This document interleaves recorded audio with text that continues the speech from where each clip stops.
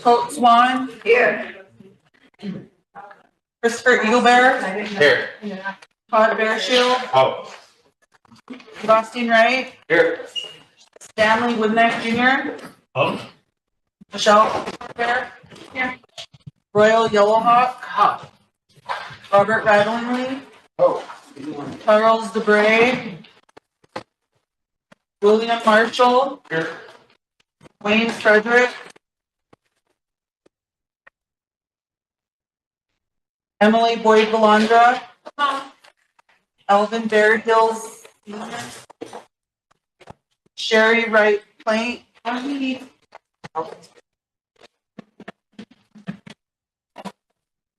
Wilcott. Here. Lila Kilzinsight. Michael Bolt Sr. Here. William Kindle. Here. Ben Black Bear the Third. Oh. Marion Little Thunder. Sorry. 18 present, we have a quorum. Okay. Everything's gonna be late.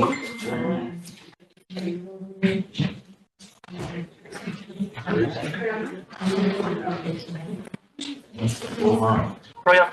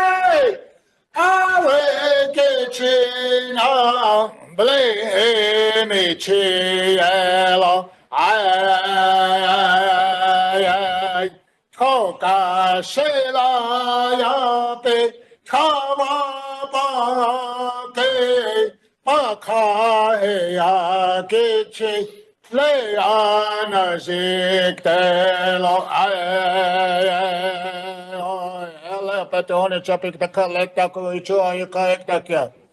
Oyatiki, Wagla, you correct that Tako State, Atagnisha, keep Kosni, or we told her she was Zilla, Tate was Zilla, Hogana, Pochi Chapik the car. Now, Kaka cousin kicks up the car. Now we chosen it. Now, walkie puppy is a watch to be chosen it alone. Who money, monarchy theater, and monarchy at the go. So hate the kicks up the law himself, what you drop alone. Now, let me to a chop alone. Docky Wagla copy and a down Wagla cocktail. So there was we told her she was himself. What you John? That may walk up below. When you jump in the car. Doctor Mazonic alone. Medaka, see. Hello,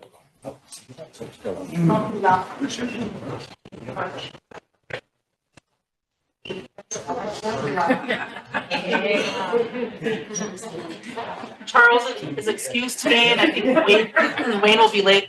Madam Chair, I'd like to be excused at 5 today. Anybody else? No.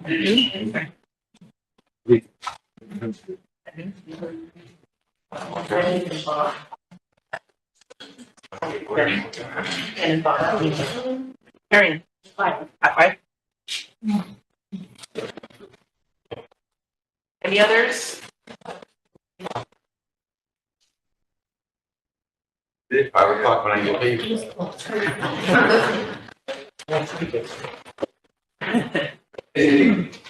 We would entertain a motion for the excuse. Motion by Totes. Second by Bill. Question. Stanley. All in favor? 1, 2, 3, 4, 5, 6, 7, 8, 9, 10, 11, 12, 13, 14, 15, 16, 17. Opposed? Zero. Not voting? 1.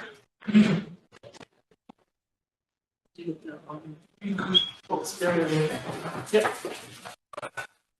Okay, today's our regular agenda for council meeting. Any additions or? Emily and Patty. I got a call from an elder that said that they were working with their president's office to be on the agenda, and I don't see them on there, so if we can add them, they're traveling from here. In case they get here, I don't wanna, Okay, but not be on the agenda. Are you guys trying to be on the agenda? Thank you. Patty. And I would like to divert the constitutional officers reports to the bottom of the agenda and move Bureau of Indian Affairs up along with SWA Corporation. gonna hear from BIA first. Yes. Sherry, then Layla. Could we add cemeteries to the agenda? And Layla. I'm just inquiring about some resolutions for the childcare program. Yeah, we have them, so we'll just put resolutions on the bottom too. I think that's emergency, isn't it, from committee? Okay. Sherry, or, sorry, Tammy. Can I, is it okay for me to add Dorothy Jones to the agenda?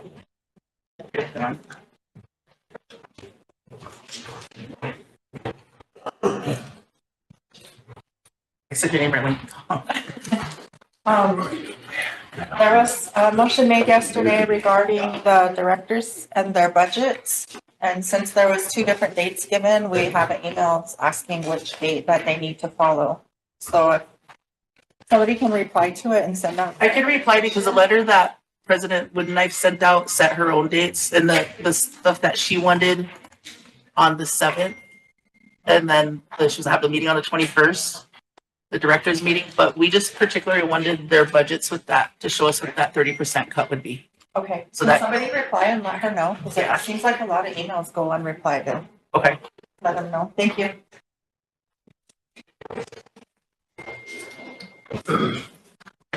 Okay. Real quick, morning, council.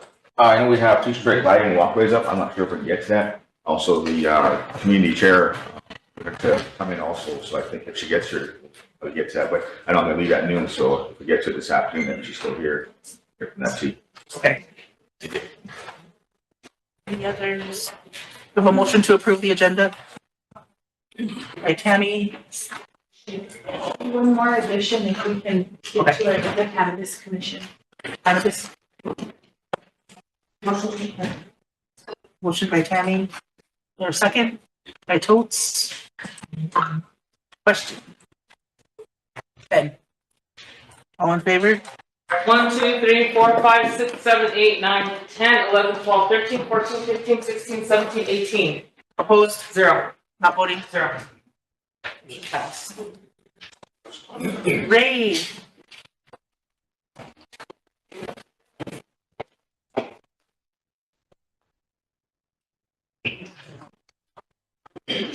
I got hard copies of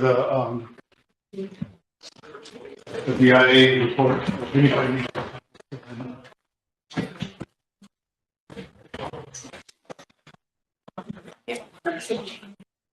Good morning, Ray. Good morning. Good morning. Oh, right. Good morning, council and administration. Good morning, Ray. Good morning. I'll wait for her to finish sending out the reports. I know some of you guys look at them on your computers and your phones, but also these are hard copies. And if we don't have enough, I'm sure we can make some more. You know, old time Lakota, so I have to read it. Yeah. I do too, but I gotta take my glasses off.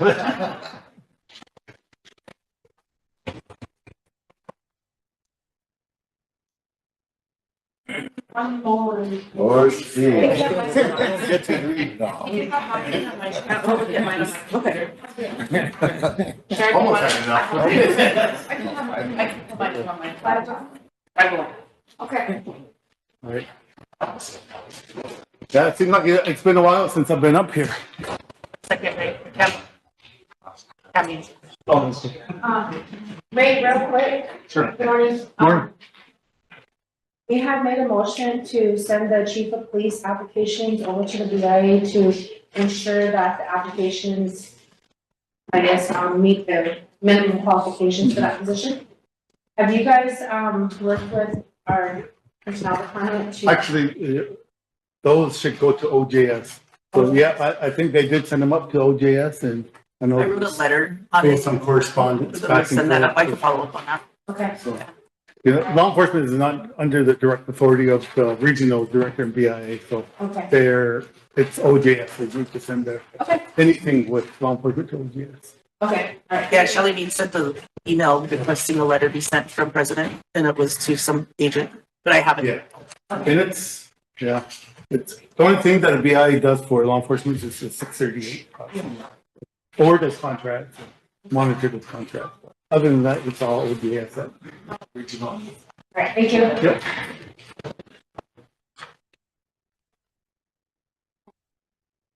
Good morning, Ray. Good morning.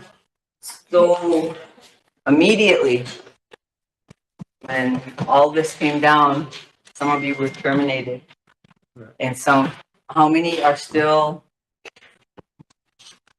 they put you back on by 5 o'clock?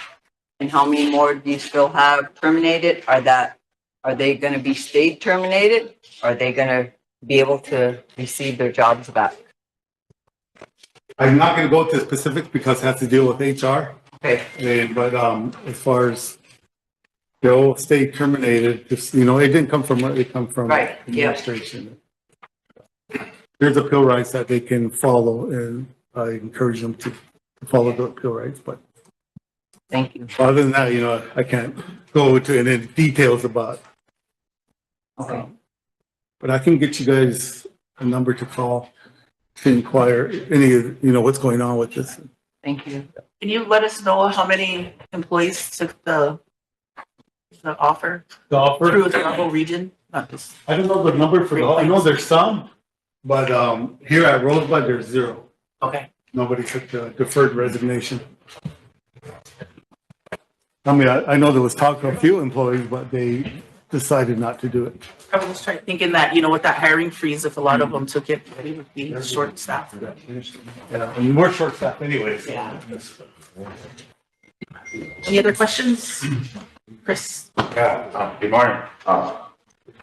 I suppose this will probably fall along the same lines too, but I was just curious if there's anything that you're doing actively, try to help them out since they got terminated or whatever.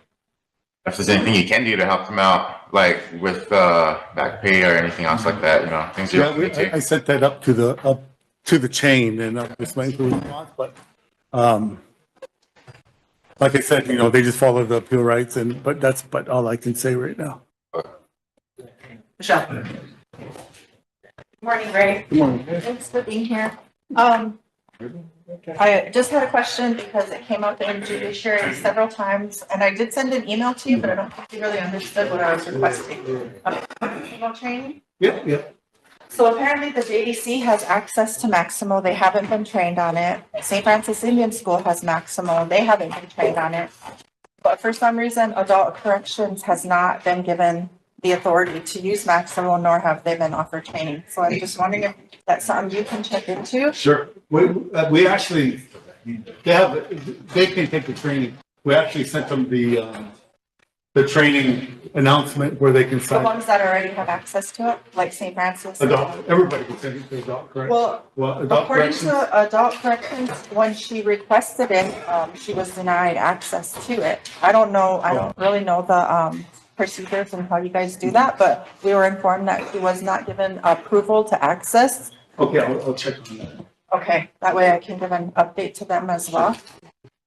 From what I hear, Maximo is pretty amazing. They can put all of their info in there and it'll send it to you guys as far as their needs, and it helps with the budgets and things. So And it tracks, their work orders and all of that. I think it would be good if we could do that to all the programs that are eligible for it. Try to get them access and training for it. So if you can send me some information Sure. as far as how they get the training. I can send you that notice on the, I'll send it to the whole council, the notice of the Maximo training. Okay. Thanks, Ray. Ray, what is going to happen with our BIA fire hall over there? I see it's still boarded up. That's about the sixth car that went through that building. And how secure is that building, you know, after that many vehicles have gone through it for our firefighters over there, you know, for the BIA workers, the safety of it right now? Right now, I know there's an issue with this road, there's a lot of people that lose their brakes, and we're in a bad spot. We're like in the line, there's been several ever since I've been here. I know they either turn that way and go off of the hill on that.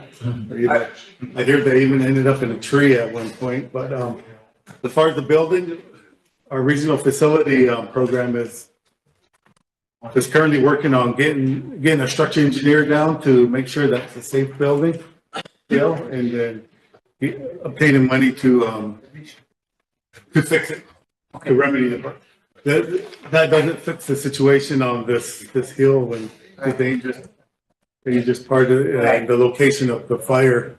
And maybe they should relocate them and give them a new building, you know, if that's gonna continuously, and it is, this road's never gonna change, it's gonna stay there. So maybe we might have to look at getting them a new building and moving them. Yeah, and I'm gonna have our FMO looking at, and it's kind of a lengthy process too. It takes about 2 to 4 years to get it funded, but we'll be working on trying to get a new building and a new location for the fire. Okay, all right, thanks, Ray.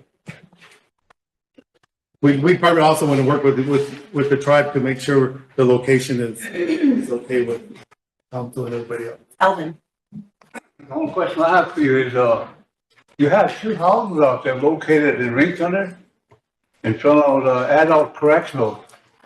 Now, they're starting to fall apart, the roof's coming off, the doors are open. And I understand they, belong to BIA, you know, you could probably do something with those. It's starting to get an eyesore out there. Is that the ones by adult corrections? Those belong to OJS, so, like I said before too, we probably need to send a letter from the president's office to OJS to request either those being demolished and, replaced, or what their plans for those 2 buildings are.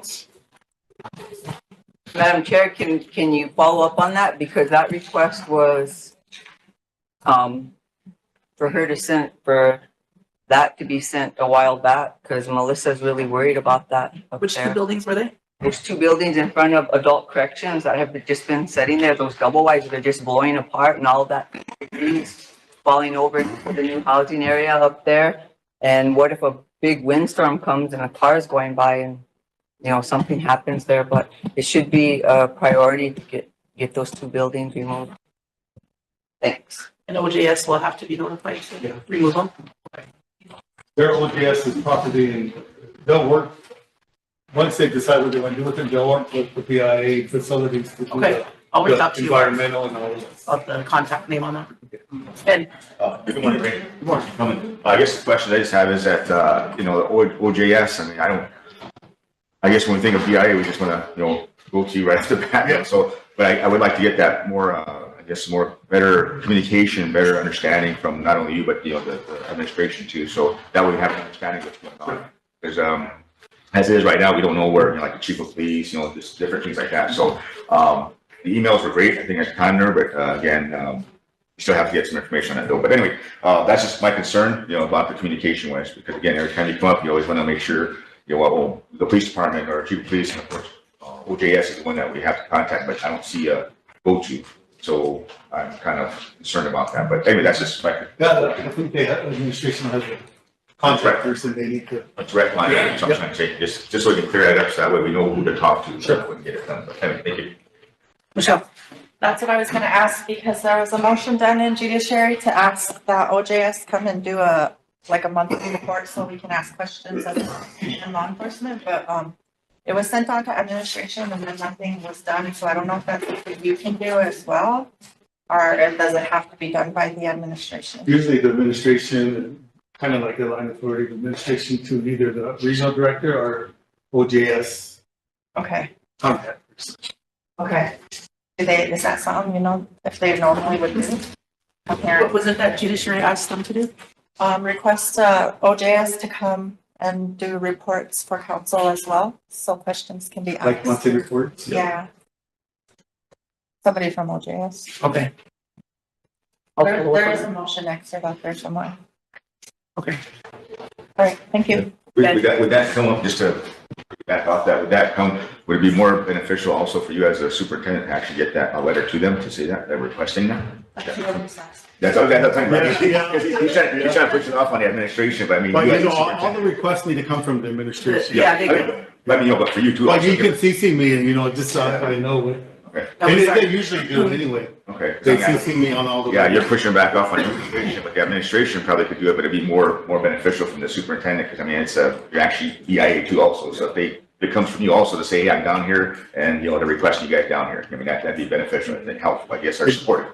Like my line of authority would be from me to the RD, and then the RD would have to go to the contact person. But those requests are coming from the tribes, so I could reach out to Ray on the contact person for RJS and do the letter. That's a courtesy kind of letter, just to say, hey, you know, they're asking for you guys. Well, yeah, they CC me anyway Okay. All right. Thank you. on all the letters that go out. Okay. Any more questions?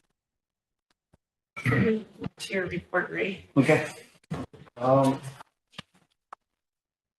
just gonna hit the highlights because our report's pretty similar every month anyway. I'm gonna go into the administration, and we have all these positions listed, but since we're in a hiring freeze, that's kind of come to a halt and a stop. With the exception of wildland fire can still advertise and hire employees, so we should have some advertised here soon in fire. No question. Chris and Totes. Oh, if that's the case, would it be possible for these ones that got terminated through this thing that Trump did, would it be possible for you to detail those employees into those other positions for the time being, or no?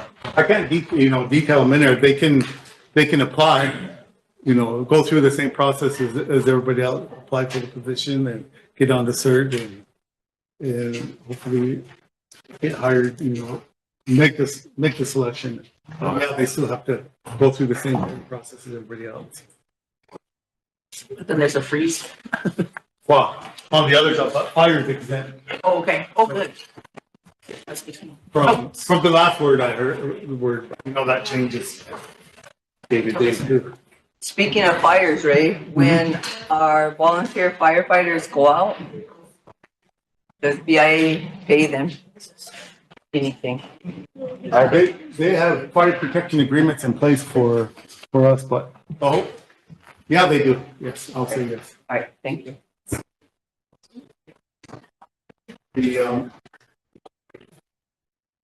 There's some communication. I know Bob Oliver is trying to set up a meeting where sometimes we don't get the call on trust land. They usually just call the VFD, which BI needs to be called on all fires that happen on trust land. So, but me and Bob Oliver are working on trying to get that alleviated and corrected. Sounds good. And I guess pertaining to the fire too, also, I know in the past, I mean, that miscommunication is really kind of tough right now. I mean, because a lot of our community members, tribal members are confused about who to call about the fires. I know in the 90s, we all knew the number to the ambulance service, the fire department, the police department. So we still know those numbers to this day. They're still sitting on some of the refrigerators that I've seen. But so again, if they were to call you the fire hall for a fire, would that still go through? Would they still be dispatched that, or how would that work? Yeah, but usually it's law enforcement gets the call, and depending where the fire is, say it's on trust land, then they're supposed to call our dispatcher here at fire. And if it's on non-trust land, usually they'll call the nearest VFD or. Yeah, I think in the past they used to do a pager to page it out now, but they haven't gotten that. And then recently we had a couple, fires that went on, and they were scrambling around. They called the fire hall and they said, no, we didn't hear of any fires. We didn't know what any fires. There were fire trucks over there. Of course, everything went haywire. I think so. But that was just my training. It probably happened here. I'm pretty sure it happened here. The transition to where now we have to call the police department for a fire. I did that one time, and they said you got to call the police department for a fire, and I called up there, and it rang like probably 20 times, and I said, wow, what, what do we do when a fire's getting blown out? So those are just my concerns was that, I mean, I'm kind of the old school type person, I'm still waiting for this transition. There was a lot of concerns about the 911 system when it got put up. They're still having concerns with it, or still having issues with it. But I mean, the age old thing, if you call 747-2700, which is the, and you'll get them over here, so that's just my concern, but too, if we're gonna end up going back to the fire. Well, I mean, let me correct, from 8 to 4:30, if they're, it should be the fire hall, but after hours, it's law enforcement will do that. Okay, and they still will page them out. I think that's one of the concerns that I had too, is that they're still paging them out, because I know if there was fires in there, that they wouldn't, the paging wasn't going off, and they didn't know anything about it. But, again, the fire hall, BI does get paid for it, so they are, out there. So those are just my concerns. I'm sure what's happened here, and I'll have to research that, I guess, when that switched over and stuff. But just to make sure, clarify for the BIA and the superintendent part of it, that's just what we have to hear. So that's whatever. And that's what that meeting with Bob Roberts, we're gonna try to work all these out, or not Bob Roberts, Bob Oliver. Yep. Work all of these kinks out through the communication working correctly. So yeah, that's just my concern, to let the public know that that's what the process is, because again, And that's on trust land. well, you gotta trust me. I think the whole place is, and I know they can't go with the structure. That was the biggest thing, the structures. Yeah, we can No. respond to structure, Yeah. unless it gets in the grass. Yeah, that's the thing too. But my thing of it too is that I think I was told one time that it takes an act of Congress. We should be able to do that right now. Well, the Congress to change that process, because you guys have been here since forever. You guys have been here since, you guys stepped foot on the tribal land. So if it hasn't changed, we should change it. But that was just my concerns. Those were my thoughts on it. That has to do with the appropriations of the funds too. Yeah, that's true. Yeah, but And if we could, if we're doing that, that's misappropriation of federal funds. well, like I said, if we can go ahead of it Yeah. and then have it changed up there and trickle down, I think that's a possibility. So I think we're at that point right now, 2025, we should be able to do something with the Congress, I think. So anyway, thank you.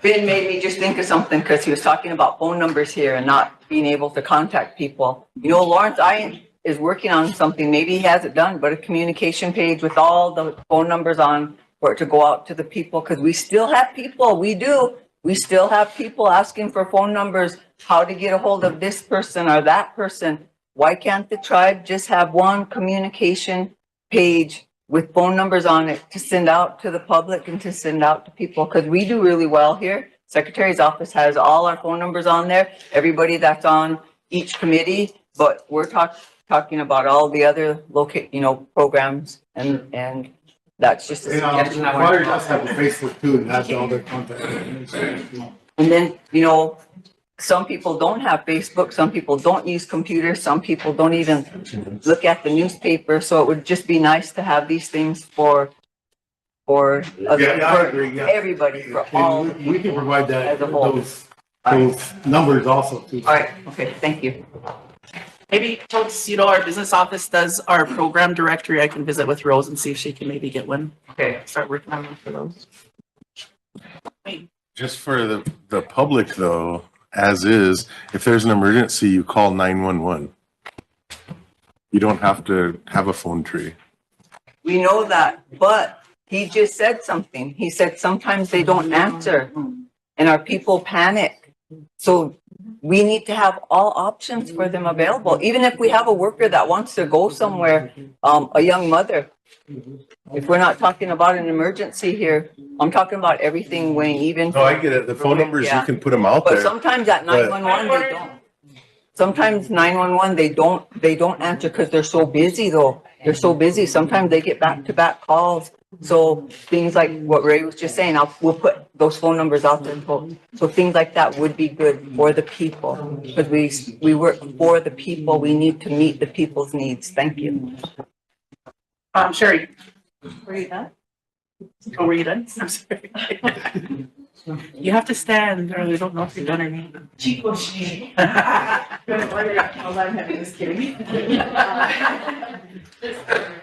know. I wanted to make a request for some funding information, and I made the request I don't know, a couple of superintendents. But you're really good at getting information to us that we request. So I wanted a breakdown of the funding that comes out, and how much of it stays at Washington, with their offices there for the BIA. How much goes to the regional area office, how much comes here, and then what's left over that trickles down to the tribe. The tribe or the? Yeah, but the tribes we do. So all the BIA funding, if you could give us a listing of how it funnels down and what those amounts are. You want to make a motion? Yeah, so I'll make a motion to request the funding sources and allocations of BIA from DC to the tribe. Or students. Is there a second? Emily, second by Emily, and question by Totes. All in favor? One, I have a two, question. What are you, I'm sorry. So, can you amend that to break it down so that from DC to area office to local BI? Yeah. Because I know the green book, spells it out, but it's for the whole BIA. Yeah. It's not for like central office to, Great Plains Regional Office down to the agency. Yeah. And that's what I want. Is it broken down? Okay. Just a quick clarification, sorry. So then do you also want to know any of the direct funding that comes directly to the tribe, or are you just wanting it to stop at the agency? No, I want to know from the agency, then what, If any of it comes and what directly? all comes. So it'll be four. Okay, yeah. Okay, thank you. Willie, Just in response to Sheriff. We had that same thing done back in the 90s. I'm sure it's time to do it again, so I'm going to support the motion, but back then they figured that every dollar that left Washington by the time it got here, 18 cents made it to the tribe. So I'd be curious to see if that has changed at all. Just a thought. Thank you for that. Thank you for sharing. In DC. what when they what was the appropriate. amount that started that? I don't know what the total amount was, but they said of every dollar, you could figure 18 cents once it got here to the agency. Funding information breaks down. You lose a lot along the way. Our local media. Ready to vote? Yeah. Next question, all in favor? 1, 2, 3, 4, 5, 6, 7, 8, 9, 10, 11, 12, 13, 14, 15, 16, 17, 18. Thank you, council. Opposed? Not voting. 2. 18 to 1. 1. I know Wayne snuck in on us. Okay, I'll move on. And then social services, the burial program specifically. Then keep in mind, these reports are from the previous month, so that would be for January.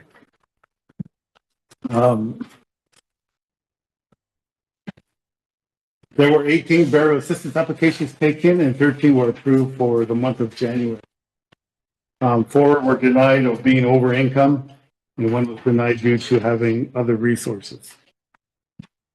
Payments totaling of $28,299 were paid for the month of January for the applications. There were no emergency assistance applications taken. Right now, as we got our CR1 and the burial assistance program, and right now we completed that allocation, so we're waiting for see what happens with it. March. Yeah, March 14th, and if they have a budget, then hopefully we'll get the rest of our funding. Michelle has a question. Oh, I can't remember if I asked this before. I know there was some guidelines, but I'm wondering when a person goes in to submit an application for burial assistance, is it based off of their income or the deceased income? The deceased income. Oh, okay. That makes more sense. And then real quick, can I jump ahead on facilities management? Which building is number 63? I can find out. Sure. I don't want to guess right now, but I'll find out. Okay. Thank you. Emily. Make that note here. Good morning, Ray. So I probably asked this question a lot, but I'm gonna ask it again just to see if we're anywhere closer to a better answer. Sure.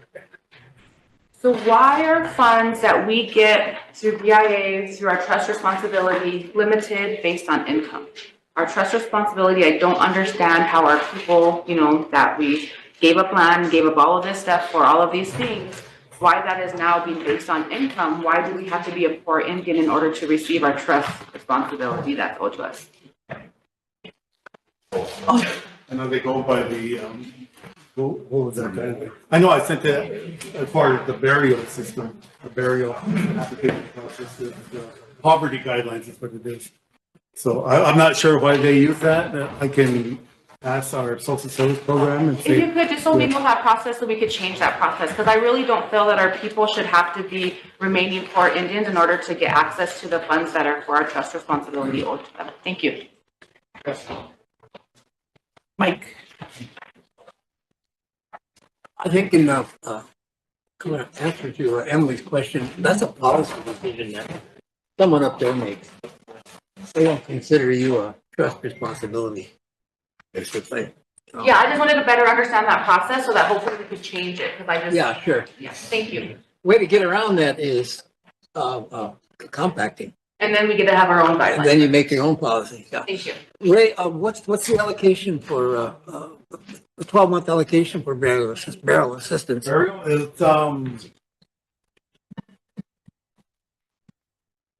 it was little over $200,000. I can't get the exact number, but a little over 200,000. Little over 200,000. Yeah. But we That'd be pretty constant over the Yeah. last few years. What's the amount per individual? 3,500. So, we just got word that we can no longer pay mileage from the family. Oh, yeah, I heard that. So There's an amendment coming out from the RD that as soon as we get it, we'll make sure you guys get a call. we'll probably be picking up that cost. What was that amount? It's just like for the funeral home, yeah. It kind of depends, the mileage goes like, I'm not sure, maybe $2 a mile or something like that. It's the federal rate. Yeah, that was just recently, because prior we were paying, or allowing the mileage to be paid. Any other questions?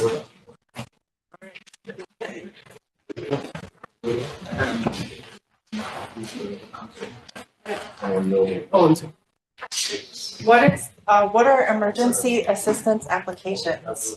They're like, somebody house burns down and they need, usually, I think it's up to $1,000 for emergency assistance. Flooding, People probably aren't aware that's available if there's no application being, Oh, we process some applications. just none for this month. Yeah, just not for January. Okay. And are those income based as well? You have to follow the same guidelines. Thanks, Ray. Lyra? Thank you. Hi, Ray. Hi. Good to see you back. My question's on the vacancies in the government-owned quarters. Mhm. And, you guys have a priority list. And it says that the Department of Interior BIA employees are the priority. Second is Department of Indian Education. And the third one are 638 programs. So who made these priorities? Who did the priority listing? Yeah. They were already in place when I got here, so I'm sure it was previous superintendent, yeah. So what do we need to do to add priority to police officers? What would we have to do? Get a letter from here asking to be move up, at least number 2 maybe? Oh, as far as like, Yeah. Because that's an issue, and our law enforcement services, we're 638, but housing is an issue. And we have officers that want to come here that don't live here, but that's always the issue. And I'd like to make a motion that the president do a letter to the Bureau requesting to have our 638 law enforcement services added to the priority list to be ranked at number 2 on the BIA priority housing list.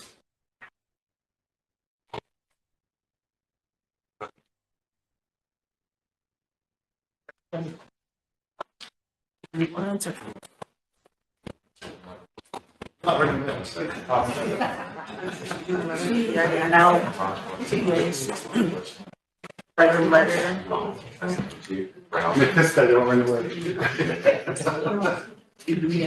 On 638 LES officers, level 2?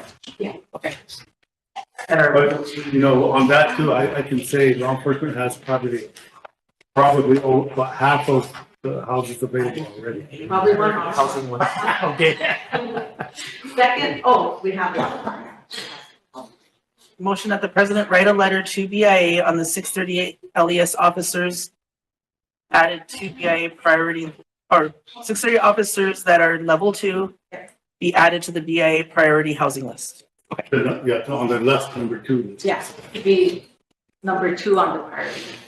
Be number 2 on the. Yes. And the reason they're number 3 is because we, you know, the BIA are both federal employees. I think that's why And the reason for that, not saying education is important, but they're restructuring the BIE. So that might give us a little push there to take that slot if anything. There a second? Hi.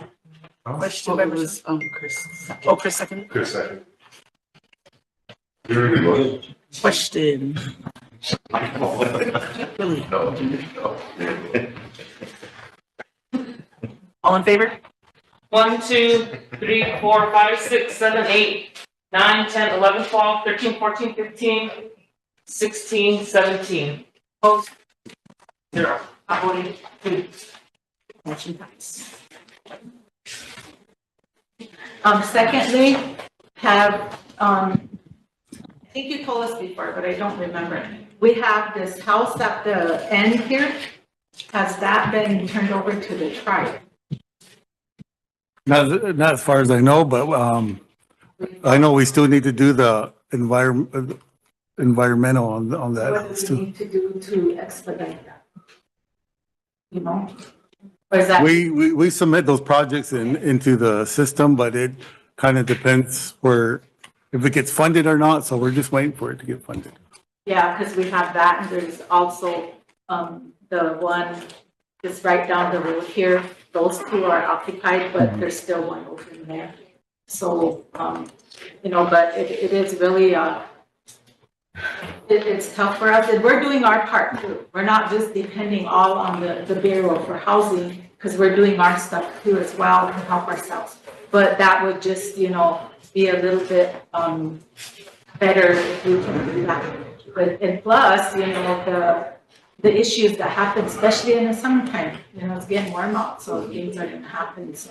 I know we still have 2 houses here that need to be, that are test positive for meth, so we still need to do that remediation. Last year, or this past fall, we did 3 houses in Mission. So right now, they finally cleared and they were tested. They were tested and they tested negative for meth. So the facility program is getting those 3 ready for. I'll keep it, to put somebody in there. Thank you, that's all I have. Any other questions? Harry. Okay. You know, facility, on the next is facility, but I think we pretty much. Jump into that? Yeah. We did a self-determined. Oh, Ben has a I question. got a quick question, Ray, sorry, facility management part of it, I know you'll probably get into it, I think, down the road here. It's kind of stumbling through it real quick, but the buildings that were, I guess, damaged during some weather, we were supposed to occupy those with, get some a different building for them, like law enforcement, I think it was there. Well, yeah, I know, we're still working with the region to address that law enforcement issue. I know, working with our carryover funds, we submitted for $400,000 for for some funds to help us to get them a new building. So we're still waiting for that process to complete. In that meantime, is that building still leaking? Is it still having issues or? Yes. As far as I know, we're still trying to get a structure engineer there to assess that building. So it's still leaking? Yeah, I'm not sure from what the facility program should be addressing issues over there as they come. Yeah, I know some of the offices, I think they were saying it was leaking and stuff. That's one of the concerns that they had is that, they're sitting there, if it rains or something, or snows again, it's gonna start leaking. So that's what our concern was their offices, so we were supposed to put them in a different area, but I don't think that actually happened. Yeah, I know there was conversation that it shifted during that big storm in August, I think it was. Yep. It was a big windstorm that came through. So it's all leaking, everything that's coming through there, but they were supposed to put them in a different area, I think, but that's what I was kind of concerned Yeah, about. that's kind of the last resort was to. Yeah, well, remember they said they were gonna try to find a trailer or something? Yeah, I was just gonna mention that, President, a couple trailers, I think. Yeah, so those are just my concerns on it. So I guess looking into it, it's been this long, so just want to make sure that it is being taken care of. Because again, if right now I'm sure they're probably watching and saying it's still leaking, so make sure that we have. It's being addressed too. Yeah, that's answer the questions. Okay, thank you. Wayne has a comment. I just wanted to explain a little further for your, we asked for actually $800,000 for end of the year monies, 400,000 for the PD and 400,000 for a different project. The last I heard that they were going to give us 200,000 for the PD only. But the document that they sent down for us to sign, I can't sign that because there's no way we can complete all that they asked us to do for $200,000. And I haven't had a chance to really sit down with Olivia, Steve yet, but I want us or somebody should go up there and arm wrestle her because it's their responsibility for that building up there, and we should get more assistance than that. And the other thing is, when that first happened, we did ask the Office of Justice Services to provide us temporary housing. And he said, yeah, we could probably get a couple, 3 double whites down there, but it might take 2 or 3 years. So, I mean, that was their response. So the quickest thing that we can do is build our own. So. Okay. Emily, then Tammy, or Tammy, then Emily, I'm sorry. Greg, real quick, how does an individual who is non-employee 638 go about getting a house at BIA? I'm asking because we seem to have one employee that is supposed to be here, but has never showed up for it. So facing these housing, yeah.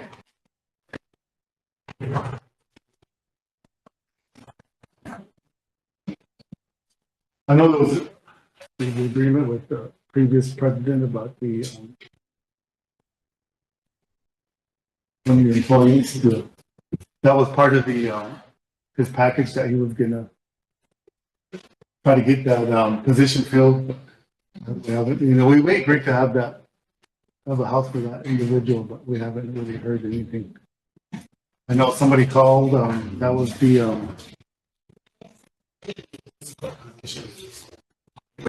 Chief Prosecutor. No.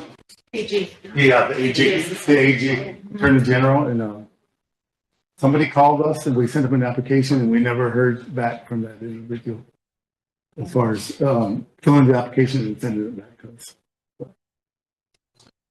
Yeah, that's all I need to. Emily. Thank you. Just real quickly, and I apologize, I know we're still in the middle of your report, so if you haven't got there, if you plan on talking it later, then that's fine, I can wait, but earlier when we were asking questions kind of about the termination process, you said we could touch on that for HR. Are you able to give us any kind of insight or any kind of guidance or any kind of anything regarding the funding aspect of it? I know right now we're hearing things about things are already temporarily paused, even though it's not the big thing, there are some things that, like O&M or like certain things that might be holding up certain processes that we're waiting for. We also there's so much uncertainty about the looming potential of a government shutdown.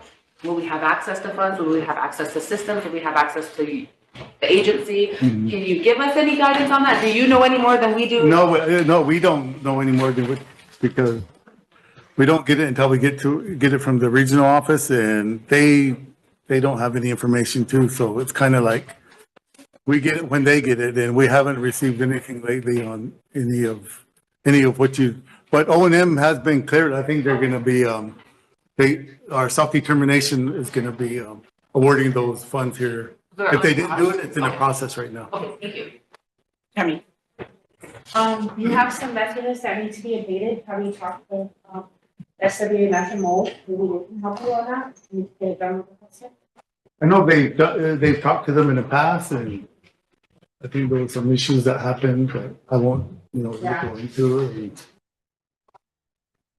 they didn't really want to do it because of, yeah.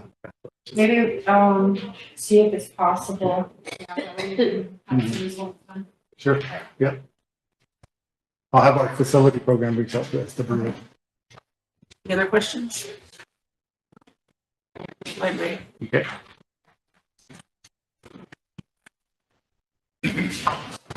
Self-determination, they've been just working, stopping working, kind of depends what they were told. And first they had to stop all awards, and now they're doing some awards and doing O&M. So, they're doing best they can, but they're also doing a lot of work. They already sent a lot of, the majority of Rosebud Sioux Tribe's money down this year already. So they did a good job in making sure that was done.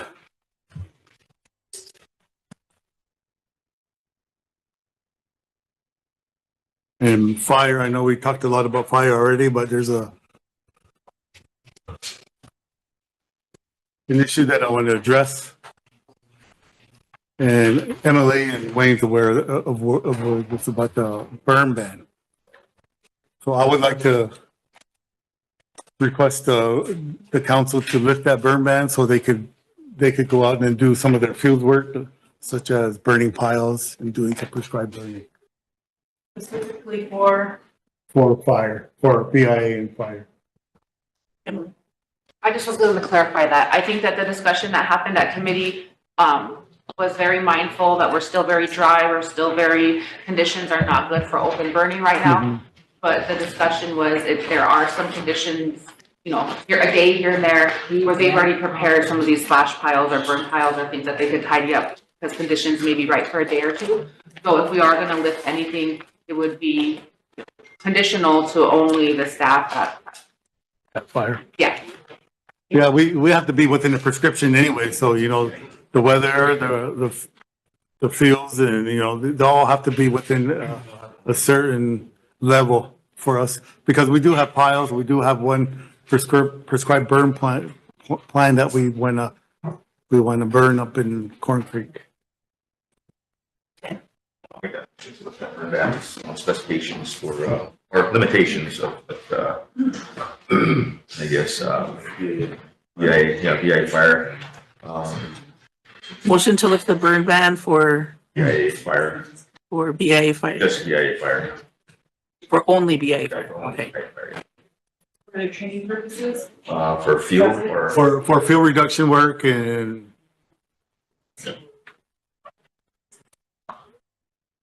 for the field program anyway. For the field program? Yep. Field program. Yep. Motion to lift the burn ban for only BIA fire for the field program. Fields management. Field management. Field management? Field, FUELS.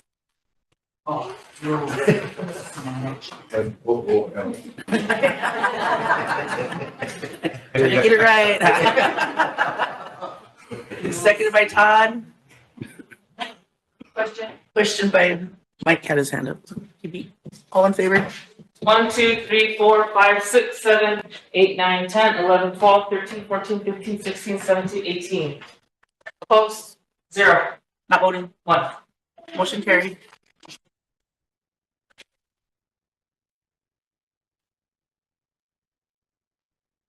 Range, they're just doing compliance inspections. Compliance inspection was completed on 3 calls received of livestock on roads. Staff completed 4 home site maps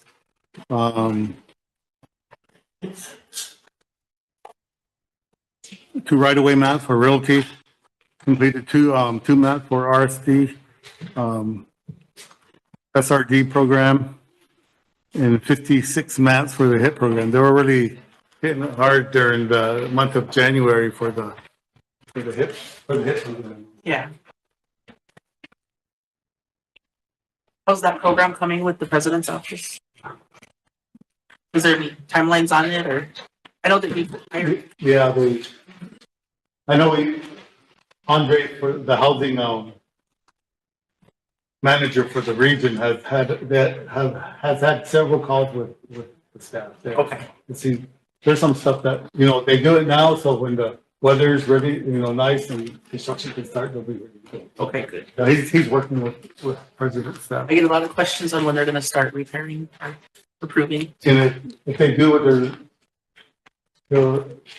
that we talked about, then they should be ready when it's spring. Winter's not over. Thanks.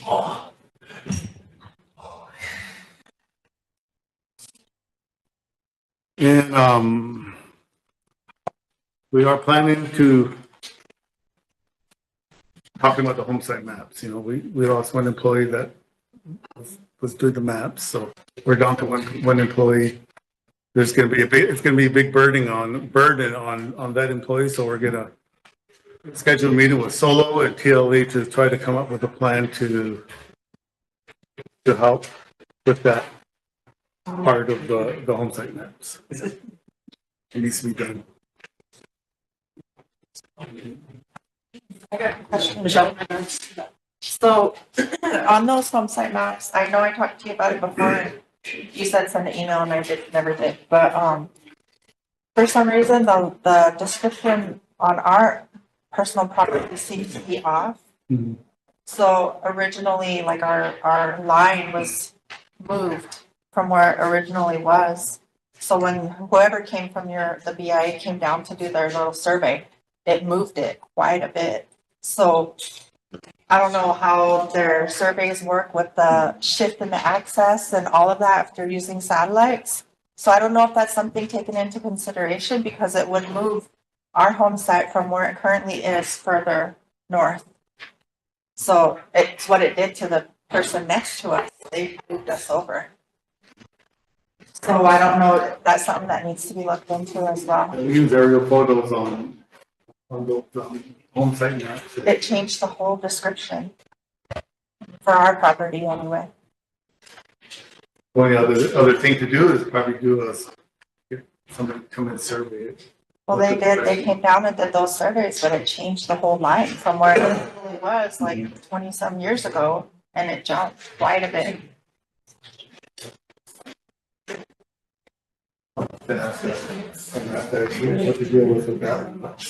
Yeah, maybe take a look at the previous maps and see where they were, and then how different it is now. Okay, I'll ask them. Okay. Emily.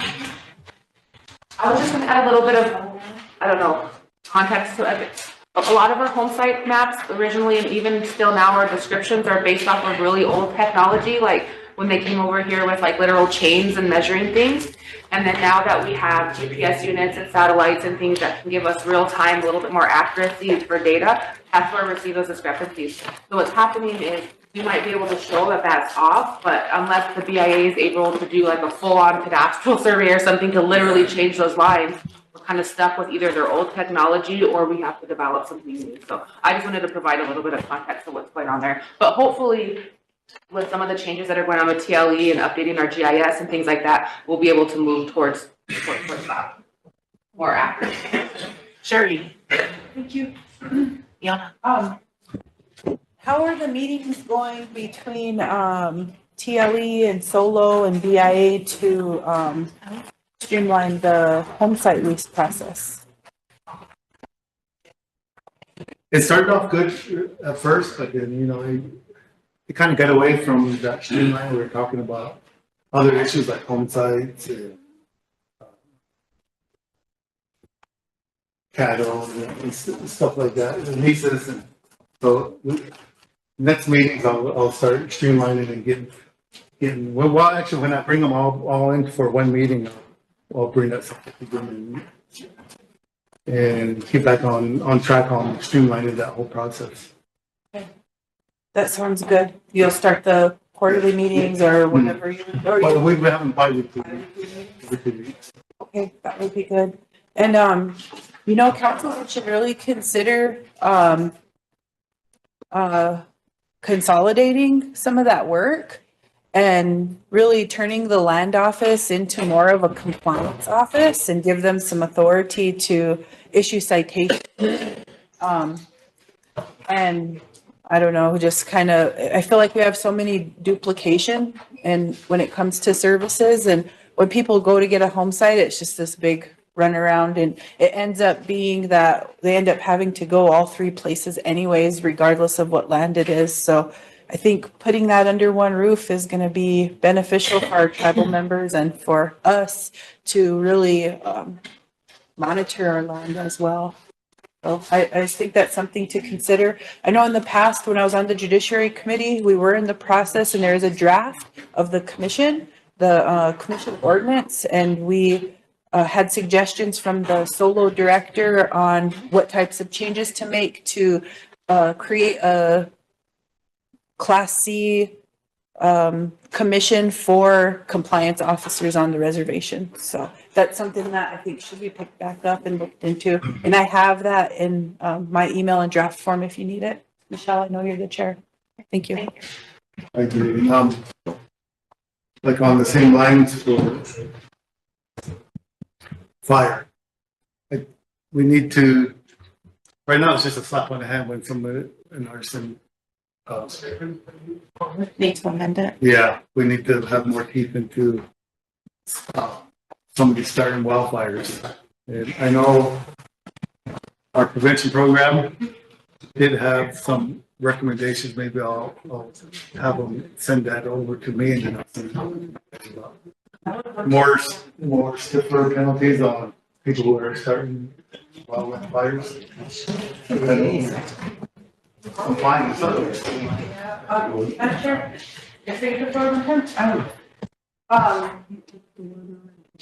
I guess I'll make a motion to forward on the recommendations for arson to the Governmental Affairs Committee to be on the next agenda. Forward on recommendations Regarding arson in the Law and Order Code to Governmental Affairs.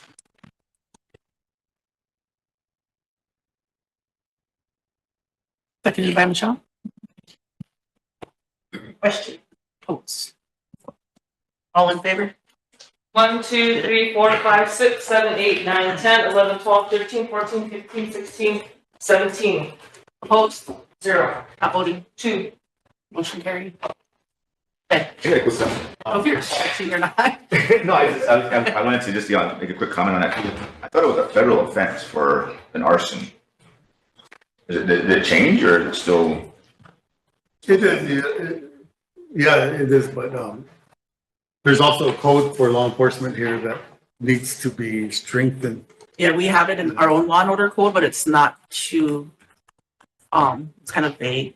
Okay. But like federally, I know they said it federally, because I know like up in the north area, they're saying the same thing too, or to the west, they're saying that if they caught the arsonist, it would be basically federal. So I thought. Yeah, and we, every human caused fire, we investigate. Once we get that, we send it to law enforcement. Yeah, that's one of the things too that was going on the past 2 years, that they have seen a lot of people, and they, were picking them up, I guess, law enforcement's picked them up and everything. And I just thought that was, it's federal. When you get caught for arson, it's federal. You should be able to go federally, but I don't know where that changed. That's why I'm wondering if it changed, No, not with us. We do what we do, and we pass that on to law enforcement. Okay, all right. So it's just within the tribe. If it's not strong enough, then you can't do anything about it. Yeah, because it's really, I don't think it's anything. Oh, okay. It's not too. Yeah. So it never actually jumps up to the federal status where. Well, it can when we do, route it to law enforcement, and then they do. They would have to do it. Oh, okay. That's what I'm wondering, because to the CIs or to. Okay, because I know in the past several years here, we've had multiple fires, and a lot of people have been saying, who have they seen there and things like that. And they've been caught, I think, several times. But, I guess it's just tribal wise that it wasn't strength enough to be. And I would like to see like more law enforcement go to this fire investigation training, which I think that's where it should be, in my opinion. You know, we do just, you know, fireworks and the fires, but as far as the more serious arson, I think, I would like to, because there's training for that fire investigator. It'd be nice to have one or two, one of your law enforcement to go to attend that training. I'm just curious because I know in the past it was federal. There was a lot of things. It's still federal. But it's not as harsh here on the Rosebud that it should be. Not on the ordinance that you have. Okay. That's and that's what I'm trying to address. Oh, all right, thank you. I have Sherry, Michelle, and Emily. Thank you. I just want to add to that. We have our tribal law and order code, and you know, we have enough felons on the reservation because of laws that we lack, and then it has to go to like state or federal.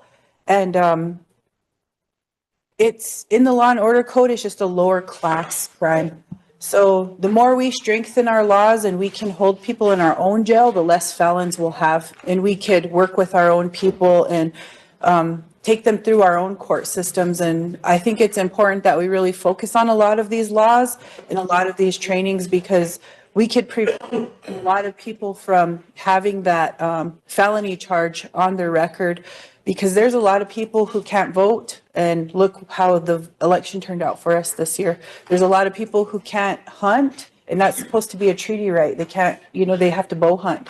One of the biggest industries here is our hunting guides.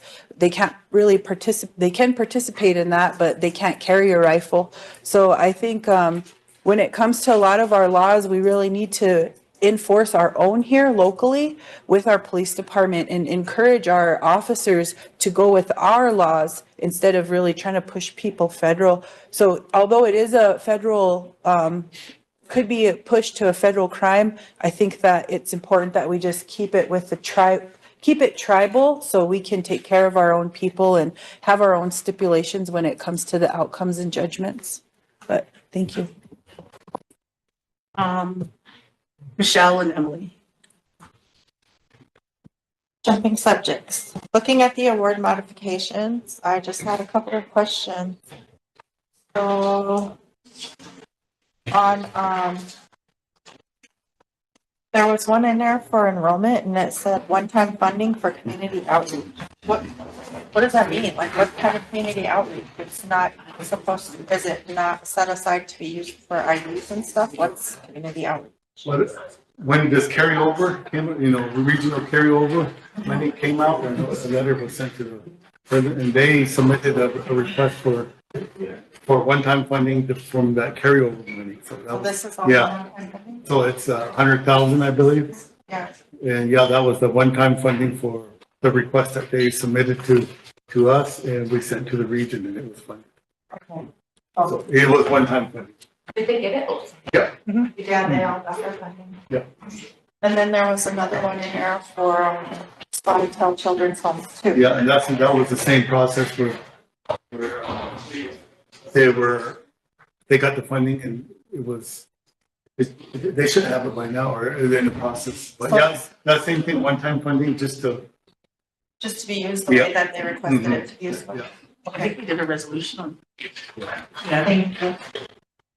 I think Fishkin and Parks had one in there, and adult corrections, and carryover one-time funding. Sorry to jump back because my question's from a few things ago, but real quickly, I just want but Michelle brought about enrollment. I think that request was for their mobile unit. Remember we brought up that they had put a request in for funding to get a mobile thing so that they could go out into the communities or go to Rapid City or go to places to get card issued. So that's why I think that community outreach was for that mobile, and the software needed to take that. I think that's what that's for.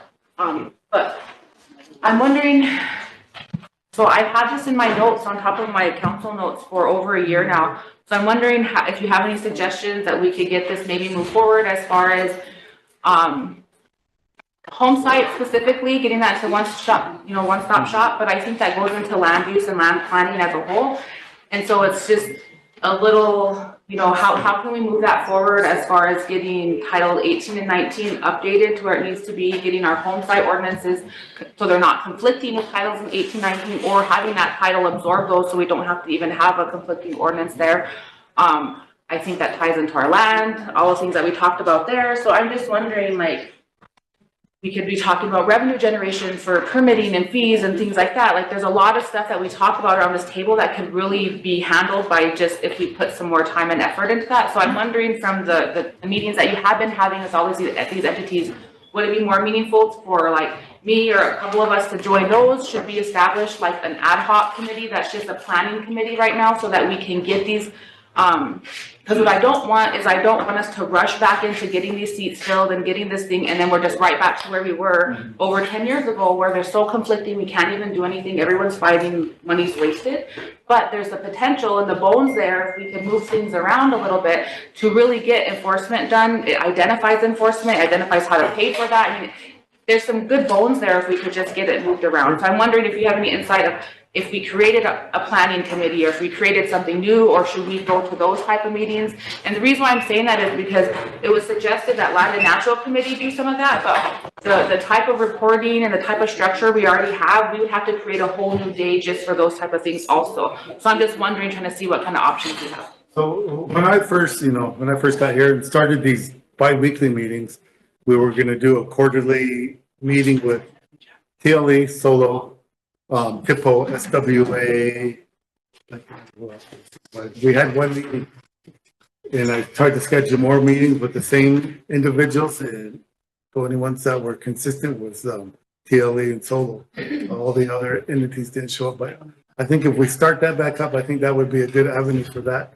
I mean, because I even volunteered to do like the typing and taking the real-time notes, because I think that was a breakdown also, is everybody can talk and everybody can do that, but how does that go then to pen to paper and get the language updated and changes? So I'm just envisioning planning sessions where somebody's sitting there and we're all talking and saying, look at this line no longer works, delete, look at this line works, because I really feel like we're that close to getting us to a better document there. Yeah, and I think that's a great idea, and we can use that with all those entities I just mentioned. Maybe we can do that, sit down and rewrite Title 18, 19, and a process for home sites, and just like what So is that something that the council will feel comfortable? Jerry said, streamline the whole process for the home site application. And I totally get that, and that's where we were aiming to, like in 2008, or you know what I mean, when I talk about these type of things. But what stopped us, that besides people fighting and territorialism and all that, what really stopped us was our ordinances are conflicting with our law and order code and all of those, and we have to get that fixed before we can even move that forward. Time's up. Thank you. Any input from council though, because if we need a motion on that, I think it'd be important to get that, instead of just talking about it over and over again. More questions? Okay. Realty, they're just still doing the day-to-day activities, working with TLE on certificates and receiving calls from the public requesting to sell their land, their trust land interest to the Rosebud tribe. Just the daily operations for Realty. Sherry has a question. I just want to make a motion to, response to Councilwoman Belandra Boyd.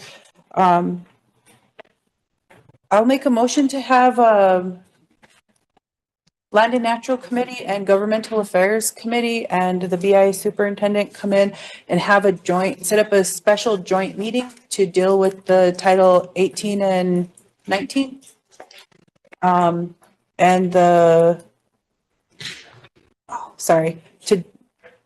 deal with Title 18, 19, and what ordinance did you reference, Councilwoman?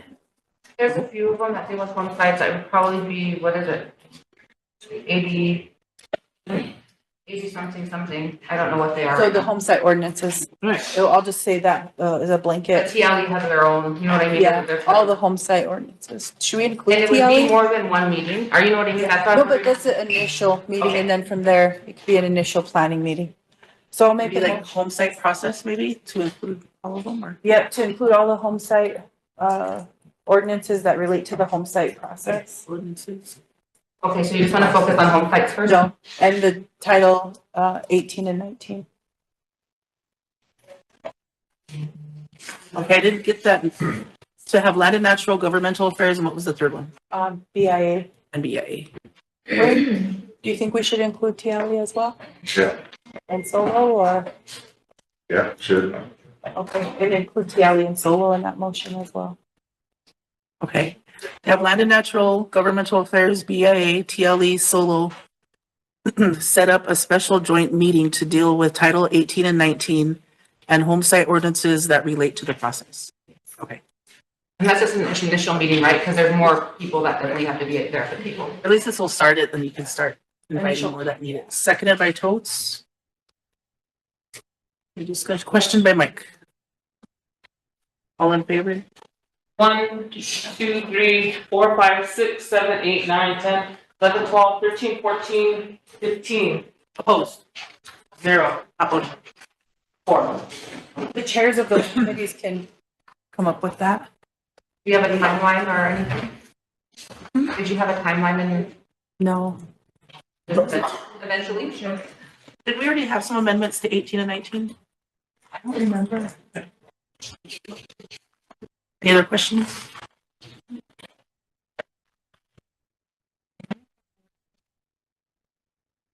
Hey, feed trust. Nothing has really changed on this report for a while. We have some cases that are at the solicitor's office, waiting for his. I know the region has, Bear Butte, 2 Bear Butte, cases in the penalty. Haven't really got an update from either the region or basically the region. After his report, then I'll Yeah, ask a question. Okay. Oh, are you done? Yeah. Okay. I have a question too. Okay, my question. We did a reorganization memo? Rework, Yeah. not yet. If and when you do get it, what is your plan? Or do you have it? I do have a plan, but yeah, HR issues I can't really meet. Okay.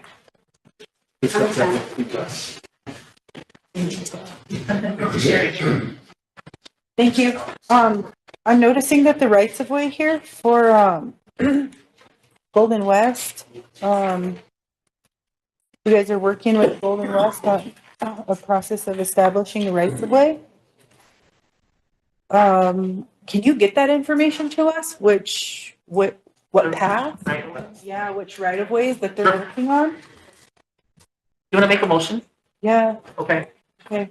So I'll make a motion to request the documentation on the Golden West rights of ways. There you go. A while back, maybe 2-3 years ago, I believe the tribal council passed a resolution requesting any existing rights away from the Bureau. So that's what that's about, I believe. Okay. I don't think they're working on any new rights of ways, but prior to the 90s, the BIA handled all the rights of ways, so we didn't have copies of anything. And then when our TUC office was formed, then we took over like in 2006 or 7. So we were asking for all the information that the Bureau had prior to that on any existing rights of ways. Okay. And then we have an employee that attends those meetings. So. Have you had any updates? Not, Because this says working with Golden West on process of establishing rights of ways on lines that do not currently have one in place. I'll ask the real staff. Okay, Get an update on it. okay, I texted Karen. that's good. I would like to know how many Let me write to you. that they have that aren't properly in place. Do you stay with that motion? Do you need a motion for that? It's up to you if you want, because I'll get it for you anyway. I'll just make it so it's on the record. Okay, motion to have the documentation of Golden West rights of ways. Second. Have the documentation from BIA. The documentation from BIA regarding the Golden West rights of ways, and an update on the lines that currently do not have one in place. Is it for both of the Cherry Todd and Golden West? Does Cherry Todd have any rights of ways that aren't updated? That line right above it, it says the Cherry Todd. So I'm just- Oh, the one right below it. Golden West right and update on lines that do not, that currently don't have one in place. For a second. Let me pull up over. Question. Oh. All in favor? 1, 2, 3, 4, 5, 6, 7, 8, 9, 10, 11, 12, 13, 14, 15, 16. Opposed? 3. Not voting. More questions? Council. Hello, are you done, Sherry? No, I have one more, if that's okay. So my other question is, regarding the, fee to trust. What's the holdup there? What's taking so long? I know, I asked the regional staff that works with this, and she was supposed to give me a latest and newest report, but I haven't received that yet. I'll inquire with her. Okay, I wonder if we should invite her down to give us an update. You can. Okay. Yep. So make that Make that motion Motion that, to request the, what's her title? Or their title? I'm not sure what her title is, but I know she works with the FICA Trust. Okay, so. What's her name? The regional, yeah, what's her name, that does the FIDA Trust? I can get that. I don't have it right off right now. So I'll make a motion to request the regional office staff that works with the FIDA Trust department to come report to council. And when, March, April? to come report to council. April said we don't know what's gonna go on. Yeah, that's what I was thinking. Report to council in April. Do you have a second already? Not yet. Second by M. Question. Votes. All in favor? 1, 2, 3, 4, 5, 6, 7, 8, 9, 10, 11, 12, 13, 14, 15, 16, 17, 18. Opposed? 0. Not voting. 1. One more thing at the next council meeting, can you bring your facilities manager? Because I have questions about the properties, the same ones I've been asking about every. Yeah, and real quick update on that too. I tasked her and the officer to come up with a map on the properties you're talking about, and so they're supposed to be working on that, so it should be. We're not done. I'll just have it come in anyway, but just for your information, they're working on providing a map for those properties. Okay, because there's some that have been vacant over 20 years, and I'd like the BI to relinquish those back. So I'd like to start that process. Sure. Thank you. Emily, do you have a comment? I just have a quick comment. On the report here, when you're talking about the FIDA test, in the future, is it possible to add like the original application date so that we're aware of how long those have been sitting kind of idle, I guess? Thank you. Mike? Yeah. You're out. On this issue of right-of-ways with Golden West, are we suspecting that there are trespass situations yet? Well, they have to be because it says they're working on the ones that they don't have right-of-ways for. That's what the report says. Lines that don't have right-of-ways, so. How does that, well, after all this has been an ongoing issue for many, many years. Why is it still happening? I don't know who else rated. Why working with them if it doesn't finding them or citing it? Because we just work on when the applications that we do. So receive on sometimes they will put a line in, then I guess, and then submit an application for, how else can this be happening? Because I know it goes to land and natural too, with our right. Yeah, There's lots of lines that are trespassing. They have been. We've known that for years. I just wonder why it still continues to happen. I mean, what, is it a matter of we don't monitor what they're doing on trust lands?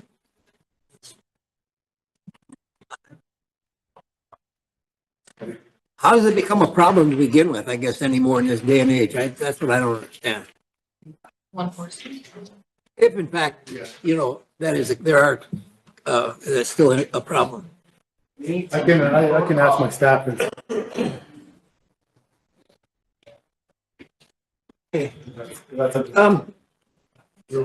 Another question I have is, in your report, you mentioned that, the Bureau is assisting tribal land enterprising by retrieving sale documents for reimbursement of funds from, ILCA for land interest purchased in several years. How's that going? How much money are we talking about there? What's this? When I was in size of it? DC in November, I met with the Assistant Secretary Brian Newland. And so that ILCA money was there, and we asked if that can be released anytime before Secretary Holland went out. And they couldn't unilaterally release it to us, but they could reimburse us for land purchases that we had. So we had some land purchases around 7.5 million. And we asked for reimbursement out of the ILCA money. Okay, have we had any successes in the past as far as requests like that? This is the first time we've requested any of that from the ILCA fund or the ILCA monies, but since the changeover over there and Secretary Holland's gone, I haven't heard any updates. I don't know if Wayne has, but. Okay, is it a permissible request? It is. I mean, that's why we asked for the whole amount to come down to us so that we can spend it without the spending guidelines. But they couldn't unilaterally release it to us, but they said we can get reimbursement for land purchases that we've had. Okay. So, and when was that request initially? That had to be turned the first part of January. This January or?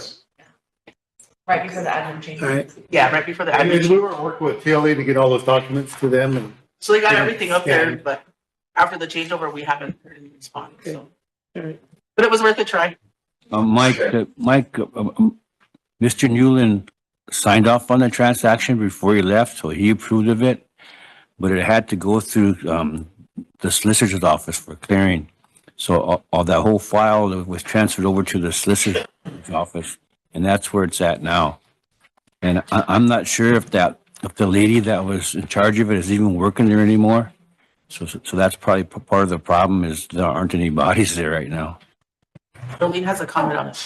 Yeah, just in addition to what you said, it is with the solicitor's office right now, and she's going through the listing that TLE supplied. I think it has over 1,500 transactions. Right. But she's gonna go through each one, and we asked for a time frame, and she said, it's not gonna be anytime soon, because it's a lot of data she has to go through, but she has, and then we don't know which way she's leaning towards, so. But under the regulations, it's an allowable reimbursement request? Well, if you look at. Allowable. If you look at the Indian Land Consolidation Act, you can be reimbursed for funds that were used for trust transactions to purchase trust land. So it kind of falls into that, and we'll just see what the solicitor. And it does amount to a couple $1 million, is that what? 7.5. But there's a total of what, Money. 9 million in there? Yeah, there's over 9 million in the total recoup account, so we'll see what. But the land purchases we could find for reimbursement total 7.5. We may need that money to eat on someday here soon. Anyway, yeah, thank you. Ray, there's on your feed of trust, the Van Epps property. I thought it says currently waiting for regional office to approve letter of infirmities on the issue and notice of decision. I thought it had already got approved to go into trust.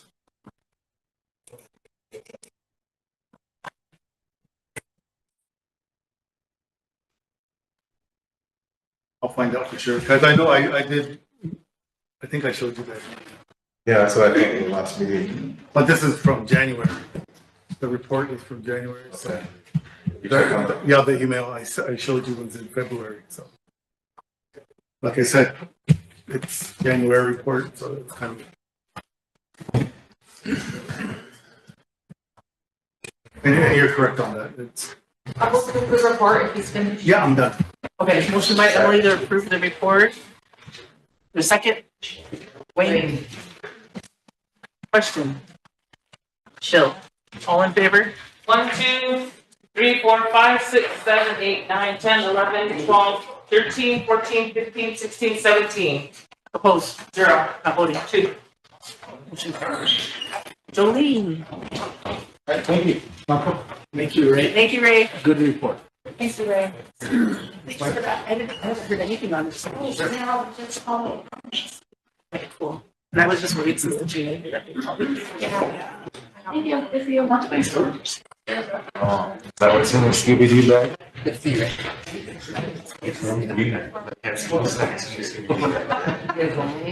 machine.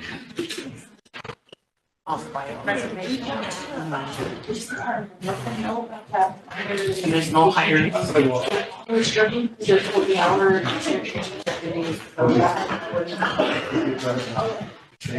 Jolene? Elsa's making hamburgers for lunch. I was telling her about that. She walked up and her like, he's like, good morning. And we're just like, and I said, then he was just holding it, smoking a cig. It's funny. Thanks, Ray. Yeah, it's fine. Oh, just in your fridge. Totes. After Jolene gives her report, we have some elders, 3 of them sitting here waiting to take the floor. Can we get to them so that way they can leave? They won't be sitting all day. Yeah. There's no objection. All right, thank you.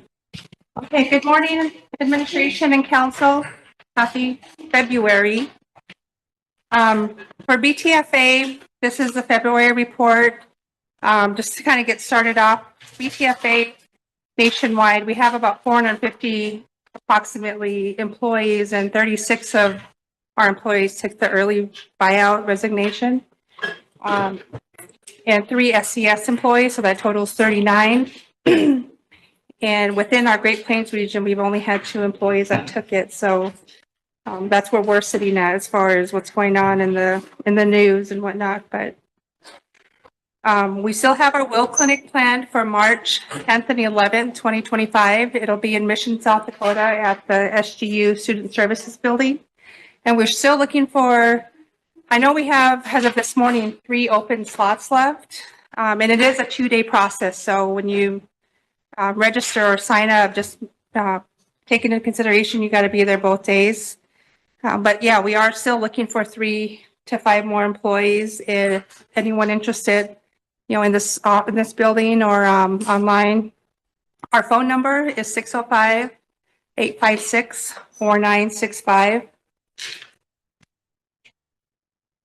How long do they have to be there? The actual appointment is scheduled in a 2-hour slot, but sometimes it can only be maybe a half hour, as quickly as a half an hour. So depending on how much information you want in your will, we give out a questionnaire and it gives out the legwork, the framework for the attorneys to draft up. And if that's all done, that's basically the first appointment. Then they'll come back the next day, they'll read the will. And if there's any corrections or additions that need to be done, it'll be reprinted and they'll sign it right there and then they're done. So I know when I did mine last year, it maybe took about a half an hour both days. I didn't take the full 2 hours, but. And then if they already have one that they had done before, they can bring it back and have modifications done, Yes, yep.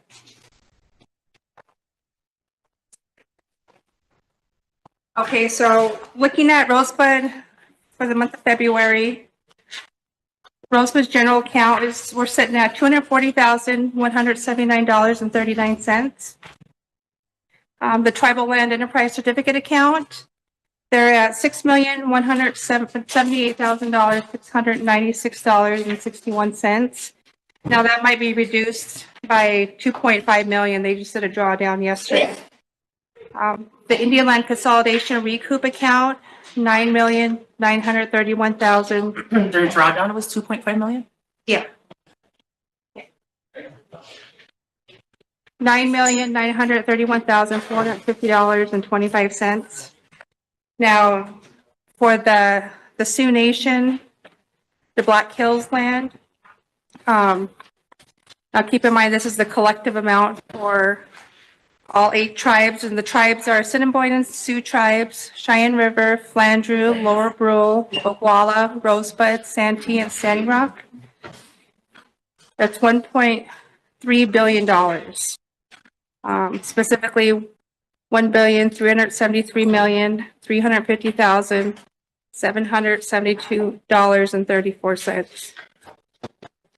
For the non-Black Hills land, that judgment for those same tribes, $190 million, $575,366,63. Now, our whereabouts and known accounts, those are for individuals who have an IAM account, but we don't have an updated address on file for them. We have 2,479 of those individuals. Last month, it went down considerably, about 300, but it fluctuates, so we're just hoping to take a crack at that and get people to update their addresses with us. That's all I have for this month. Does anyone have any questions? I do, Michelle. Okay. So the numbers that you gave are a little different than the numbers in the report that you gave, so that would mean that they were for the for the Black Hills. Which one? 350,772 is what's on your report. Yeah. When you gave it, it was a different amount. Oh, did I say it wrong? Let me re-say it. For the Black Hills land, $1,373,350,772.34. Okay. And then also in your report, it didn't specifically state what the information that you gave us as far as the people that took the early resignation. Yeah, I just added that because you guys just talked about it with BIA before that. Can you add it in your next report and how that affects your Okay. Yeah, I know for our region, it was only the 2 employees that took it. But we also, my boss oversees Great Plains and Great Lakes Agency, and we have an FTO for the Great Lakes stepping down, so I will be assuming as well. But yeah, I can include that on my next report. Thank you. Yeah. Anybody else? Thank you. Motion to approve Jody's report, 0 trust fund. Motion by Sherry, second by Tammy, question by Totes. All in favor? 1, 2, 3, 4, 5, 6, 7, 8, 9, 10, 11, 12, 13, 14, 15, 16, 17, 18. This week. Motion passed. Council want to take a 5-minute?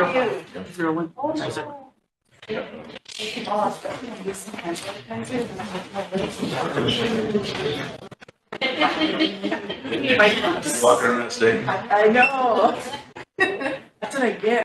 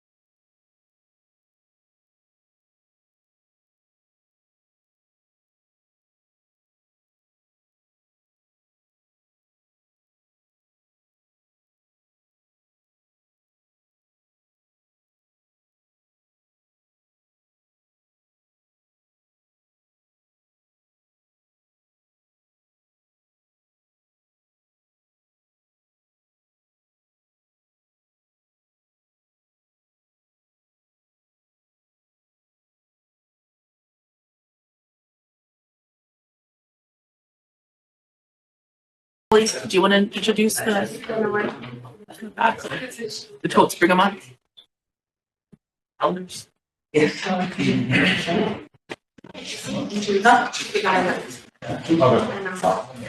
there might have been some confusion between next month and this month, but they drove all the way down. Who was first? Dorothy. Dorothy. Yeah. I'd like to bring Dorothy on the fourth. There's no objections. And when Dorothy's done, we would just like to go in order. We have 3 more waiting. Okay. Do you want to sit right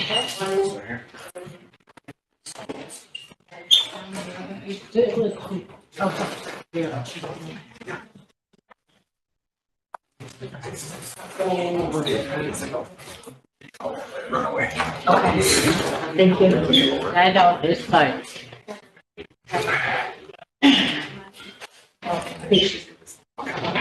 Now? Tammy, if she sits, watch because those chairs like. Want me to stand on this? I go. Good morning, Dorothy. Good morning. I was going to say he had in my stay, but then we're almost into lunch. And I came up here and I had it all in my head what I was going to say. Now I forgot.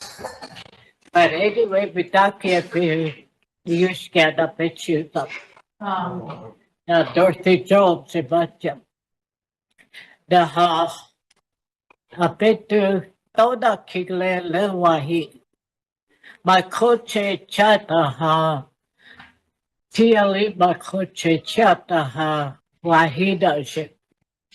Now, Oitacha, get to me. You can Ektakia, Snatiali, a checkasta. You Ektakia, look, or Kia. As the Tawatoha, Hechi, Lewahi, Ka, Ektakia, Ikiem. You must Tiali ekta. Tiali ekta wa ida. Because Tiali ki. Here.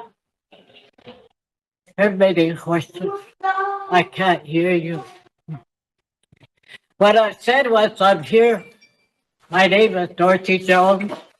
I come here very more often. Time and time again. On an issue on a TLE land, which is extended, it is a land exchange. A land exchange is a trade. My dad made a trade with the TLE. And then that's what you call executive land. I've been here. Me and my brothers were here. My sisters, they're all gone. And I've been fighting for this like 47 years. So I said, at this time, I have a hard time. I came here, and here they referred me back to TLE. And the TLE said, you come here so many times, over and over and over. They don't want to hear you. The board don't want to hear you anymore. So therefore, I went to the council administrator. They referred me back to TLE. So I hear, and he said, well, they don't want to hear you, Mr. Hermany Horses. So I said, okay, I have one option. My option is to take you to court. And I did. And then now I can't hear. I can hardly see. I can't stand very long. So I got my son, Ron Jones, to speak for me. Thank you for listening to me. Good afternoon, council. Hey, John Jones, he's back before. I'm gonna hand these up. Thank you.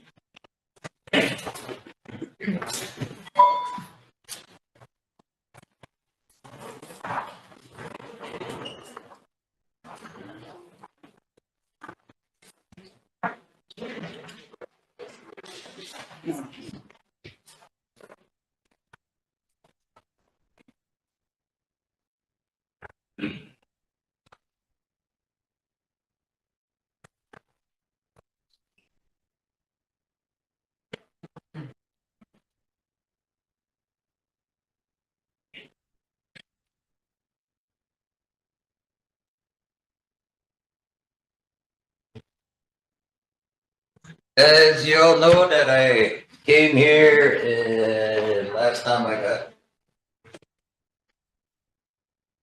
Not really. Couldn't get nowhere. But anyway, I did some research.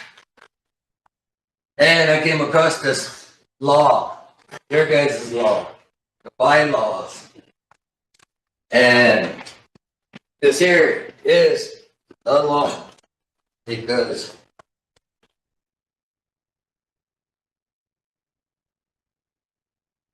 right here, I did a whole research and I got every bylaw in here, all the way from the blue and the original 1941. That's the oldest. And when you guys got charged. And now this one here is your guys' new bylaw. So now, is this a bylaw? That's what I was asking. And we went to court on this in 2023. And I came back here. And apparently we kept getting rejected. Now, today, I'm doing some research on all this. This is what I came up with in my dad's archives. And I came up with more on his archives where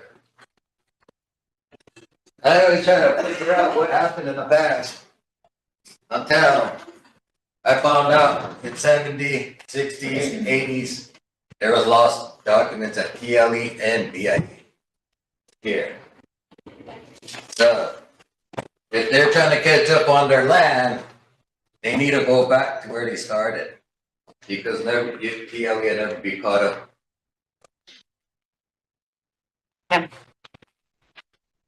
Ron, what are you here and asking for? What I'm asking for is to have you guys go by the law and dismiss the charges with my mom's Dorothy Jones for what PLE is filed against.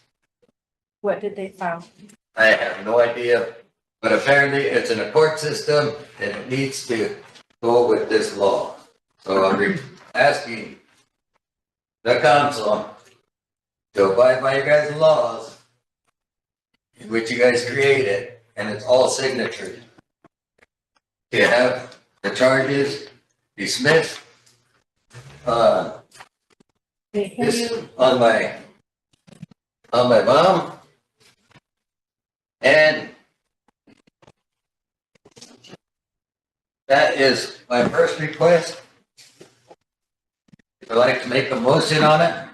You guys buy the law or whatever you guys do to see if this could happen now. Michelle, did you have a? I have a question. So he said he wants charges dismissed, but that's confusing to me because council does not have authority to dismiss charges. And if it's in litigation, we can't even get involved anyway. So I would like to ask for some clarification. If it's currently in litigation, there's nothing that this body can do about that. But the body made the law. And when it did happen, you guys violated your first time when they were sent to the tribe and sent to TLE and sent to the lawyers. TLE should have automatically came over here and told the council that, you know, this is what's happening over there, or reported it. And they didn't do that. You guys keep violating your laws. Do you have a question? Yeah, I just want to share what my understanding of where this is at. On the second page of the document that, and Ron, you correct me if I get this wrong. On the second page of the document, you see where there is in May of 2022, Tribal Judge Sherman decreed that Dorothy is the legal beneficiary of the land at issue. However, TLE appealed this decision. Am I right? Yep. And that's basically where it's at, and it's taking forever. When was it appealed? Wayne, you're on TLE board. When was it appealed? This decree came out. Cleve is here. The last document we had was in 2023, but that was a dismissal. Cleve is here. But I think what's that here, at least in my mind, is Judge Sherman Wright made the decision in 2022, and this thing has still not been settled. It's in the appeal process. What the hell's taking so long? They did appeal it, and then we turned around and we filed against it, and 8 months later, they dismissed it. So now they threw another one on us, which apparently the last meeting we had, when you said we were violating the reassignments to be reassigned. Why is Judge Sherman's decision flawed? Cleve has his hand up.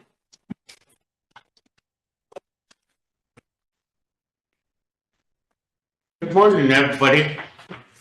I'm Cleve, Director at TLE, and this thing is in court. In fact, I talked to our lawyer yesterday. She's been calling tribal court to get it scheduled, and she's not getting any response. So she asked me to call Danita to see that she could get it a hearing date. But yeah, Judge Sherman did make a decision and we appealed it. Why did you disagree with it? Because there is no assignments to give out. You know, I don't want to go over the whole history of the thing. Yeah, I guess where I'm coming from is Judge Sherman is a respected judge, long-standing in our tribal court. He's a tribal member. I'm sure he has an understanding as good as any of us as to, you know,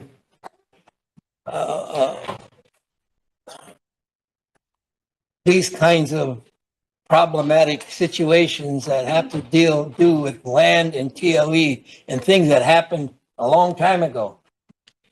Okay, that are clouded and whatnot. There may never be an answer that is totally black and white and clear in this. So in the interest of justice and fair play, and I don't know that even the appeals court can come up with a decision other than what that really is in conflict with what Judge Sherman ruled. So I think this is a situation where TLE ought to just let it go, and go with the decision that Judge Sherman made. I just don't see that, because I believe that's what it's going to end up coming to anyway. But this whole thing is taking too damn long. You know, again, everybody is entitled to a speedy answer when it comes to a court situation. You know, and this should not be that big of a deal. You know, I would recommend to the council that we demand that TLE drop the appeal and honor the decision of Judge Sherman Marshall that was made in 2022. Tammy and Yeah, you know, we're as surprised as you are that Judge Sherman made this decision. There's been numerous court cases on this, and it's been, That's what it's. the whole history of this whole issue is in the tribal court files. Well, I'm not sure, and it's been years since this thing has been canceled. So I'm not we're as surprised as you are that he made this decision. But right now, we do have an appeal, and we've been advised by our lawyers that we can't discuss it until it goes to court. And we really can't discuss it here at council either, because it is in trouble. Right, I understand, we shouldn't be discussing the merits of the case and all that stuff. Right. I'm just saying, this whole thing is so clouded. Mhm. The history is so clouded. I'm sure that that's why Judge Marshall made the decision he made. You know? Well, there's decisions in the past that have been made on TLE's behalf also. And this stemmed from a probate that we weren't involved in. And a probate done when the person passed back in the 30s. And, you know, if this stands and we have to follow this order, what about the Crew Eagles? What about the other families that are involved in the same thing? And then every assignment that people have died from and the beneficiary is given to a beneficiary will have lawsuits forever. Based off, they'll use this as the precedent to for the Well, maybe so, but we don't know that for sure. But it is the law. Now, this is This here is the Point of law. order, This is here and this is point now. of order. I sat down, but I assume I still kind of have the floor, you know, so. Tammy and Thomas. Okay, I asked if it was okay if I gave a history on this, and I was informed that it is okay. I just can't take any action or make any recommendations or anything like that. When my mother was alive, she assisted my grandma in this, in her effort to get her land back.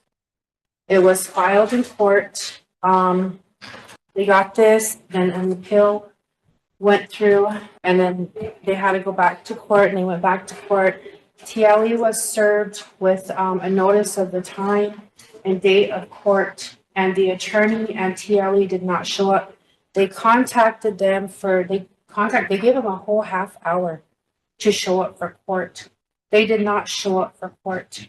So they ruled in Dorothy's favor, and they closed the case. That is why they may have filed the what is that called in my mind? With the Supreme Court to have a reconsideration, but keep in mind that you have 30 days from the time you get an order to file in court with the Supreme Court for a reconsideration. That 30 days has lapsed months.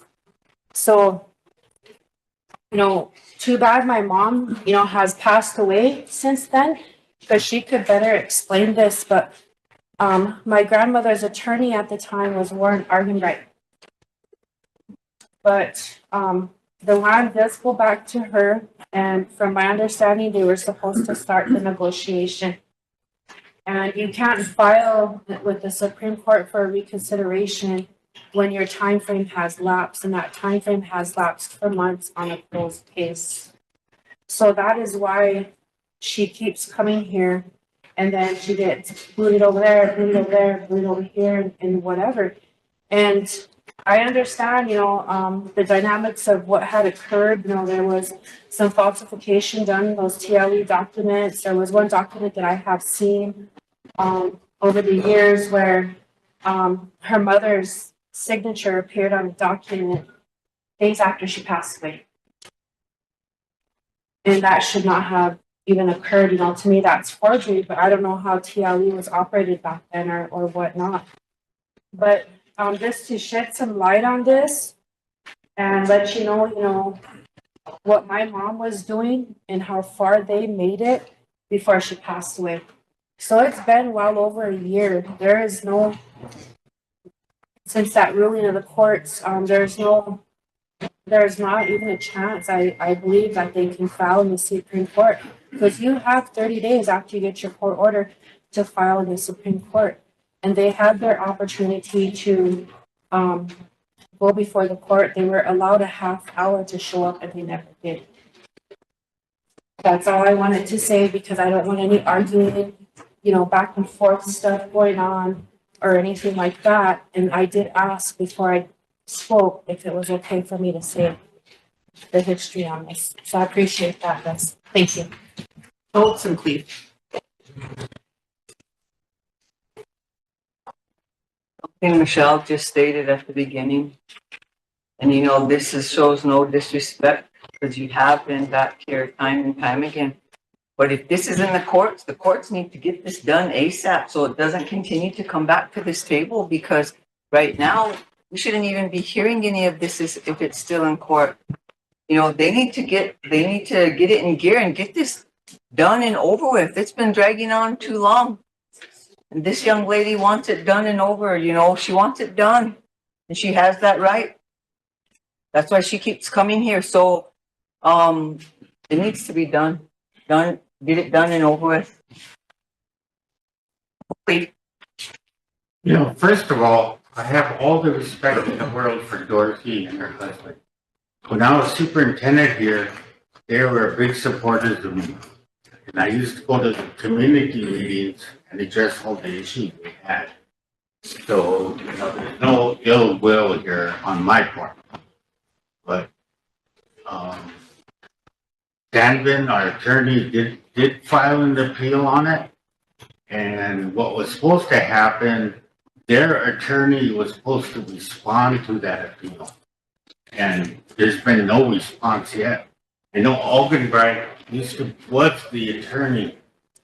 And I don't know if he's still your attorney or not, but nothing has been responded to us, to the TLE's attorney on that. But yes, I did have a discussion with our attorney yesterday. We discussed the same frustration everybody else has, that tribal court won't set a hearing for it. And she asked me to call Benita, and I haven't had a chance yet to try to get it scheduled so we can get it done and over with. So, we want it back in court. We want to have our say so, but it just hasn't been proved. But at that time when you guys were supposed to go, that's what we were waiting for. Any representative, we even called you guys, I was there with the sister-in-law and our lawyer. We gave the judge, he requested to ask us, we give them time to get up here so they could be then and there. It should have been done and over, you know that. But still, you guys, I told you guys, did not above the law. This here's the court order. I came and showed you, the judge honored it, then you guys appealed it. Then it got dismissed. Then again, you guys did it again. This here is a court order with all the violations you guys did on your bylaws. Now I'm actually showing you. By 4 signatures, all the way up from Aberdeen there. Okay, This here is the law. I have Wayne at 160. Yeah, no disrespect to the family, but there's a process and there's a beneficiary process and it's in court. There's a separation of powers. At the last board meeting at TLE, we asked for them to do another file to expedite the date for another court proceedings. Hasn't been approved yet. It's only probably been a week and a half. So I want to excuse myself because I don't want to be involved in the legal action if there's counsel. Please, did you have anything? Please. Yeah, I think the last time, one time council brought in, Eric, explain this whole thing. And at that time, we explained that there could be charges made if council people have some motion on this court order, on the court. Eric can probably explain it better than I can. We talked about, I think it was a misdemeanor that he was saying that if anybody took action. So it is in tribal court. I've seen the documents. Nobody's answered Sandman's filing. The tribal court has not set a date for it.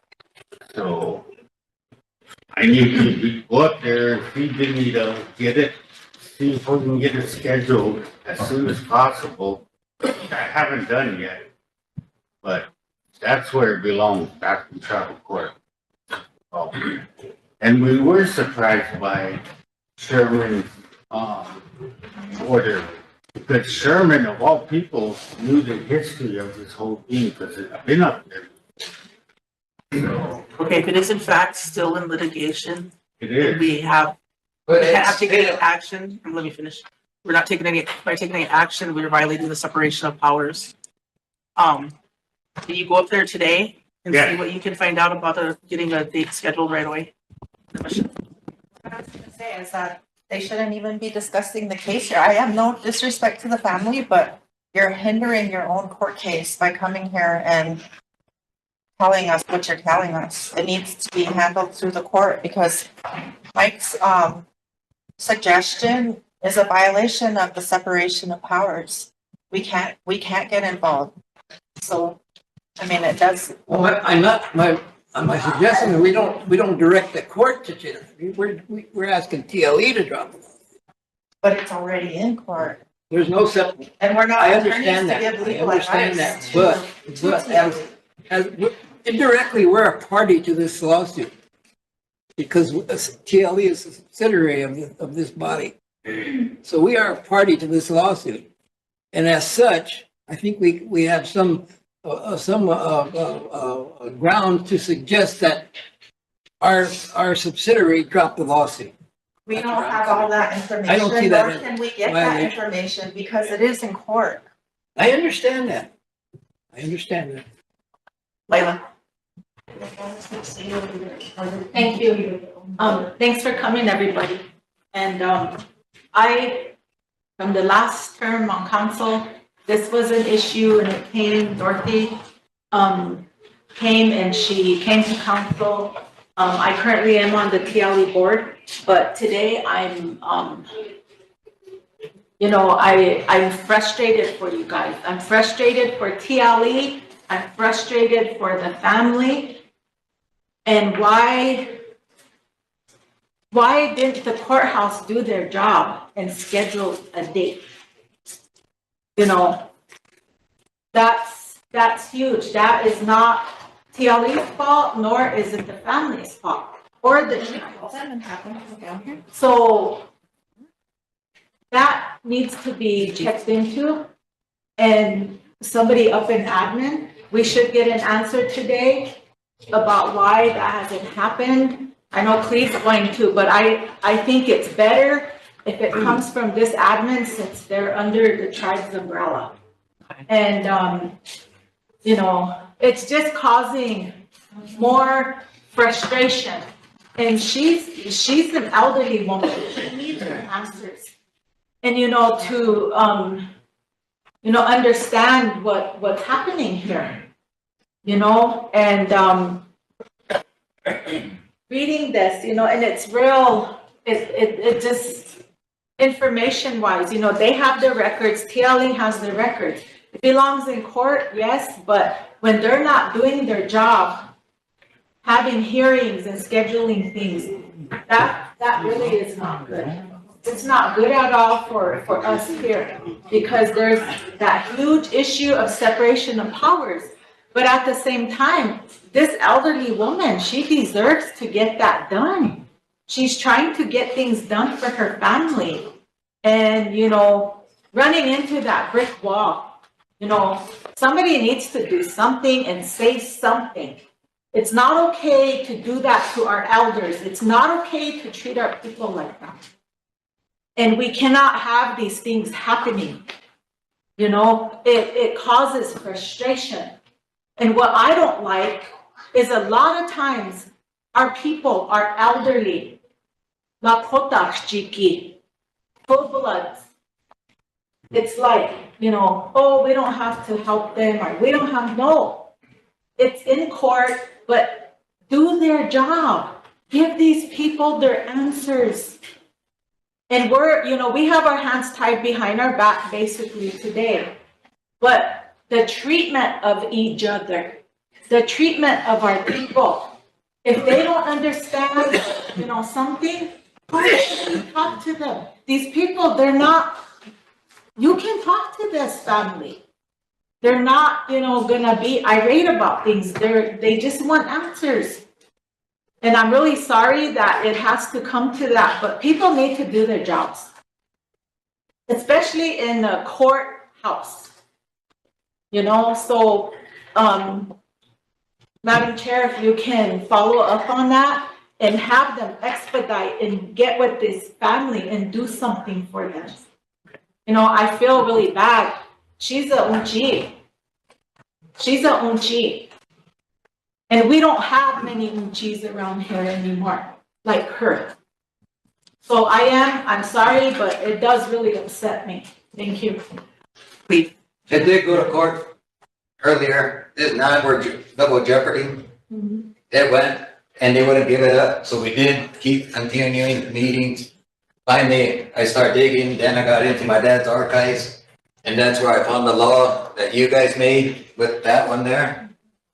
And all back in the 60s, 70s, and all these documents that they're lost titles, lost all with TLE and BIA. I have all those too, so that's what I'm trying to find out. Some of these people that have titles to their lands, you know, and TLE can't help them. Maybe we could Google it, check it out, see who's the owner, come back, see what's happening. So that's where you guys need to go back, is from the beginning, and then come forward to get all you guys' land straightened out, because right now you guys probably gain a lot of money, because I did a deal on, you guys bring up Ideal. Ideal turned around and they get land money exposed to in the 80s to the 82s. From the lease over there, which they were getting 3,000, at least TLE stepped into it, took it. So actually all the ranchers with TLE should be able to get each community put funding in their accounts. That's what I would do, or that's what I would say. But Wait, did you have what we're going back to is, this here is the law. Order. Yeah. And this here is the law. Point of order. Okay. Lee, did you have Yeah. something? After I leave here, I will go up to tribal court, talk to Danita, and I'll come back this afternoon, and let you know what she said. Okay. Dorothy. I'd like to ask this man that's standing here, and I'm gonna tell him they didn't honor my mom, when she assigned the land. They didn't honor it. When we went to the probate, Judge Broke honored that. Now, I'd like to ask him that at the land exchange from my dad to the TLE, and I believe that's my land. And let me ask you a question. Okay. What is executive land? Executive land is managed by the land office.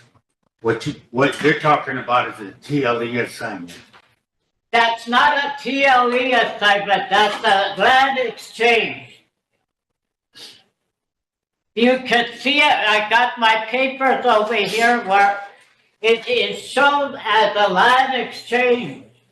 My dad exchanged that land. And I went to every superintendent Leanne said, that's your land. You can sell it, you can live on it, you can do what you want with it. So that's why I went to the TLE disregarded. TLE don't want to have nothing to do with them.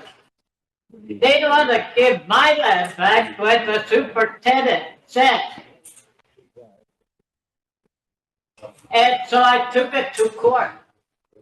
And the court, tribal court is mind you. And the judge wrote honor to give us that land. So I'm telling you, why, if they all, Leanne said, you are supposed to be drawing lease money. So, my dad used to draw lease money. Where is my lease money? Since 1973. I'd like to know, where did my money go? May I ask you that question?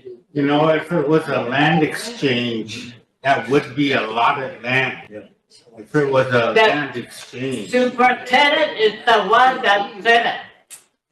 Well, I'm not sure what Deanne's reasoning was. We went to the paper. We have the documents. Yeah, I was superintendent here once too, and I looked at the documents. And that's what she was talking about, these, and she had a land exchange from grandpa to the grandma and to her. Those are the legal land exchange on 1158 and 1146. Yeah, land exchanges, those need to be explained at the bureau. We have nothing to do with land exchanges. We only manage TLE land that the council gives us to manage. Well, where's my money then? According to the BIA, we went to deed. They paid the lease money into the deed and they transferred down here at TLE. Now, where is my money? And why don't they want to assign that land to me? That's a BIA question, your lease money. No, it's not BIA question, it's TLE question. Well, there is no land exchange. It's been dissolved years ago, before my time. It was given to the two brothers sold them, exchanged them, and now there are no exchanges to give. Right, please. There's land, but there's no exchanges. Let's move forward. Assignments. Okay, one more time. Go up there and get that date for us. You're talking about the 1967. Point of order. If it is in fact still in court, we're waiting for a date, we shouldn't be hearing all of this. We just don't want to jeopardize anything. So, what I presented to you guys about this one here. So this ain't nothing then. You guys is ruling, you want me to read it out to you guys? No, we don't want to. Because I can read it out to the public, because this here is the law. Point of order. I don't want to move on. Yeah, I just want to remind guests that there's rules of order for getting the floor when you're here on the council. And I know people like to get upset when they get cut off or called point of order, but you have to be acknowledged to get the floor, just like the rest of the council. And when you're given the floor as a non-council member, the person that gets the floor for you is supposed to stand and stay with you while you have the floor. So I just want to put that out there for those of you who are presenting to council. We're just trying to keep the order here, and I definitely don't want to get in trouble. So I would like to move forward, Madam Chair. Okay. Thank you, and please get back to us on that. Yeah, I'll be back to 7. Thank you, Ronnie. All right, just for the record, I showed you guys the law. So you guys violated your own law. I was gonna say too that 203, I think it was, I came here. Council approved of it. They gave the TLE 10 days to respond, to give me my land. And I have the minutes on that. But TLE never responded.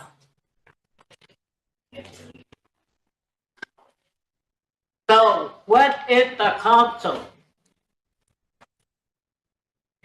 The council already approved of it to give them my land and my employee back. And I don't know about TLE running over the administration. They're the entity.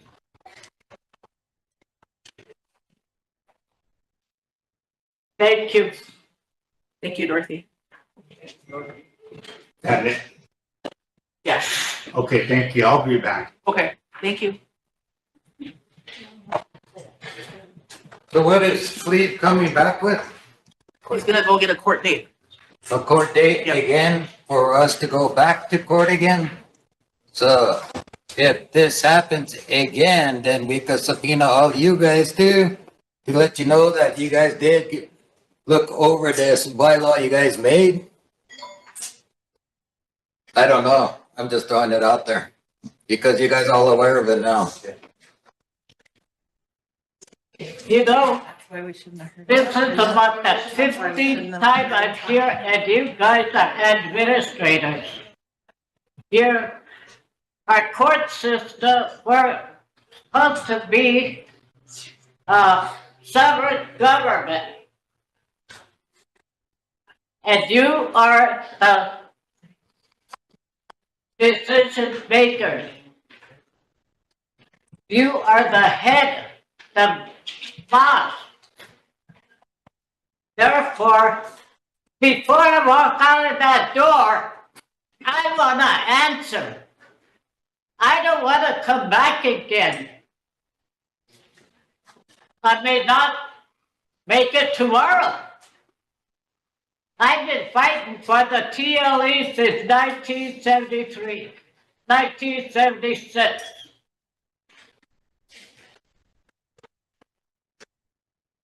So I'm asking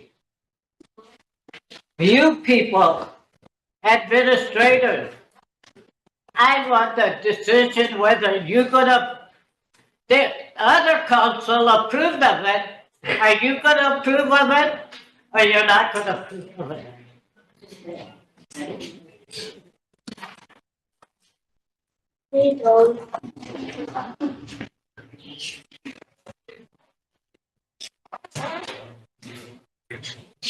I'm sorry, Dorothy.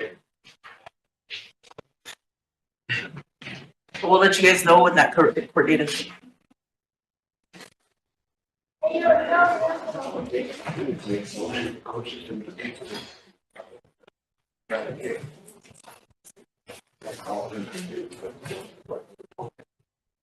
Council need a break?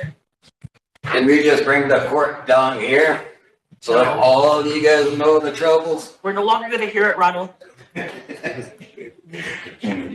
Hey, come on.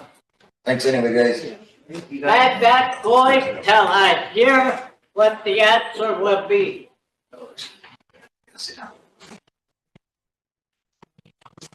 Did the court, since the court approved of it, the tribe approved of it. And I came back for the same situation. Long time ago, years ago, now we say Wichasha. And Wichasha is a strong man and a strong person, an honest person. And the same way with women. We say, Leah is a strong person, an honest person, and truthful. And it shouldn't take that long to make a decision. There's 18 of you or more that it only takes, they always say it only takes 3 people to make a decision. True. Go ahead, Chris.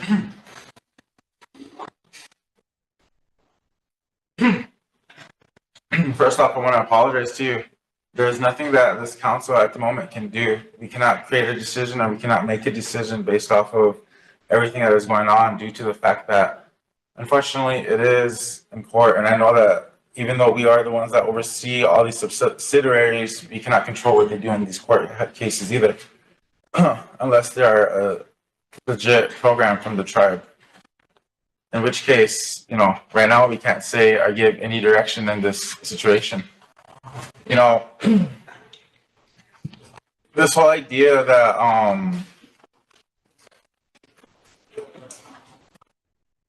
this whole idea that a lot of people follow the process, a lot of people take time out the day to go through the process, and even council members, we make motions left and right, and a lot of times it doesn't get followed through. And so whatever happened 5-10 years ago, a lot of us probably don't even know what happened last year because we're not up to date on stuff because we don't get, it doesn't get cycled through. Things that happened in the 70s, I wasn't even a thought back then. And so I apologize for that too, for not knowing that history. And a lot of things get tossed to the wayside, and we past people have allowed it. It's been going on for so long that we're trying to get a handle on it. We really are. And I know that this body is doing their best to get a handle on things that have been going on for the last decade, for the last decades. And we are trying. And I know that we are. Now, I can't justify how you guys were treated. I cannot, because it was not right. Just like yesterday, you know, we denied an 18-year-old an access to land, his land. That's not right either. And that still doesn't sit right with me. That still bothers me to this moment right now. And I think about him, just like how I think about you guys. And the thing that we do need to do, though, is I get laughed at when I bring this up because what's it going to do? But pray. You need to pray about it. You need to pray about this in a good way because this is the only thing that's going to help us in these times of need. And I mean, I can see it right now. Like, what does that kid know? Why is he talking about praying? What's that going to do? It does a lot for us. It really does. That's one of the first things my grandfather taught me was learn how to pray because it'll take you far in this world. So for right now, you know, we can't do nothing until the court case is defined. And, you know, if Judge Sherman had this opinion, there's a good chance he'll have the same opinion again. And once he does, then we go with that opinion and we don't go back on it. Depending on that situation. So from here forth, you know, I really do apologize to you. I really, really do, as an individual, you know, not as a council, but as an individual member, because it does not sit right with me listening to our elders get talked back to, or listening to our young youth get told no. It's crazy how much. No, these are conversations for another time. But I just want to apologize to you and give you that answer that I can give you is we can't give you an answer. Not right now. Thank you, Chris.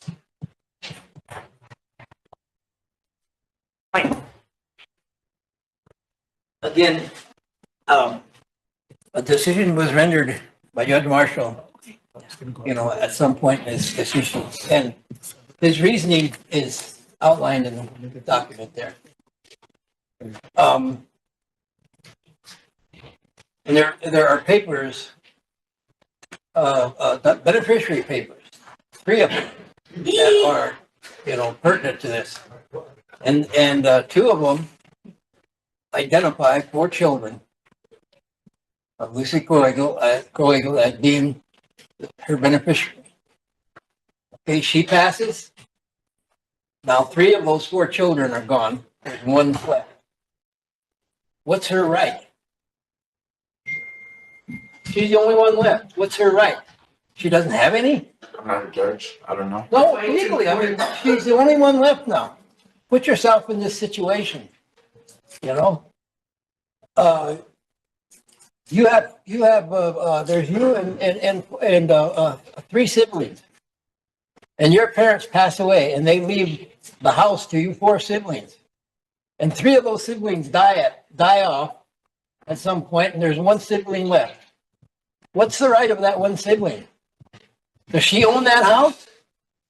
Can she sell that house? This case is as simple as that. It just simply comes down to that. That's the legal issue. And that's the basis for Judge Marshall's decision. Now, if she passes tomorrow, what happens to that land? Who's the beneficiaries? The descendants of Lucy Coig will probably all end up in court, But do they have any standing? Hell, I don't know. All I know is there's one beneficiary still alive, and what are her rights to that property? She's the only one alive. Are we saying she don't have anything to say about it at all? Put yourself in the same in that situation.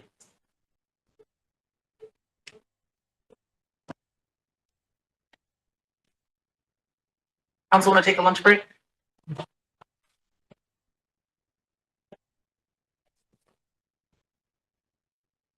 Sorry, SWA, I know that you guys are on the agenda next.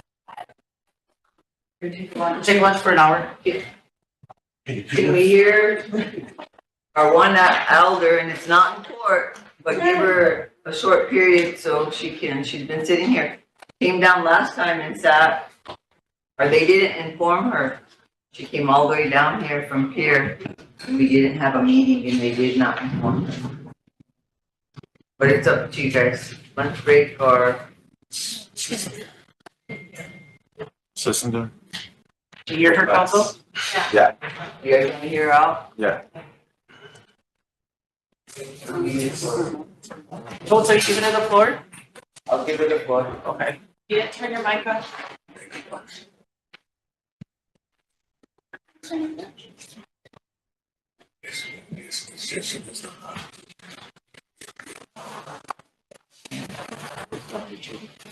We probably shouldn't do anything.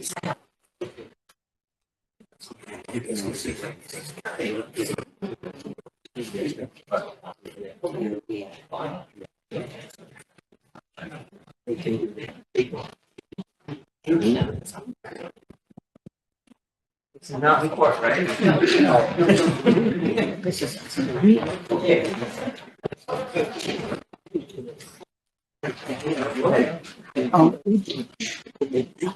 Good afternoon, everybody. My name is Marge Tuhog, and I'm here to ask for your help.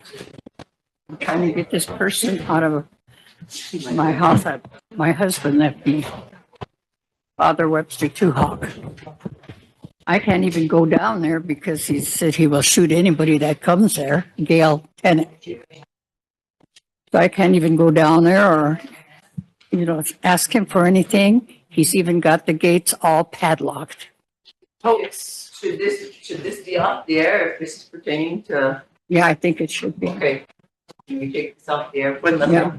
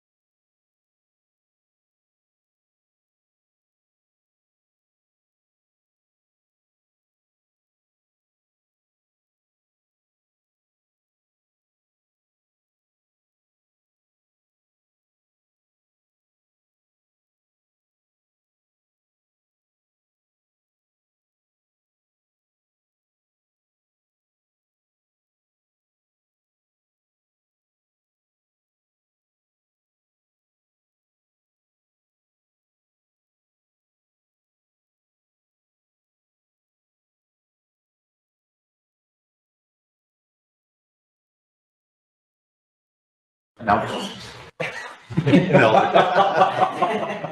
like to think I'm not an elder, but I guess I am. I won't take too much of your time, and I promise not to get mad. This is, first of all, I want to shake everybody's hand here and say good afternoon. And my name is Carmen Whitehorse. I'm from the Parmalee community. And it took this long for me to come because I was so angry. I was so angry and I'm hurt. And I was hoping IHS would be here. But I'm going to go ahead anyway.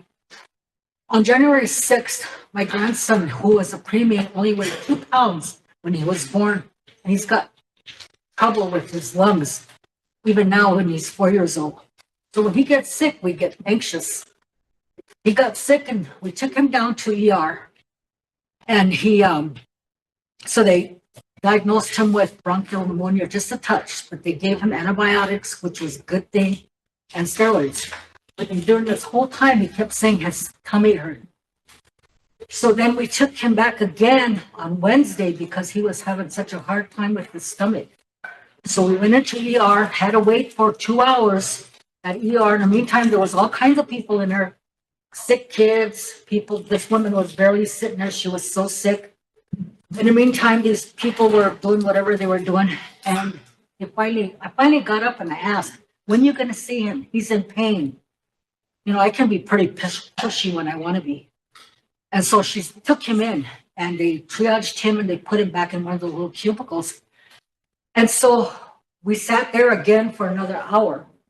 And then this doctor came in and he was a black guy. He had a bun. And he said, so what's wrong? So in the meantime, we were talking about the pain he was complaining about. And she said that it sounded like it was his appendix because she had her appendix taken out the year before. And so we told him that his stomach was hurting and he showed him where it was hurting. So then he goes and he presses on his stomach, you know, just like that, you know, and he's crying and screaming because that hurts. And he's only 4, he's a baby yet. So I tell him, I said, don't do that because he's hurting, leave him alone. So then he said, well, I think it's just gas. So I said, are you sure? And he said, yeah.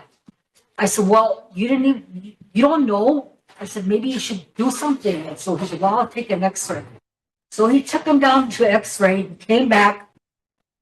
In about another 20 minutes, he brought it back and he said, yeah, told you, it's just gas. And it was, but his stomach was sticking way out there. He's a thin little boy. He's a little tiny guy. His stomach was sticking way out there. And he said, all he's got to do is let out air. And he said, poop. And he said, he'll be fine. We can give him Tylenol for pain. That's all I can do for him. I can't do nothing else. And he turned and walked up.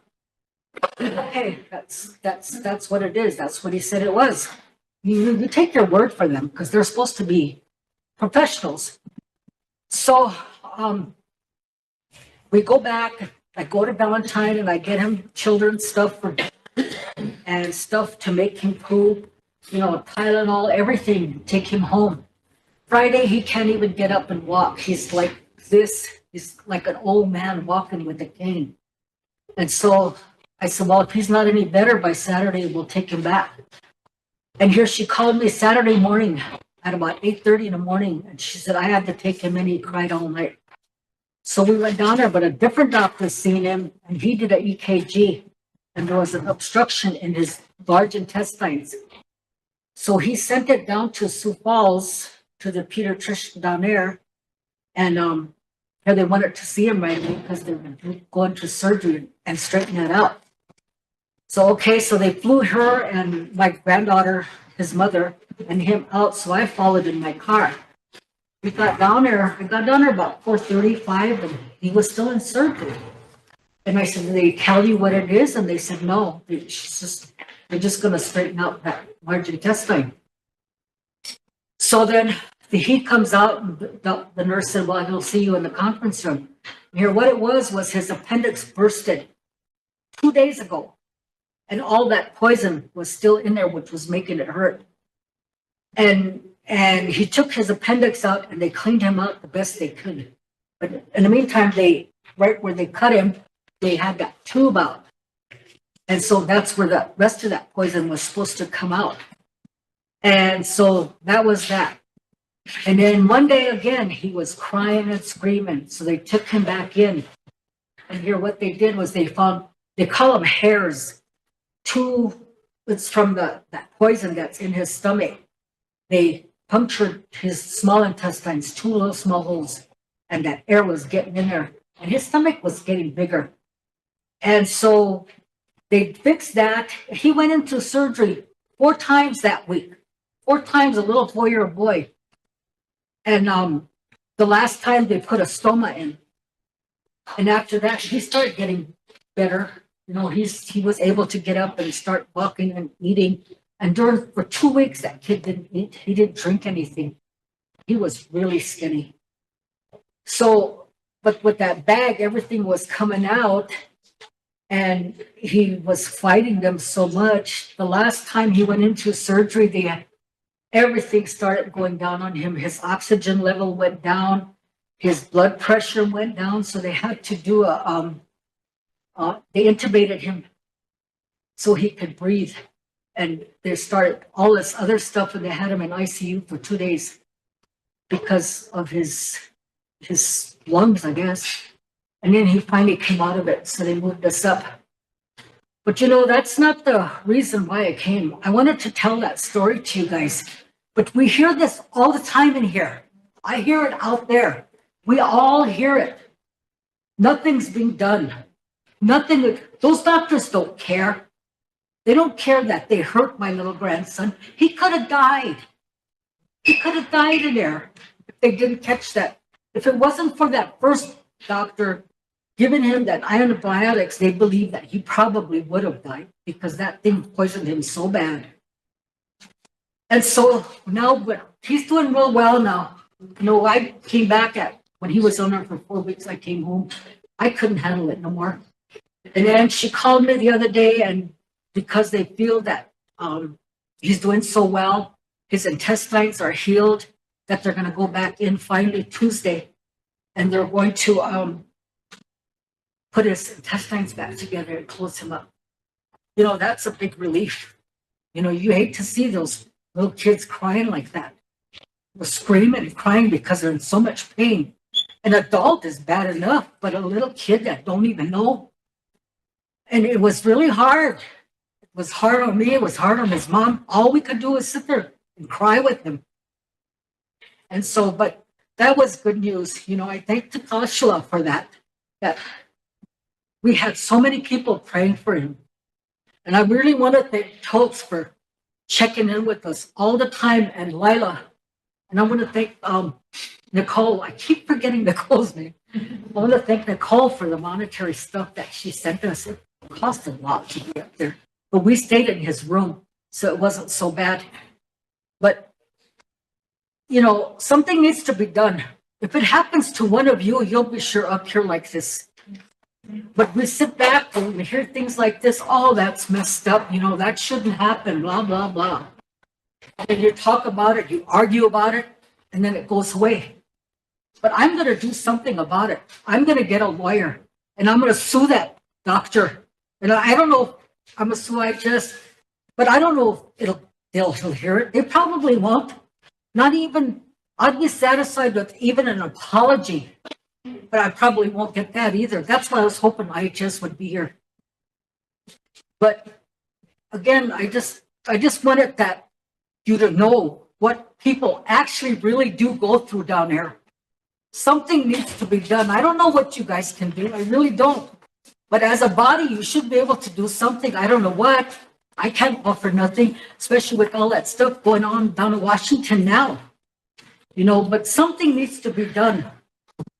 No, I don't know where they get these doctors from. You know, he had no compassion. He was just banging on his stomach. And he was screaming and hollering. There was another baby next to him that was crying. Those are babies. Those are our future. We talk about Wakaja, but yet we let people like that treat them like that. So I just wanted to come here, and I thank you all for listening to me. You know, I get a little emotional sometimes, but So anyway, thank you. File that tort. Huh? File that tort. Sherry. Carmen, I just wanted to ask, was it the ER both times? Yes. Okay. The ER is still separated from the hospital right now, right? Yeah. It's contracted out? Tribal EM. Okay. Just want to make sure that we're going to the right people. They're still responsible for tort claim. IHSS? Yeah. Okay. Who do we refer to to help her do this? Would that be Lisa? No? I would say refer to health admin. Maybe Okay. Skyla, so she can. Insert.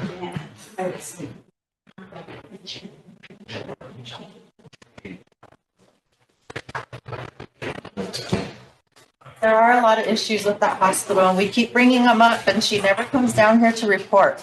And a lot of that has to do with a lot of cancellations that we don't have meetings to. But even when we do have meetings, she's never available. And it is frustrating. I don't take my kids there unless it's an extreme emergency and that ER is filthy. It's filthy. I went with my little grandbaby into the bathroom and there was blood all over in there. They don't even clean it. Something needs to be done. I don't know what we can do, but something needs to be done. We need to think of something and I don't know, it's bad. Folks. You know, we bring her down here and and just like everybody, they tell us only what they want us to hear. They bullshit and they lie to us. And we need to start making people be accountable so this doesn't happen anymore. And we never hear from the employees at IHS what they go through. You know, that there should be a process where we're able to listen to them and hear them. Because there's a lot of not good things going on up there, and our people, our own people aren't being heard up there. They're being treated horrible. And we're being lied to. So we need to come up with a system where we need to start making people be accountable, because if we don't, this body really needs to make things change in the next 3 years, you guys, because we're tired of hearing people say, oh, it's happened for 20 years. So you know what? That's not acceptable no more. It's not.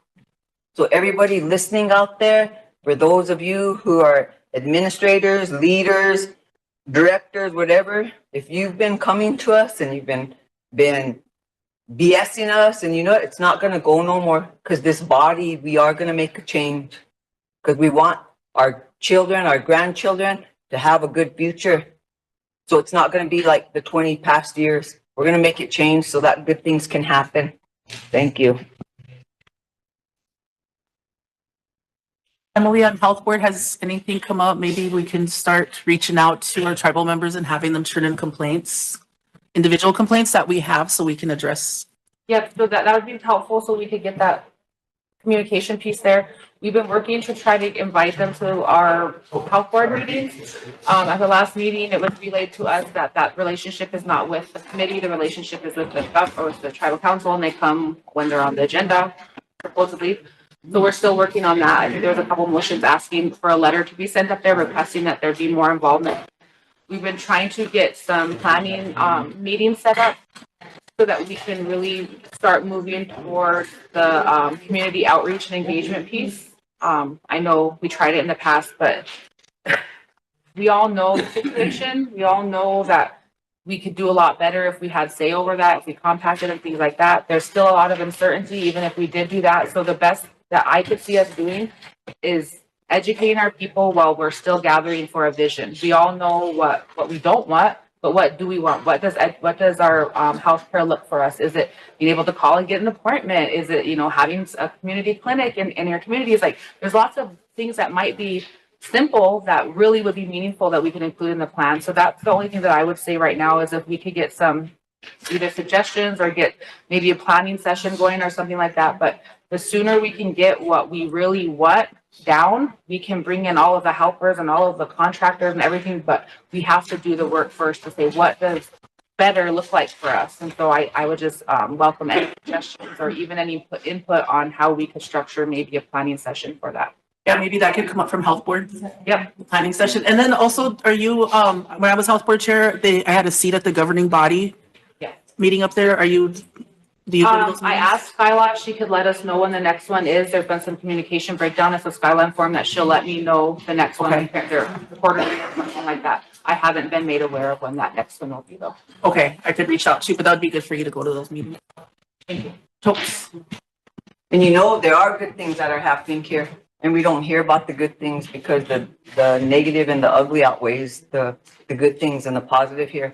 But we have said this over and over again on the air. We need your help to make things better too. So we can't go by hearsay. We need you guys to start writing things, put things in writing for us. Like Madam Chair just said, put things in writing so we can start doing things, making a move on things and making things better. And it can get bigger with those written, you know, complaints or their own experiences that they had up there. We can even go into like a health public hearing or a health summit or something. Right, it would help when you go to DC and stuff. So we do need that documentation. Thank you. The planning would be good too. Mike. A suggestion, why don't we set up an office down here and staff it with an individual who people can come to verbally tell their stories and get them professionally written up, you know? And we'll get all the information here. It's an idea. That's a good idea. Wayne. Yeah. IHS does not care about us. I don't know how many times this has been brought up. It's unfortunate.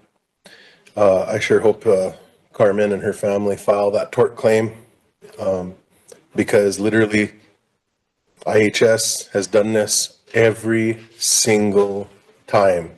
They don't change policy, but they'll pay for the ones that are either lost or hurt due to their care. And that is unfortunate, because to us as a governing body, we hope that our words get heard or that it makes changes, but they are not required to change.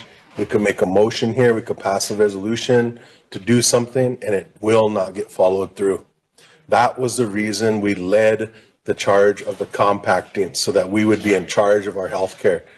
Now, probably need to enter into trying to do more public outreach and education, but those are hard decisions to make, that you as an elected official are to look out for your governing body or your people, because you are the governing body. And until you have control of it, you have no control at all, because it's IHS, and they even downward responsibility of themselves. They refer to themselves as PHS now. That's public health service. That's not even Indian health service anymore. And then on top of that, we have tribal members that are constantly, if they're lucky enough to get sent out, but if they're not, even on follow-up appointments, when they get referred out, they don't pay for their referrals. So we have tribal members that are getting sent to collections every single day, but it doesn't change anything, and that's disheartening. So we have to be able to be the ones in power to change it. And as Mike said, setting up an office, there is, Skyla already pays for the health administration, already pays for somebody to be a trace, I forget their title. Anyway, it's a tracer, so that they end up, when you go, the individuals out there in the public need to know that if they have a complaint, even if it's as dirty like Michelle's saying about the ER, you go talk to health admin and file that complaint, that what was wrong. And at least she can be there to start bringing forth the problem that is there on the daily basis. But she has the data, and that's what we should do again, and file separately for what the individual changes, like Emily was saying, what do we see as defined as healthcare that we want? Obviously, a little triage center that our hospital basically is not what we want. We want a hospital that services our public, that is on the level basically of Avera, Monument, Sanford. I mean, because our cancer care patients, we don't even do their cancer care here. Our kidney patients don't get seen here. We got to send them out. Those people, if we contracted, we could have brought those specialists in monthly to do some of that. So our people don't have to travel all the time or have to switch doctors every single month. You don't know who you're going to see from month to month. So if anyone has a complaint, please go to health admin and file that if it's on a daily thing. If not, and you've been wronged, file a tort claim. Health admin can help you find an attorney or how that process works. Thank you. Health admin even appeals PRC denials. Michelle. The last time that I just came here to do her reporting, she reported that there was close to $1 million in unpaid referrals. $1 million. People that got referred out and they did not pay them, and they didn't have the money to pay them. She was waiting on another drawdown. And that was the last report we got. So imagine what it is now. How many people, and these are getting sent to credit reports as well. We talk about wanting to bring in 100 homes for people to mortgage. They're not going to be able to mortgage homes with bad credit. I mean, we're just being screwed over all the way around. Some education needs to be given to the people. What Wayne just said, it should be put in writing and hung up in the hospital that they do have rights, because people don't realize that they have all of these rights. They're just taking what they can get, and it's not good. The service that we're getting is not adequate, and I guess they need some kind of guidance to tell them what they need to do, what they can do, what they have a right to do. So I don't know, Emily, if that's something the health board can do, is give the people the information that they do have rights. They can go ahead and do these things. We need to do what we can to try to get them better health care. Thank you. Any more questions? I have a recommendation. Can we, make a recommendation that, the health admin office, or that you, Lisa, reach out to the health admin office and have them, put all of this outreach information on channel 93 and up on our website, so people have contact information and know who to call. A lot of times with all of our programs in different areas, that's the biggest thing. A lot of times I get so many phone calls, and it's just a matter of people not knowing who to call. Okay, so thank you. We ready to move on with SWA? Yes. Eric. Thank you. Now for the good news. Move in ready?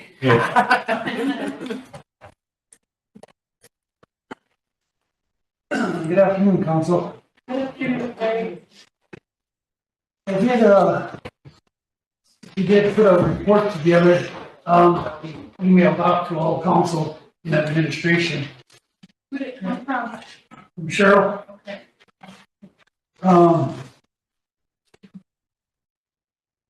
In that report, it's something the board asked for, I think last spring.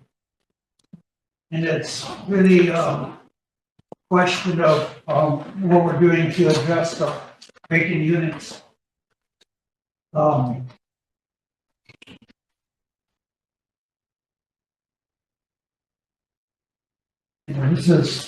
This is that report.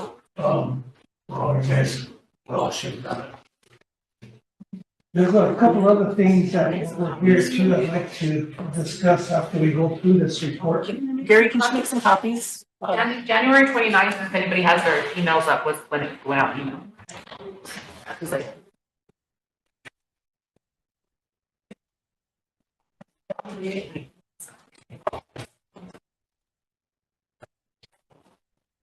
But in our report, you guys get a chance to go through it.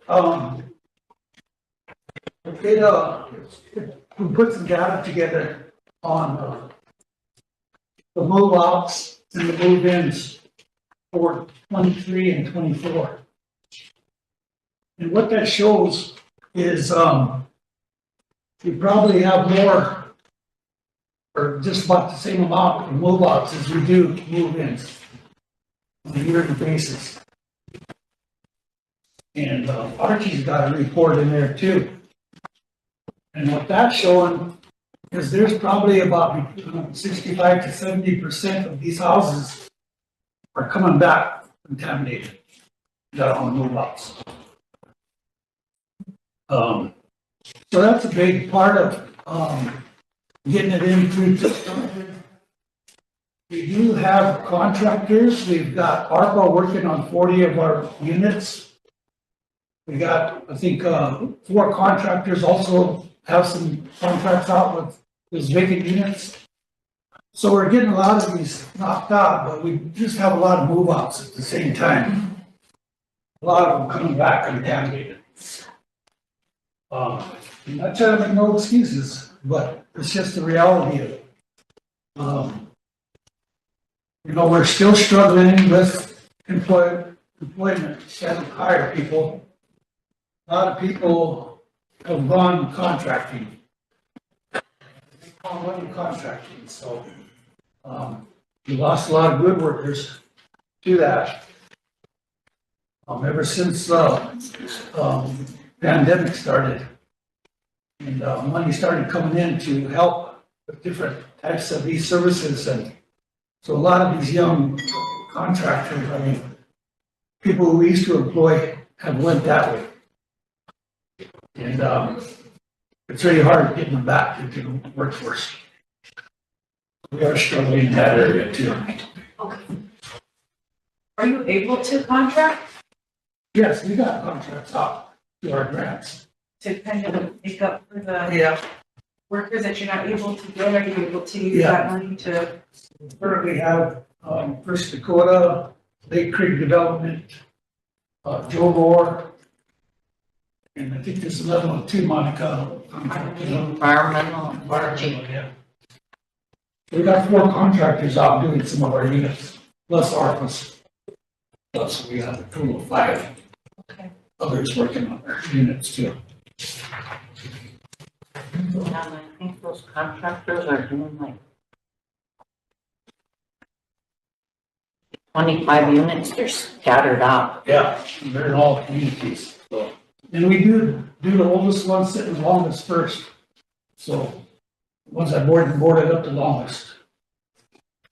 The ones with ARPA are the major ones, they're all estimated out at 80,000. But still, that doesn't cover some, we still have to throw in on some of those units to get them up to par. The board has even went far enough to go back and do some just health and safety of some of these houses, to make them livable, to get them preoccupied again. Too, so, and,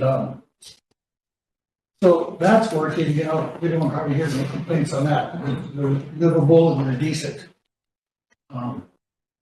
So we're really struggling with exterior work, we've got to get some crews out to do some siding, roofing, but, I think we've had our hands full with some grants. We've been able to do this by cleaning up our audits. You know, so we've done that. We've got some grants. So we're working towards mainly the interiors. But now we need to try to wrap some of these contract grants up so we can. It's just a lot of burden, some to all the reporting that has to go with these grants. So it's a struggle, but we're keeping up with it. Just got to get a couple extensions, so we've done that. And now next week, once in a while, there's some exterior work. Try to save these some siding and some roof leaks and that type of stuff. We'll see, we'll paint windows. Here you have Totes and then Mike. Thanks for coming down, you guys. Can we get an updated list of how many houses are boarded up in each community? Because holy buckets, some seem like they've been boarded up for 17 years or more. And quarterly inspections, have you guys ever gone back to that? Because I know that stopped when COVID came in. Occupancy department you're talking about? Yep. Yeah, they're back out in the fields. Are they? Yeah.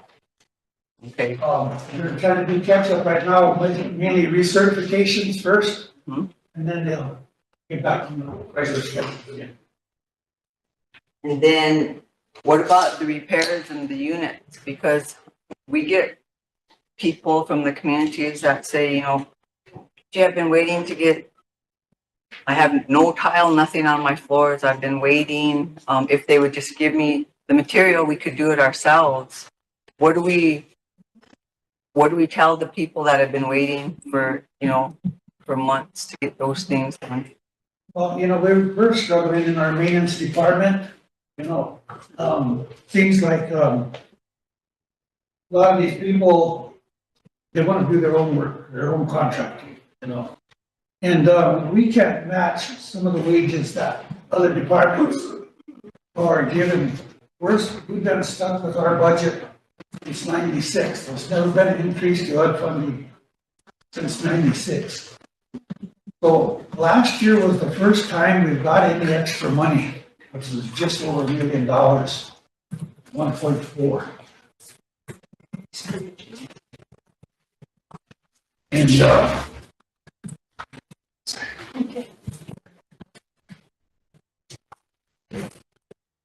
You know, can we invite HUD here? We've tried several times to have HUD come down here and take them to these communities and show them, you know, we have people that are in HUD, you know, that live in houses for over 20, 25 years. Why can't we just turn those houses over to them and let it be their responsibility to upkeep the homes?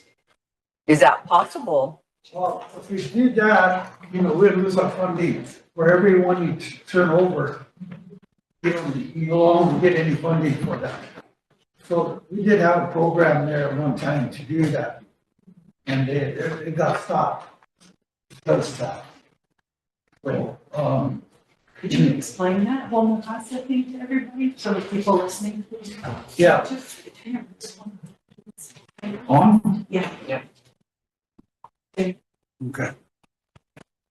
So this was tried, I think, back in the early 2000s, that program. What was that called? Advanced conversion. Yeah, conversion. Conversion, yeah, program. If they were kept up with their rents and were in good standing for so many years, then they could switch over to home ownership. But then we found out that, you know, once we turn one of those units over, we lose the funding for that house. So, and we're stuck at one pot of money, so that was just taking away more and more of our funding to do those. So that's why the board stopped that. I know some of these houses, especially the first ones built, were built with 2x4 walls, you know. They're not insulated properly, you know, they cannot be because of the thickness of the wall. So there's units out there that are probably overpriced for their value, you know. So, and they're probably not worth enough, but it's the only means of income for our program. If we let all these go, then we've got no funding to rely on until they do a reauthorization and revamp this whole Nahasda. But that's been stuck. They've been trying, tribes have been trying to push them to reauthorize the reauthorization bill. But that's just not happening. Mike and then Sherry. Yeah, Gary, what's up? Hey, back to the rehab. How many units are under rehab as we speak? Daryl could probably answer that. We got what? 162?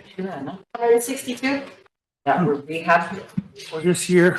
That are being worked on right now, let me put it that way. Right now, we have 10 crews. For the past year, December or January 24 to January 25, we Yes, I do too. Okay, so as we speak, you can only field enough workers to do what, maybe no more than 10 houses on an ongoing basis. Can't get them hired. And Gary made a good point, you know, when all that COVID money came in and the tribe got into the business of, you know, of setting up contractors, it really created a labor problem for housing and OHTC. We lost a lot of our better people because the tribe was paying them more, you know, and to me, that points to the fact that we never talk to each other. You know, there's no planning or anything, you know, and that's, you know, like Tote says, could have, should have, you know, but it doesn't matter now, but that really was a problem, you know, and it's still a problem because, and hopefully, you know, once, at least for a housing standpoint and even OHDC standpoint, once all this COVID rehab money's gone and these guys can no longer function as small contractors, you know, then we'll be able to hire them back, you know, and things will be better for SWA and OHDC. But that's really the long and short of it when it comes to the workforce thing. And then we don't have, and then just on top of that, you know, we just don't have a skilled workforce anymore, a basic workforce anymore. Like nobody's going into the field for building trades anymore, you know. We don't offer any training, nothing like that, you know, there's just no development there. It hasn't been for a long time. The schools are starting, you know, so there's hope there, you know, but right now, that doesn't do much for us, you know, but we need to pay attention to that, you know, that really needs to be, the education part of it really needs to be, you know, in the forefront all the time, you know, because our needs are never going to go away. Always going to be there. We got Sherry and Totes. Thank you. Back to my page. Thank you for being here and good job on all the grants. $50 million worth in grants since 2020, it looks like. So that's good. I'm hoping to see some progress from that. This IHBC, is it BC or BG grant? The competitive one? CBBG. ICBG. IHBG? IHBG, okay. I couldn't see it on there. I couldn't tell if it was a C or a G. So those 13 houses, you originally, it was gonna be 18? 18, yeah. But with the cost of building prices 13, do you foresee that changing again? Probably, I'd say right 10 or 11 now. What's the plan on those houses? What style are you gonna build? Were you gonna do home ownership on those? Did it say? Yeah, they're home ownership. Okay. So that'll be, if you could pull 13 out of those, do you have to put those up for bid, or is that something you guys just start That's on building? our waiting list. Those are off our home ownership waiting list. Oh, no, I mean, for building them? Oh, for Do building you them? have to put them out to bid Yeah. to They have to be contractors? competitive. Okay. It's not something that, could you explain the relationship with OHDC and housing? Just because, how come they aren't able to build all these? Because if they could, then they could, bulk order the materials and probably get them cheaper. Well, the way OHDC is set up, they're a subsidiary of SWA. So when you're using federal funds, you have to use the open competitive bidding Okay. process. So you can't just give them the bids. Okay. Because they're a subsidiary and they're not Yeah. a part of SWA. 100%. Okay. They have to compete just like a contractor does. Sounds good. And then, just for the council's information, last 2 years ago, me and Gary went to the TIAC meeting and, it was in Tucson. And, I learned a lot about how us tribes, we get a pot of money and then we kind of put against each other when it comes to that. And we're pretty outnumbered when it comes to like a few other tribes and the Alaska tribes. They basically control a lot of the funds and benefit very well from the NAHASDA formula. And we don't here in the Great Plains region. So we were working to try to talk about that, but I mean, we're pretty outnumbered there by our representation. But I just wanted to share that with the council, so you're kind of aware of that. I'm sure Mike already knows. Yeah, it all started when, what do we call the program now these days, Gary? Nah, yeah. Yeah, when the tribe got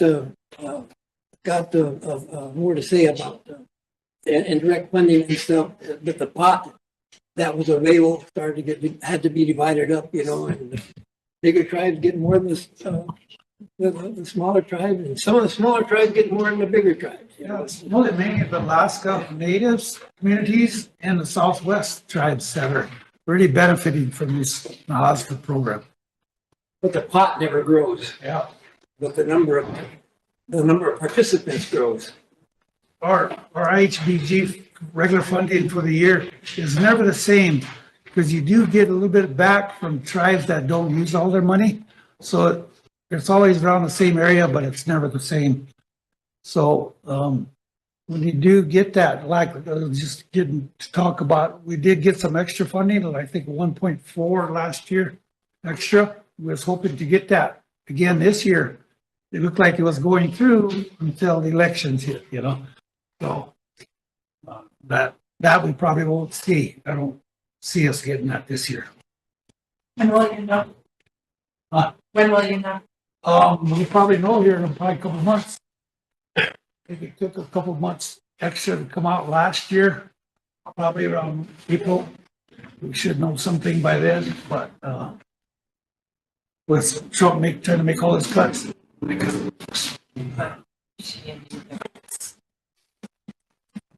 Have you guys done this is just a suggestion because SF, they have a, the boys over there and the girls actually are doing a trade right now. They're building a home over there, and they do, for nursing, they work with SGU. You know, it would be nice to maybe meet with them and see if you could do a MOU with them and work with the students there. So maybe when they even graduate, if you guys are short help, they can apply also. You know, it's just something to throw out there because they do have a good program over there. And then I have, do you guys still receive money for houses that are boarded up? Yeah, but if they're boarded up too long, then we lose the funding for it until we get it back online. How long? Yeah, what is the timeline for that? 5 years. 5 years, they'll take it off your formula. 5 years. Layla. Thank you. Good to see you guys. Hi, Halsey. Hello. You know, I sat here long enough to kind of start understanding how housing works, grants, you know, everything that we've done. And people always have the same question about our houses. Why are there so many boarded up, you know? And we had that massive issue, and that was like, what, 2018, maybe around there somewhere, where a whole bunch were evicted. So I'll throw the big pink elephant in the middle of the room here. And I just want to throw this out there and have people understand something. You know, you take $1 million and you think that's a lot, and it's not. You can build not even a very big home with that $1 million. But on your report here, it really concerns me because we take a look at our statistics that are needed in Washington and wherever, you know. But you look at the back page on page 3 of 4, and it's really alarming because we always, you know, hear these complaints, nobody's helping us, you know, all this. And, you know, the same processes have basically been with SWA for a long time. You know, everybody gets their shot when they put their application in. But it's really alarming to see these numbers. For the year of 2023, there was a total of 78 move-ins. and 55 move-outs. And that's reservation-wide, right? Okay. In January 24 to January 13th of 25, there was a total of 92 move-ins and 103 move-outs. And the time frame of January 2024 through January 13th, 2025, there's a total of 162 vacant units. 26 of these are vacant due to fire damage or a complete loss. This number, 97 of these units have tested positive for meth contamination. These numbers, and I don't know how we could do this because we created emergency resolution and created a, what's that called now, against meth. A fight against meth. And it doesn't look like we're getting any better. And so out of these move-ins and move-outs, are you allowed, not with names, to give us the numbers of how many of those were due to meth? Yeah, and Archie has a report in here too that was emailed out to everybody, but that has all the numbers in it for by community. And this is it. You want to make more copies? And you know that this here, it really stands out with me because it's not like housing isn't doing their job. It's not like we're not helping nobody to get housing. We're working on alternatives to housing, but we're not getting healthier and we're not getting better about this. So once a family moves out, that's it. You guys no longer have contact, right? Yeah. Okay. So council, that's where we come in. And we're looking at, okay, say 2023. 55 move-outs. I would consider those 55 homelessness numbers. You know, but I don't know how you have these grants, but do you have anything that you guys have done besides taking care of the homeless shelter back there? Do you know of any grants that you guys could apply for that would help the homelessness? And I'm looking at, just thinking off the top of my head, something like the 20 plus. Well, there's a grant out there under HUD. It's called a COC grant, Continuum of Care. That I think the tried a few years back delegated Skyla to oversee all the shelters. Yeah. And at that time, she had a grant writer, and she was supposedly going after those and go after those grants, you know. That's, yeah, because that right there is a huge issue for us. Skyla's a health program over here, you know. Right now, everything major, health. We have 2 shelters in Mission, and we have the one up here. And I'm trying to think collectively about how we can pull that together and do something with housing, do a grant or something to keep that in one area, because we are going to teach people how, we have to teach them how to, and I know those programs up there, teach occupants how to take care of their home and, you know, all this. So thinking at the top of my head, that's something to take with you, you know, and look for a grant for that.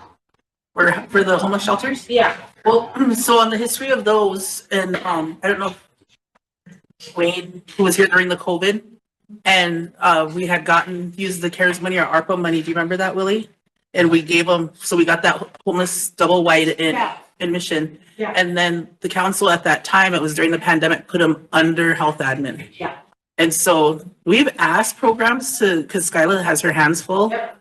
And she actually said that she would like it, but she would continue taking care of them, but we haven't found a program to take it over. Yeah, and see, So this council can move it anywhere, but. and that's why I'm like, we need help, Gary. We really do. And I think, with those and right now Skylar's just maintaining them. But, at that time, it's like, sometimes they don't have a choice. We just threw them out there. But we need those shelters to be managed under housing of some sort.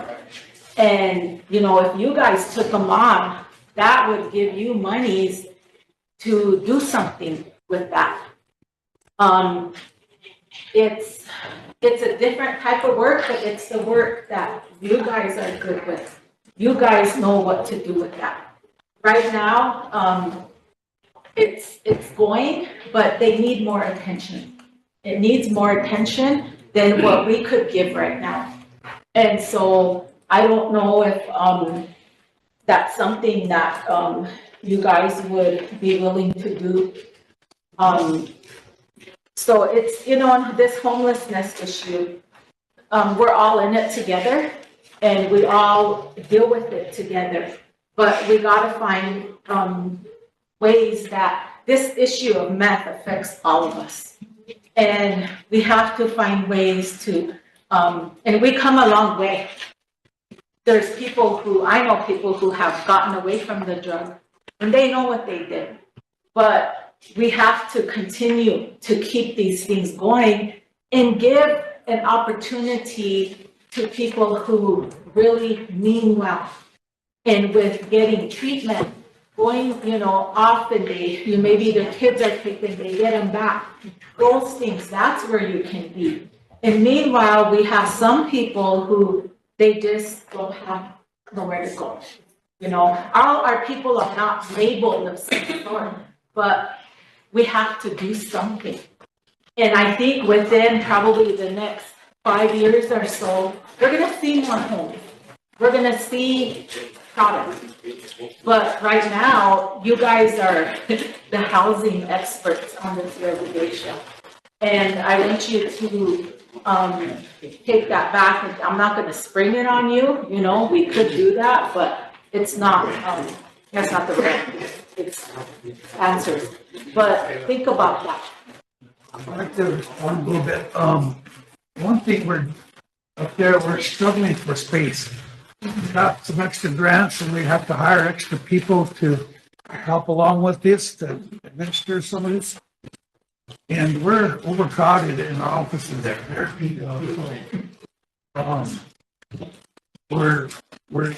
We're struggling for office space right now to pick up any more staff, put them there.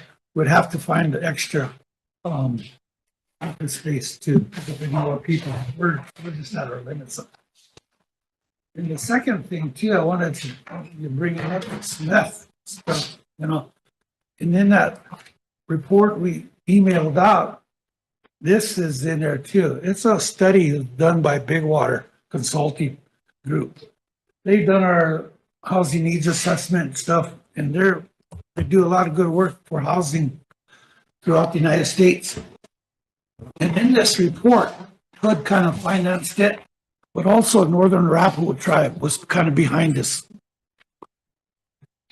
And in this report, it goes through all of the studies that were used for meth contamination and what's safe and what's not. But at the end of the report, Northern Arapaho done away with their meth program, all except for manufacturing, cooking it in the homes. There's a police report of any types of cooking. They've, just because it's costing them so much money. And us right now, we're probably at just over $750,000 on our meth program alone.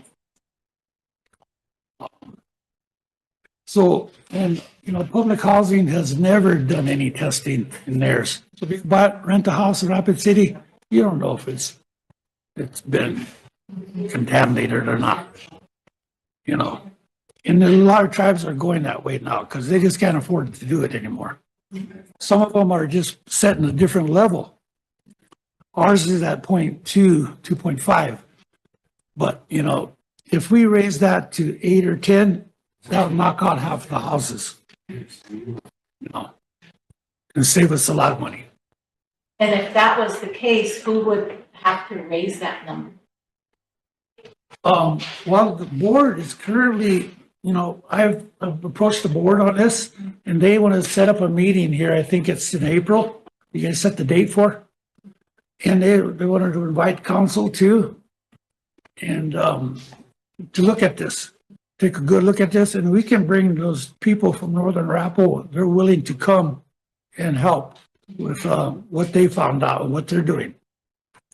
So, I think it'd be a good meeting to come together and really look at this issue, because if we're having to cut 30% of our budget, that's knocking us down to under 7 So million. Gary, that, you're talking about the level of contamination. Yeah, level of contamination. Things that we're very conservative. Yeah. We're on the side of total safety. Yeah. But that's getting cost prohibitive. Yeah. So other tribes are recognizing and they're raising their level of contamination. Or even doing away with it. Tolerate before they go in and clean. We've had one who, it's a FHLB unit, that this family was in, and their levels were just enough to stay in there. But since they put in for a transfer, so we retested it, and it was nearly gone. It's under 0.50. That's what people living in it. There's no more use in it, So, but keeping these houses boarded up, trying to keep people from going in and burning them down, you get no circulation of air in there. So it's hard to clean itself up. If you had some type of air circulation going through that, it'll help clean that thing out without remediating. It'll dissipate on its own after a time period, but it takes a while. Emily, we stand. Let's stand, I'll call.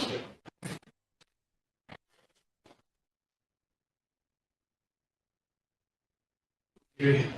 How long does it take to get out of hospitals? That's like that, on average.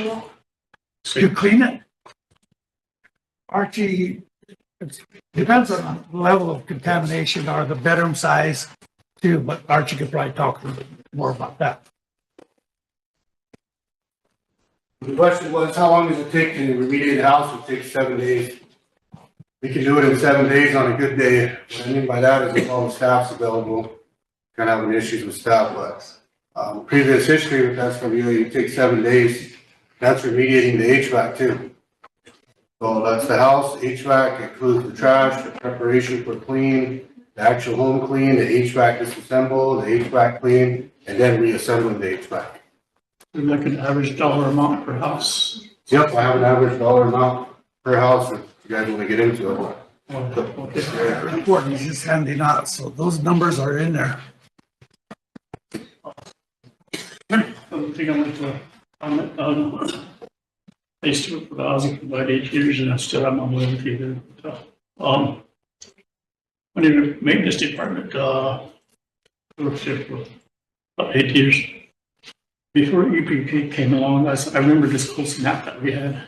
Before we had EPPA, the maintenance department used to be EPP back then, back in the 90s. I was wondering, do you guys still have put on trainings for like furnace repair? Yeah, they actually got one set up. They're coming when? Next month? Yeah. Yeah, I'm kind of in the process of setting one up for county schools. We called over to Mitchell Votek, over to school. They got a 2-day training there. If you have furnace uses propane, it's a 1-day training. First half of the day is just like boot work and eat. Last half of the day is bad. And then they got one for electric furnaces. Also the same setup, and then itself, we also have a floor burners. Hardly anybody has burning furnaces around here anymore. Yeah. So it's weird. RST, but we're trying to do the propane, the electric, and the geothermal too. And I think this would be a good deal because when I worked there, we used to have them finish trainings. And we did really, in fact, it came down that one year, I went to Trinity Church to set up, actually, some models of furnaces that were broke down. Being troubleshoot them, starting back up, so. Yeah, that's what we're gonna do. We're gonna bring in some furnaces to train on. Bring in a bunch of. Yeah. That'd be great. I just, figured that out, for my 2 cents out there. Sure, thank you. Thank you for coming. Emily, then Sherry. Thank you. Hello, everyone. Thank you for being here. I know you're probably tired of hearing from me, but hi. No, I just have a couple things. Oh, let me get back to my notes here. Sorry.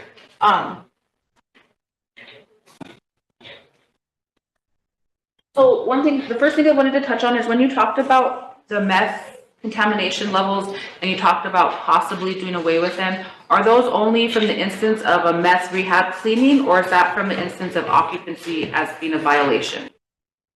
That'll all have to be addressed at that time. You know, we'll have to look at our policies again, you know. Okay, I just didn't know if you guys are saying you're gonna allow meth and that's not gonna be a violation, or if that's something just with the cleanup or something, and so we're not there yet? No, we're not there yet. Okay. And once we have this meeting, you know, I didn't want to try to throw it out there and have you guys make a decision today. I think there's ought to be a lot of discussion on this because we're going to be getting a lot of calls from concerned tenants about concerned about meth levels, you know? Yeah. And they'd be calling you guys. And, you know, we don't want to panic anybody yet. Yeah, no, I get it. The reason why I was asking is because right now, the way it currently is, we're already experiencing a hard time of enforcing, like, for example, the zero tolerance for occupancy. Because once it happens, okay, I'll just give you an example. You have a lot of family from grandma all the way to grandkids living in a house. One, somebody in the middle might be the meth user that contaminated the house, but you have 9 other individuals or however many other individuals on that lease. So it becomes problematic to have a zero tolerance when only 1 of the 9, for example, are the users or something like that. So the board had been asking for, can we get, you know, think outside the box? Can we get creative? Is there anything that we could ask as far as like, so say that scenario happened, could we ask the family to voluntarily go to the hospital and do a drug test to say it's none of us, something like that, just as an example of something. And so the reason why I'm throwing those out there is because what they're proposing, although another tribe is looking at it, it's still relatively new. And so we're going to need to be able to balance the economic side, like how long it's taking, how much it's costing and all that, versus is it really safe to send a family back in there in a contaminated house? And because we don't have that data yet, it's hard to make those decisions. So that's the only reason why I'm kind of prefacing that conversation. But I really hope that we can get a conversation going, because not only do we need to talk about specifically the math and all that kind of stuff, but in my mind, we need to talk about housing, kind of like we talked about what's our vision for healthcare. We kind of need to do that for a lot of things. And another important one is housing, because right now, I don't want to come back any negative against the staff. You guys do amazing, you know your jobs, but we're kind of stuck with what we're stuck with, right? So how can we get beyond that? So one of the things is, okay, again, strategic planning. So I don't want to go instead of a whole strategic planning. If you guys have thoughts of your own already, if we already have a starting point to go off of there, but I guess what I'm kind of going towards is, can we, in all of this, start something beyond just Nahazda and stuff in these formulas and stuff in that? Because the way what I look at it, and I'm new, I'm still learning, I'm still reading and everything, our charter sets up that housing is to fill a few things, right? And one of them does mention low income, but another one also does mention people that aren't low income. And so if there's ways that we could look at providing these services that we provide as free, maybe we provide them at a fee or at cost to our other tribal members that are working. So maybe they could set up payroll deduction and still get access to some of the services or repairs or things that housing can do, which then can bring revenue generation back to the program, which could help pay for, you know, itself or whatever. So I really think that now is the time that we need to get together and have those type of conversations, because if we keep ourselves stuck with what we're stuck with, we're never going to get beyond that. And so I understand realistically we can't change things, or realistically we're not going to have a solution tomorrow. But if we don't start talking about options, or if we don't start, you know, pushing the walls that we're stuck in right now, we're never going to get beyond them. So I'm just wondering if that's something that you guys feel that you could start kind of an internal thing and then bring it out, or do you need support? Like, bringing in, I don't know, a facilitator to help with strategic planning. I just wanted to throw that out there so that hopefully we can get some action moving towards that one as well. Another thing I wanted to mention was you mentioned that the staffing. And so one of our big conversations, again, with all of our departments, but specifically with housing, is recruitment and retention of staff. And so we mentioned ARPA wages and, you know, all of this. So yeah, that's part of it. But another reality that we don't like to talk about is our wages were so low pre-pandemic that now our people are finally getting the taste of what it means to be valued for your work. And so to go back to say, I'm going to put you back at $13 an hour after giving us 15 years of your working history is disrespectful. I mean, it doesn't go very well. And that was also how we lost a lot of our workers up there. So one thing that we've been pushing for is fair wages, equal wages, having a wage scale. We're not quite there yet, but we are making movement. I see we have a minimum wage now established of like $15 or something like that. But I'm putting that out there because recruitment, people are going to want to work where it's nice to work. And if all we're hearing are the sad stories and the down stories and the, you know, stress stories, it doesn't really help with recruitment.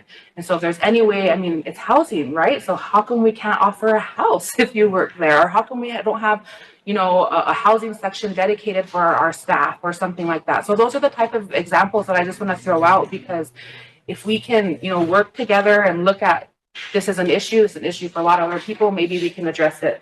My computer shut down, so I lost my notes, so maybe I better shut up. But anyway, the main thing that I just wanted everybody to get away with is, yes, they might be stuck in the HOSDA. Yes, they might be stuck in 1996, but the only way to get us out of the stuckness is to look beyond with what we're stuck in. And so how can we plan for either utilizing that money in a different way? How can we plan for diversifying our revenue so we're bringing in something, or how can we just have a plan that shows our total need, and then we go back and have to fill in the gaps or fill in the funding. But oh, she's gone, so I'm sure I went over my 3 minutes. Thank you. Sorry, I was really looking for her side eye, but she's not there. Sorry, guys. Okay, I have Sherry, Todd, and Tammy. In your report, there's, no mention of the accounts receivable versus accounts payable. Can you provide us with that? Just so we know kind of where housing's sitting at as far as collections and stuff? Lisa could probably answer some of these. Okay.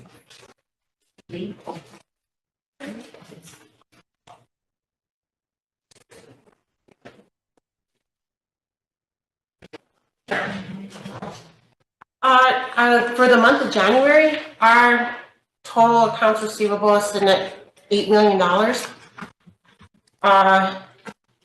Right now, we're charging out about $140,000 a month, and collections are only $90,000. So that debt gets higher and higher. A lot of it too will be coming from work order charges. So when people are damaging their units, they are charged. It goes on their accounts receivable. We did start the credit card program where you can call in your debit card now and everything. And we're doing pretty good with that. Now we're collecting like almost $16,000 a month just from credit card sales. Okay. But could you repeat those numbers again? You said monthly you bill out roughly 140,000, and you're receiving 90. Okay. Bill out to the tenants? Yeah. Is that for like a tenant that's behind on rent? No, Is that rental income and charging them rent. That's just their monthly rent charge. Okay. Be about and you're receiving back 140,000. 90,000 of that amount? Yes. That month. So we're not even making what's being charged out. They're not paying their rent. We have a lot of tenants that are far, behind that. 8 million or 8 million. But they're continuing. 50,000 a month. Yeah.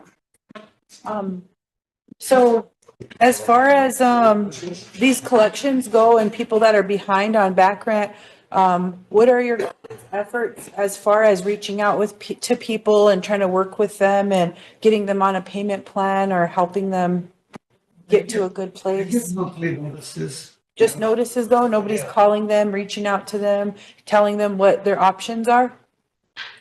Well, you know, occupancy has been trying to do it, but we've been struggling with occupancy staff too, a lot of turnover there. So getting to know these people, their communities, people to stay in one community and work with them, get to know them. You know, I think that's where we need to start. But yeah, we're working, trying to get there, but yeah, I think we can improve our rental income if we start getting out there and it's hard to just threaten them being with eviction, you know, otherwise it's eviction, you know. Yeah. I don't think that's the way to go. We need to start working with other ways too.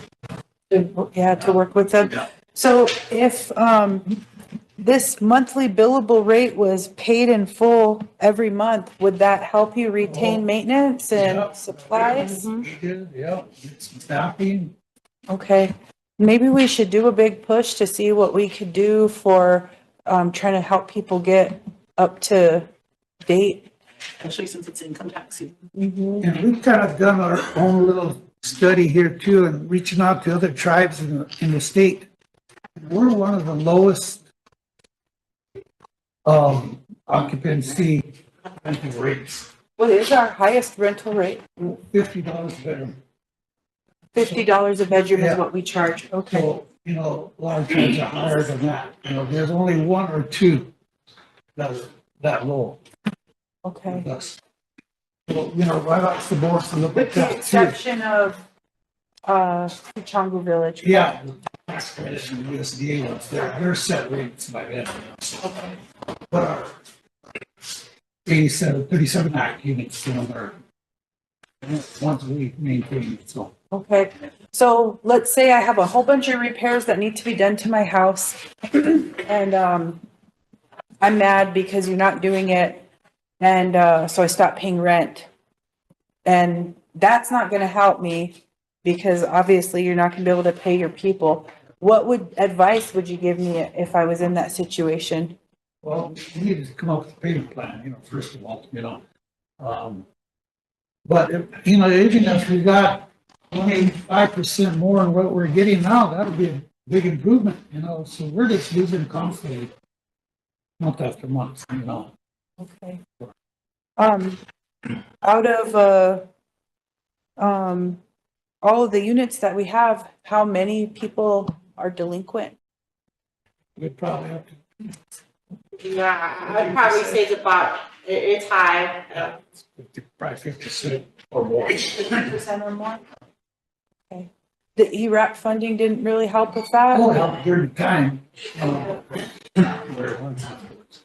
Okay, so it brought a lot of people back up, but a lot of them Brought just. us a lot of some extra money in that got us a lot of tools, equipment we've been lacking. So, you know, it really did help us to get that extra rental income. Okay, well, that's good news. I wish we could get another round of that. Was that a one-time thing with the Treasury COVID? thing. And we initially got 9 million. And they give us two more. Yeah, 2.2. Yeah. So we went through almost over 11 million on that program. Okay. And then I had one more question about this, report here for the, methamphetamines remediation. So these total unit amounts that are here that are being tested, now are those units that have been vacant or people have been evicted for or what? This one came off of the vacancy report for a time period, right? Yeah. Yeah. So these are vacant houses and you guys just go in and test them? When they become vacant, yeah. When they become vacant, okay, so all these just recently became vacant or have been? Some of them are vacant, some of them have a history of relinquishment based on that policy or an eviction through court. But I don't have that stat with me, I would be up. Okay, and then Archie, I have another question for you. Whenever it comes to, the remediation of these houses, how do you prioritize that? So SWA, we have a methamphetamine threshold of 2.5 EG 100 centimeters squared. Anything at a 2.5 EG 100 centimeters squared and below to a 0.50, SWA takes action to clean it. Anything under that 0.50, we don't touch it. Consider that to be a safe level level to occupy. Anything above that 2.5, SWA, CCD department will take action to remediate that level of methamphetamine. So Rosebud has 10 houses that tested positive, and Antelope had 10, and St. Francis had 5. How do you prioritize which ones you're gonna start on first? My office, what we do is I try to prioritize the higher levels to get them out of the way, because it's gonna take a little bit longer, obviously. But SWA, we do a project base. So out of them 20 units, 10 Rosebud, 10 Antelope, whatever we decide to work on is the ones that we'll clean. And the other ones that are negative is what Daryl will start. Okay. So that's kind of like, you know, it kind of evens out itself. Do you have a listing of houses that have sat for 2 years or more? Yes, it's on our vacancy report. Yes, we do. Okay, would you guys retest all those? Yep. Would you guys retest all houses that have been sitting? Do you have any that have been sitting for 5 years? We tried that a couple of times. Like I said, when they're boarded up tight, they're not gonna, we just house out bigger. Okay. There was a council request from one of the council reps a year ago, and that's what she wanted from SWA, so we picked out 4 of them. And those are the ones that were sitting the longest. I think it was 6 years. And they were still positive at almost the same level, sitting there, Because they're boarded up? Yeah. possibly. Okay. Thank you. Mike, Just a comment, prompted by what Cheryl was talking about is how we can improve things. One of the things might be, I've been here 5 months now, first time we're talking about housing. You know, they're on we have an agenda where all these departments are on every month. You know, if we would visit housing even 6 times a year, we'd probably see a lot of, you know, positive things. Undeniable, you know, observation. You know, once a year, maybe we're lucky, housing comes down here and we get to visit. That's problem number 1 in my mind, you know. When all that ARA money was flowing through here and you guys were spending it, you know, wouldn't it have been nice if you were meeting with housing once a month? Maybe more of the resources they would have benefited from, you know, if we had been, you know, in more contact, but just an observation. Todd, did you have a question? Yeah, well, Emily kind of hit on it. I knew a grandma that was evicted. Her grandkids were doing meth and she didn't know about it. A little while later, I seen one of the grandkids and I asked him, "Did grandma know you guys are doing meth in there?" He said, "No, she would have kicked us out if she did." She ended up getting evicted. I was just gonna say, is there any program you could put that grandma on where she won't have to be homeless? Well, usually we try to offer them a 20-plex, but they never want to leave their kids. Yeah. A lot of times they bring their grandkids back in that next one too, don't they? Yeah. Okay. Those situations right there, tell you, I started countless of them. And I'm gonna bring some up that we have staff up, that I have documents for in my office. Those elders were living in those environments, they were actually sicker. They were actually being exposed to methamphetamine. What it was doing was their blood pressure was sky high. The central nervous system was not acting how it should be. So when we took that family, when we took the elders out of the homes, they actually got better. Unfortunately, they passed away. We do have that data there for even with the kids, where kids were exposed to methamphetamine at a young age and they all tested positive. So that's one instant, but another one is that, yeah, a lot of these kids that are out there smoking methamphetamine in grandma and grandpa's house or their parents' house, they don't say nothing. And then whenever we come and we test the house based on whatever approval we're at that time, the grandma don't know nothing, the parents don't know nothing, but sometimes they protect them. Sometimes they don't say nothing. They actually sit there and protect the kids and allow it to happen. So when eviction comes, then they get upset and they come to you guys, but SWA gave them an opportunity to go to a 20-plex or another house. But they refused it because their grandkids won't be able to live with them, who are 30, 40, 50 years old. Yeah. You know, they're old enough to be on their own, but grandma and grandpa can't do it. That's kind of what I thought until that grandson said, no, he would have kicked us out if she'd have known that, you know? Like that. Monica, did you have something? Yeah, you know, I got one more question. Oh, I'm sorry. If a tribal member owes you guys a couple thousand or something, can you make payments on that? Okay. Even if it's 10, 20 bucks, you know, that you got, okay. You don't have to pay it in full.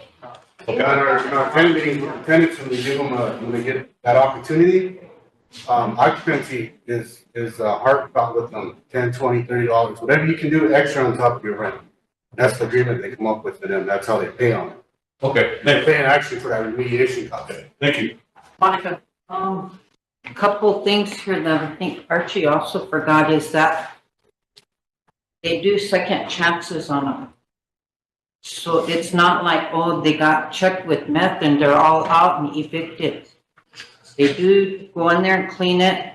They have to agree to no more of that stuff in there and have to agree to have it checked down the road. And if they check it again, that's when the evictions come. A corrective plan? Yeah, they get second chance on that. The other thing is, what was this last question you asked about? The two, you know, your monthly rent? If they get with, Rose or their counselor, if it's Nahasda, 37 Act, if it's, some of our units that aren't on loans, they will do an agreement with them. Okay, pay your monthly rent for every month for 1 year, and they'll take off a percentage. So they're working with them. Some just ain't, they're not fully Participating. completing their contracts. Yeah. So they are trying to work with a lot of them and trying to help them stay in. So it's not like 55 people were just all evicted. A lot of them just leave because some of them can't even afford the light bill maybe, or the heat. But we don't know what their situation is. They just relinquish or leave the unit. And I don't know how many evictions even happened in the last year, but there can't be that many. A lot of them are just relinquishments, very few of them court ordered, you know? Yeah. Probably average maybe 6 to 12 court ordered a year. Yeah. Does housing still have that utility assistance program? No. No. But That one's fine? Yeah. That goes to Leah for the SWA unit. It goes to Leah and Leah distributes. Yeah. Okay. I have Tammy, Totes, and Bill. I just have a few comments here, but can you explain the LEAP funds? Are those specifically to the low rent units? They're provided by the LEAP guidelines, so it's not just low rental, it's low income. So it could be even a home ownership. Okay, so it doesn't have to be an SW tenant or anything like that, right? Yeah. I think most of them are all SWA tenants that they provide that funds for when they bring their report back. But it is for home ownership, low income. Yeah. With SWA or the low income rentals. Yeah. Yeah. And there was another question I had and it just went out my mind because I got skipped. So I didn't write it down. Write a complaint with Mike. Okay, so when it comes to the rent, do you guys enforce the pay reductions or things like that? Like with tribal employees, casino employees, whoever? With that, we don't have, like a resolution or anything from the council to enforce that. But we do, call, the finance office, and I know occupancy sends down deductions, and they really keep track of that, and then if it gets turned off or whatever, then they contact the tenant. But, we do know that some workers can go to the payroll department here and they shut down their deduction. And, you know, we don't really have a recourse to make them turn it back There on. was a resolution on that payroll deduction that they can't do that from the council. It's old. Yeah, it's an old one. Can you see that? We have to. Well, the reason why I'm asking is because, so, you know, when I worked in Pine Ridge for their housing authority, we had that pair reduction resolution with their tribal council. So, no, if they were working for the tribe, all we had to do was have them sign it, turn it in, and if they were pair deducted out, it didn't matter, that right came out first. So maybe that's something this body can consider, because their revenue source is actually their rent. You know, and all that, but, and then the ones that have, multiple families living in their home with, a lot of income, have you guys considered increasing the rent on those? Well, that's hard to get that information, you know, Yeah, it's twisting arms, you know, to do that, to get them to admit to that, yeah, you know. Although we know it, yeah. yeah. Some of them we know about it, you know, and approach them, and they probably, some of them even quit their jobs for that. Wow, just go home, yeah. I understand. Have you guys considered increasing your rent? Yeah. On the ones that can actually afford maybe a little rent increase? Well, we brought this attention to the board too, to possibly do some rent increases, you know? And that's why we started looking at other tribes, see what they're doing too, so it's kind of work in progress right now. Okay, because like, I think Ridge is, the same, you know, bedroom size, charges, I think they're a little bit, Higher. no, they're a little bit lower, right? I think the Yankton tribe was the same as us. Yeah. But they actually have in their housing manual, it's, 25% of their income is their $50 income. And some people got mad, you know, but I don't even know if they enforce it, you know, because people go to council, they get upset, they don't want to pay the amount, so then it gets tabled and shit. Anyway, those are just some questions that I had. If we need to do a resolution to start the pair reductions with all our programs and entities, we can do that for you. Have Eric draft the resolution. Ready to make that motion? Okay. Motion for.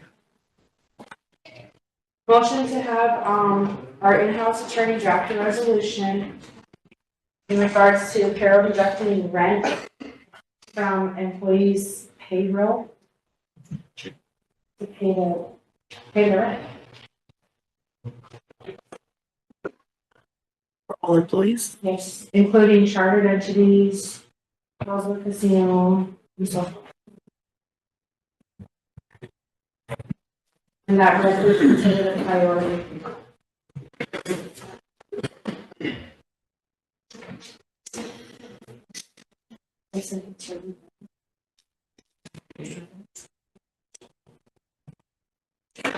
Honey? Oh, sorry. I was just wondering, do we need to rescind the existing resolution or should we include any of that existing language in there? Maybe we should. Yeah, Look it up. get the resolution. Do you guys have a copy of it? Have you ever seen it? I don't remember seeing it. Is it in? There is Do one, you have it? it's old, but there is one. I can have them look it up. Okay, because if that's the case, then. Maybe they rescinded it. Reconsider and amend it? Some to develop one or? We could reconsider and amend it. Yeah, reconsider them. So you want to withdraw your motion for now? Yeah. Okay. Okay, Totes and Bill. I was gonna ask about the payroll deductions for tribal employees too, who are delinquent, so. But what's the policy on the village housing over on the old side? We got two, like the tax credit and USDA. The USDA? What's the difference?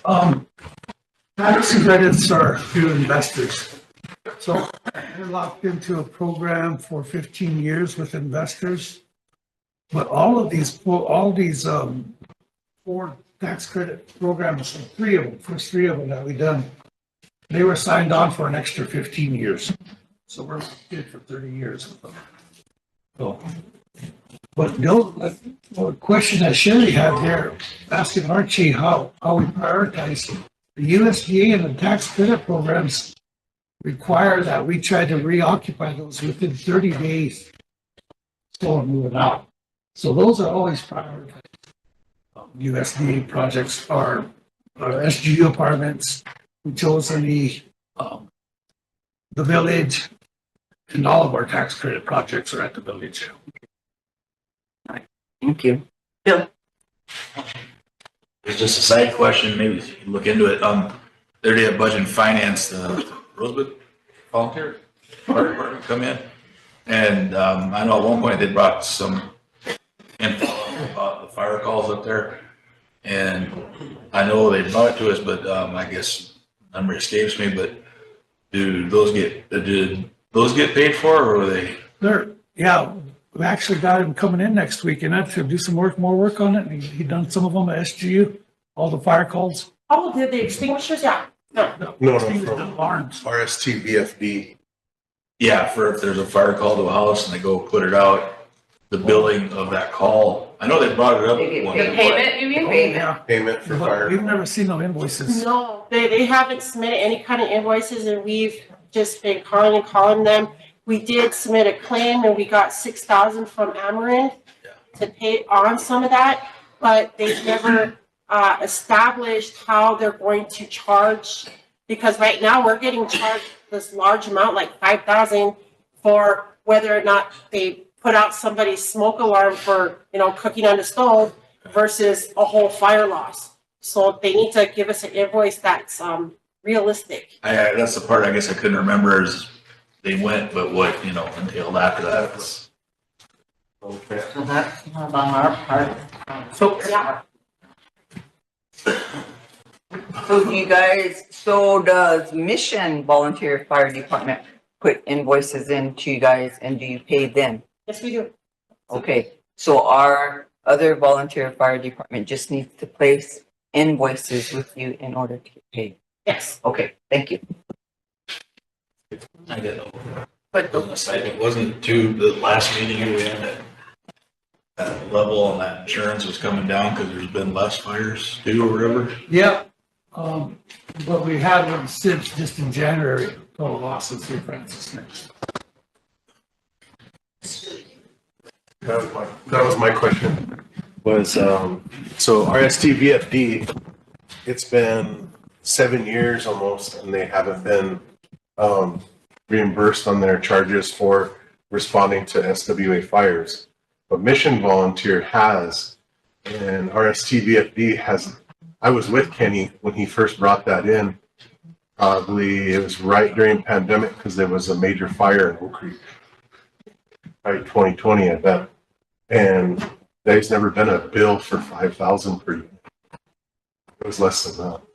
But he just needs to resubmit again and you guys can look at that. And we sat down with them probably a year ago and talked all about that.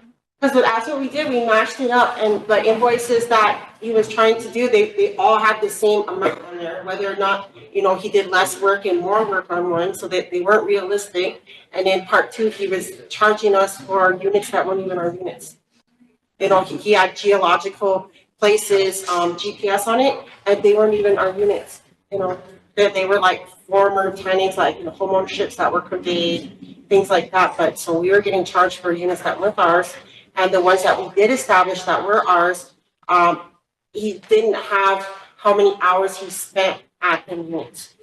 And we even gave him like an example of an invoice to use, and trying to help. But because we didn't have any fires last year, they didn't really have that much interaction with us, I guess. And it just didn't submit anything. So, but we got the money and we're still waiting on an invoice. Okay. Sherry, then Emily. Oh. Yeah. Sure. I just wanted to ask a question about the Chicago Village, because you mentioned tax credits. And just to make sure I'm understanding tax credits correctly. Now that's a investment opportunity for somebody to get a break with their taxes, right? Yeah. Okay, so they throw this big investment down and how far are we on paying how far before they get a return on investment? They get them every year after. Every year, Yep. when they file their tax return. So how long before all those are paid off? The initial one on these is 15 years. It's I always didn't know if you're 15 years. stretching or not. But then, the board, they set it up, when first 15 is done, we can option to go to the. Okay. So, and let's see, so we're still under their rules. But we also get help with some subsidies. Okay, and since those aren't a part of the NAHASDA formula, once those are done and paid for, are they gonna be up for purchase for home ownership or? I'll get to the board. Will it be conveyed? Okay. Okay, they'd have to purchase them, they wouldn't be able to be conveyed for years. Oh, go ahead, Monica. I think those first ones, when the agreement was made on the very first tax credits, that's how they were set up. Okay. The investors go to 15 years, but you still cannot do nothing with them until another 15 years, which is the full 30 years, because the tax credits have to be paid off with the state of South Dakota because they put a big share in with the investors. Okay. And so they still will monitor us to make sure that our low income people are in there in that 15 years. Then what was to happen after that is if those people, they'll look at the cost, what was paid in by them and the value of the unit. And then maybe they could turn them to home ownership from the day they stayed in there till the end of the program. But there's just been so much influx that you'd have to almost start over with some of them to see what that value would be. Okay. In that short a time that they're in there, if that's what the board wants to do. But that's what they were set up for, for home ownerships. Because Amos at the time wanted homeowners, people to take pride and take some equity. And he wanted the council and them to give them a assignment to them lots so they have something that they can use of their own. But that may change, but they can be turned over to homeownership. They could stay until they could be conveyed to someone. There's a lot of options then, once those are finished. But even the USDA ones, like our copper keys, those belong to housing. They're no longer under USDA or anybody, but they're plexus. Okay. And then the USDA ones are for the very low to no income. Okay. Because you get a little income, they're charging you 30%. They're subsidized by their utilities. But if you do not get that house done and re-up it in a certain amount of time, they take the utilities from that. Subsidy. That's utility subsidy. Okay. You can later, after you get it put back online, can later request for subsidies, and as they can get their subsidies from other places, then you can get your subsidy for your electricity. So it's a work in progress with all of them, I guess.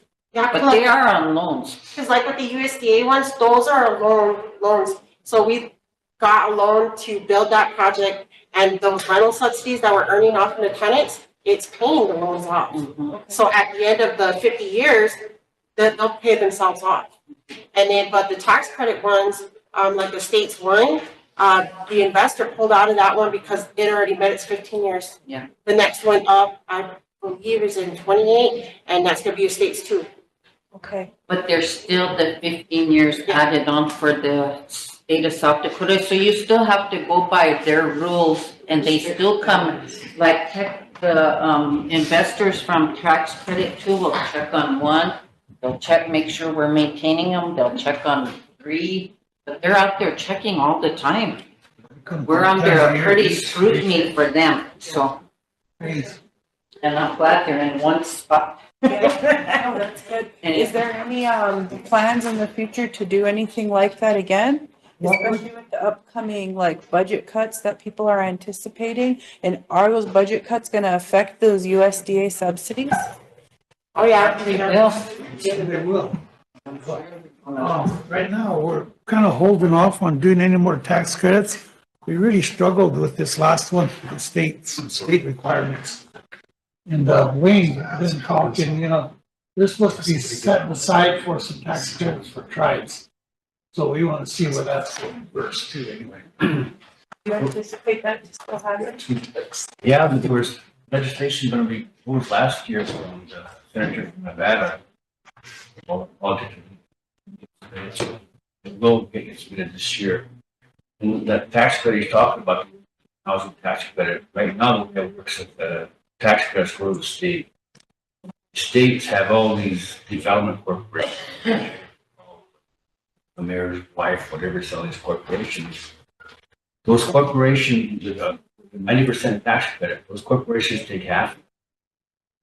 Housing gets the other half, to take those houses. And then not only do they take half the money, but they have to now satisfy two groups of people, actually three. That's serious, the housing and then the IRS. So what's being proposed is that the tribes will be eligible to receive these credits direct.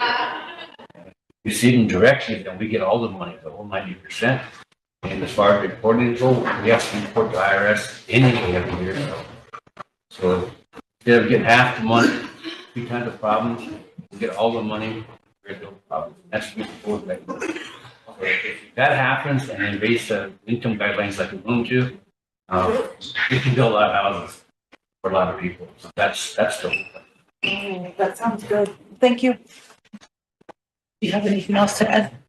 Yeah, I just have a couple of questions for, how many of our tenants are subsidized? That their rent subsidized? 15, 45, 60.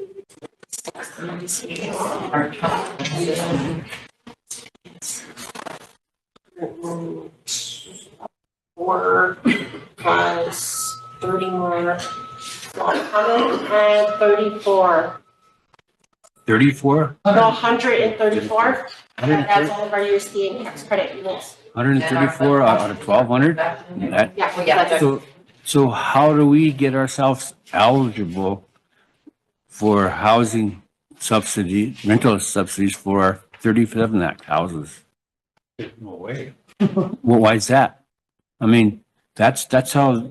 Because we get $400 for those. But They're by a formula and that 37 Act units, that's what pays the housing authority's budget, only what we maintain. I understand that, but what I'm asking is why can't these tenants receive a subsidy so they can make their rent? So that housing gets 100% of their rent because there'll be subsidies involved. I mean, they do that in Rapid City, Sioux Falls, over here at Sunrise. The tribe wanted it that way to go to LEAP, so LEAP, they ain't doubling up. No, no, I'm talking about. Section 8? Yeah. Rent subsidies. Rent subsidies. Tribe don't have Section 8, that's all through the state too. But The only similar to the state of Section 8 vouchers is the HUD voucher for the veterans, and it's only what they call rental assistance. But why is that? The federal government. Is it because we receive NAHASTA funds that were not eligible for those programs, or why are we not eligible for those? Every tribe's not eligible for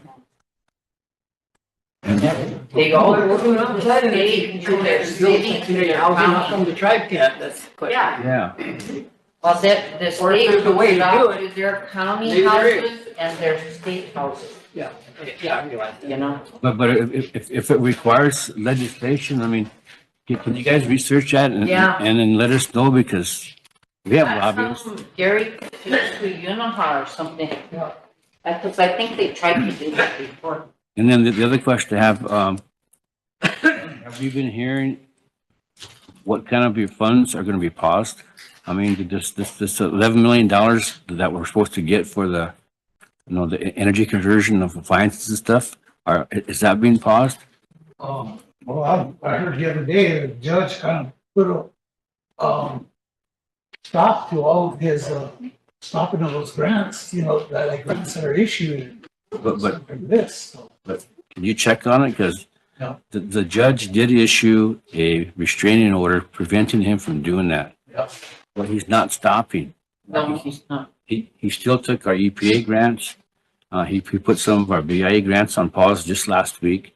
So that's something that you want to check on. And the reason to check on it is we need to know the impact it's going to have so that we can get that to our lobbyists so that they know what to ask for. Yeah. The faster we get the information, the faster we can stay ahead of this game. Yeah, our attorneys are on this pretty good along with all the other tribes in our area, Northern Plains tribes. So they're keeping abreast of it. And, we got a big email from him, Senator Murkowski. Did you see that one? Yeah. Yeah. Okay. So, and we got a Unihaw meeting come up, end of March next month too. And so this could be a big discussion on that down there in Denver. Okay. Also, if you hear of them reducing any of their employees, we've heard that they're gonna reduce the employees by half at HUD and at the Office of Public and Indian Housing, so if any of that comes up, let us know too. Yeah. And what we need the how it's going to impact you. Oh, it's pretty devastating. Yeah, well, If you can justify it and just say. That would really help you. I think we answered one letter here the other day. Thank you. I got mine. Couple of them, yeah, few of them already. And signatures already, so. I know that the information you gave me last time was very helpful, but anything like that. Good afternoon. As the COE director, I'm gonna ask, where's our SWA revenue? Hey. You're behind on your leases. We don't get our. But, The invoices that we did get, we looked at them and they're actually for conveyed units. They're not even active units. Okay, we'll make sure we're only sending SWA units. And so we sent them back twice now. Okay, I didn't know that. Thanks for letting me know. Then I asked them that day in the meeting if they could send it to me so we could research it, but I've never received it. Okay. We'll get a process going. Get it straight, but no, the reason I went up the floor was I went up to tribal court, talked with Danita Whipple and Cheryl Rogers on that court case. And they said they didn't know why it wasn't scheduled. It's a court case, the court hearing wasn't scheduled. So they said to prompt the judge to schedule another court date is to file a what they call it, a status hearing, a request for a status hearing. And I already talked to Sandin and his other attorney, and they're gonna get that filed right away.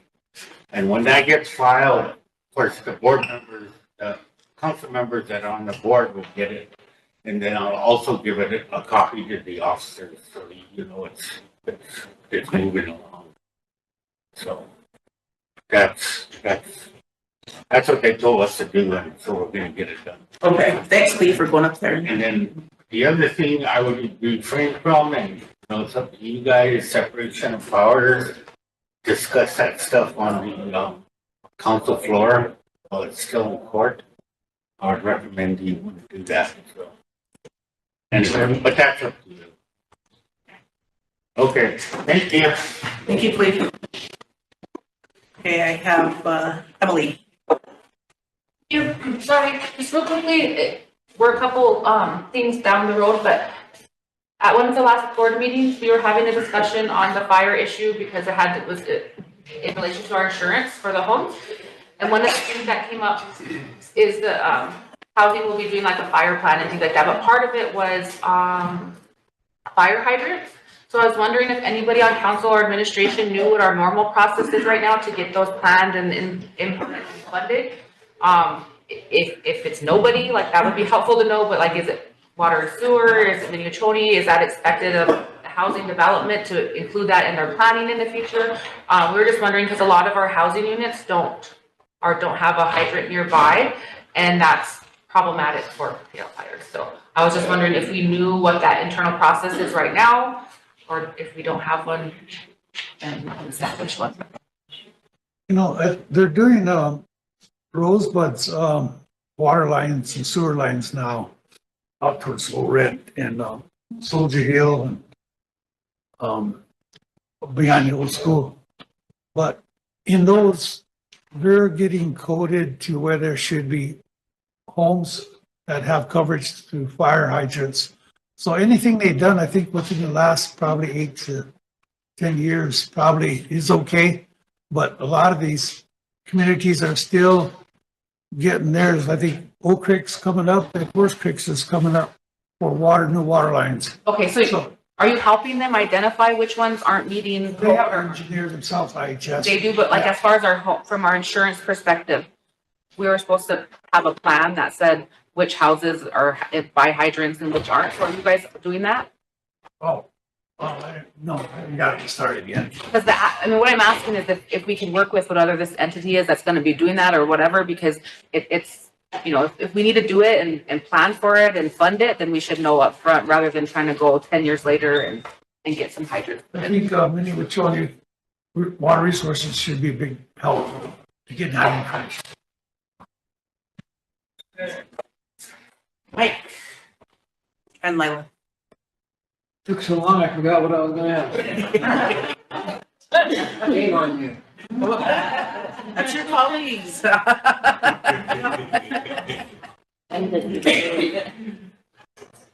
But don't interject. Gee, sorry. Come back to you or? Lila? Yeah, okay, Lila. Back to me, I'll I just have something that, I actually have to inform myself with your program. Want me to introduce it? Go ahead. Got my microphone on? Yeah.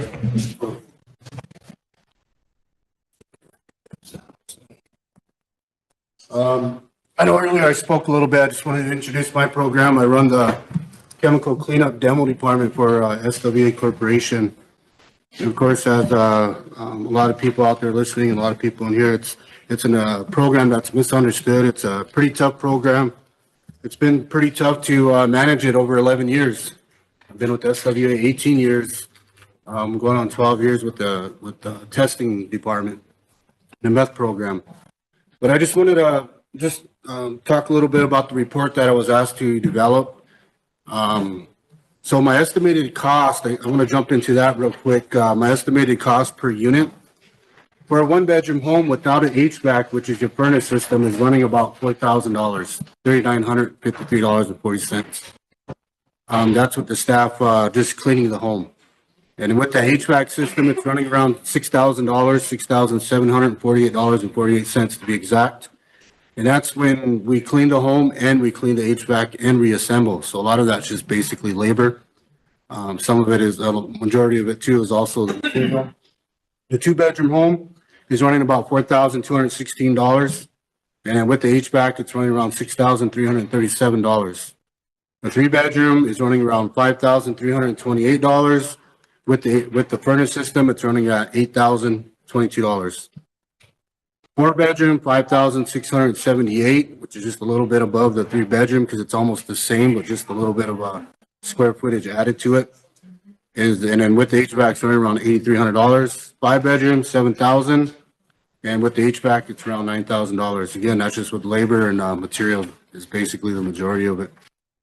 And that also includes the testing of the units, the retest. When the SWA vacant home becomes vacant, we test it for the methamphetamine. And once we get the levels back from the lab based on what they found, if it's above our threshold of 2.5 UG 170 square, as I mentioned earlier, SWA takes action to remediate that home, which is clean it up, including HVAC if it's needed. Right now, the report I submitted for 25 or 23 and 24, the total homes, on this, cost report, it's, sitting at, for 74 homes, meth positive, we have 74 homes that are positive, 66 homes that are negative, or been cleaned and cleared, sorry. And then, we have, 55 homes that are negative, which means there was never no meth levels in that home. With that being said, based on levels, when it hits a 2.5 and whether the home becomes vacant for that process, what we do is we start doing a trash removal, which is property. Once it hits the vacant report through SWA, when it goes through the means, then we start doing a trash removal. Prepare the unit for remediation, which is basically when we walk in, we're ready to clean, including the HVAC. And then once we do the cleaning process to the home, then we go back and retest it. Make sure that what we cleaned is zeroed out. Sometimes they ain't because of levels on the home and HVAC. So that's kind of like running up cost testing. It runs us about $400 a home, and times however much we have to test it. Sometimes it's up to 3 times. So you're looking at $1,200 for testing. And the reason why I think back in 2014, when the Rosebud Sioux tribe started the resolution 2014-63, that resolution was based on the Rosebud Sioux tribe interacting with other programs to start addressing this methamphetamine. And what the plans were to do then was based off of police reports and SWA data. And at that time, what we were doing is having meetings like every month on creating data. But since then, a lot of them programs kind of dissipated. A lot of people left and back then, and kind of like I'm like the only one for SWA that originally started with this program with the meth testing. So back in 2014, we started our methamphetamine testing and removal policy. And that policy was based on giving the tenants education, whether they moved in or whether they're going through litigation or whatever the case may be. But we also did a mass mailing to the tenants when the meth policy came about.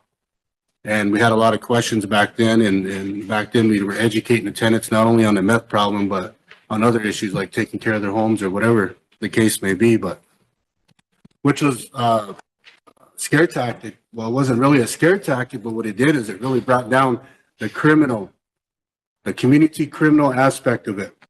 It started going down a little bit more because they started realizing that people were actually able to report to SWA that this was going on in their community, whether it was criminal activity, methamphetamine, bootlegging, whatever the case may be. So what we did back then is we started getting approval process, and then we start going to these houses and we'll serve them their letter. And then we would test their homes and find out it was positive, and then the process started. Now, when that process started back in 2014, we actually started in 2013 with the contract company out of Omaha. And what had happened was Sisseton tribe was brought here by the board, and we ran through what they were doing up there. And we all guessed here, well, there ain't going to be any meth here, maybe 2 out of 10. But when we actually started the process, we actually got 10 out of 10. And then it just got worse and worse and worse and worse. It stayed at that level.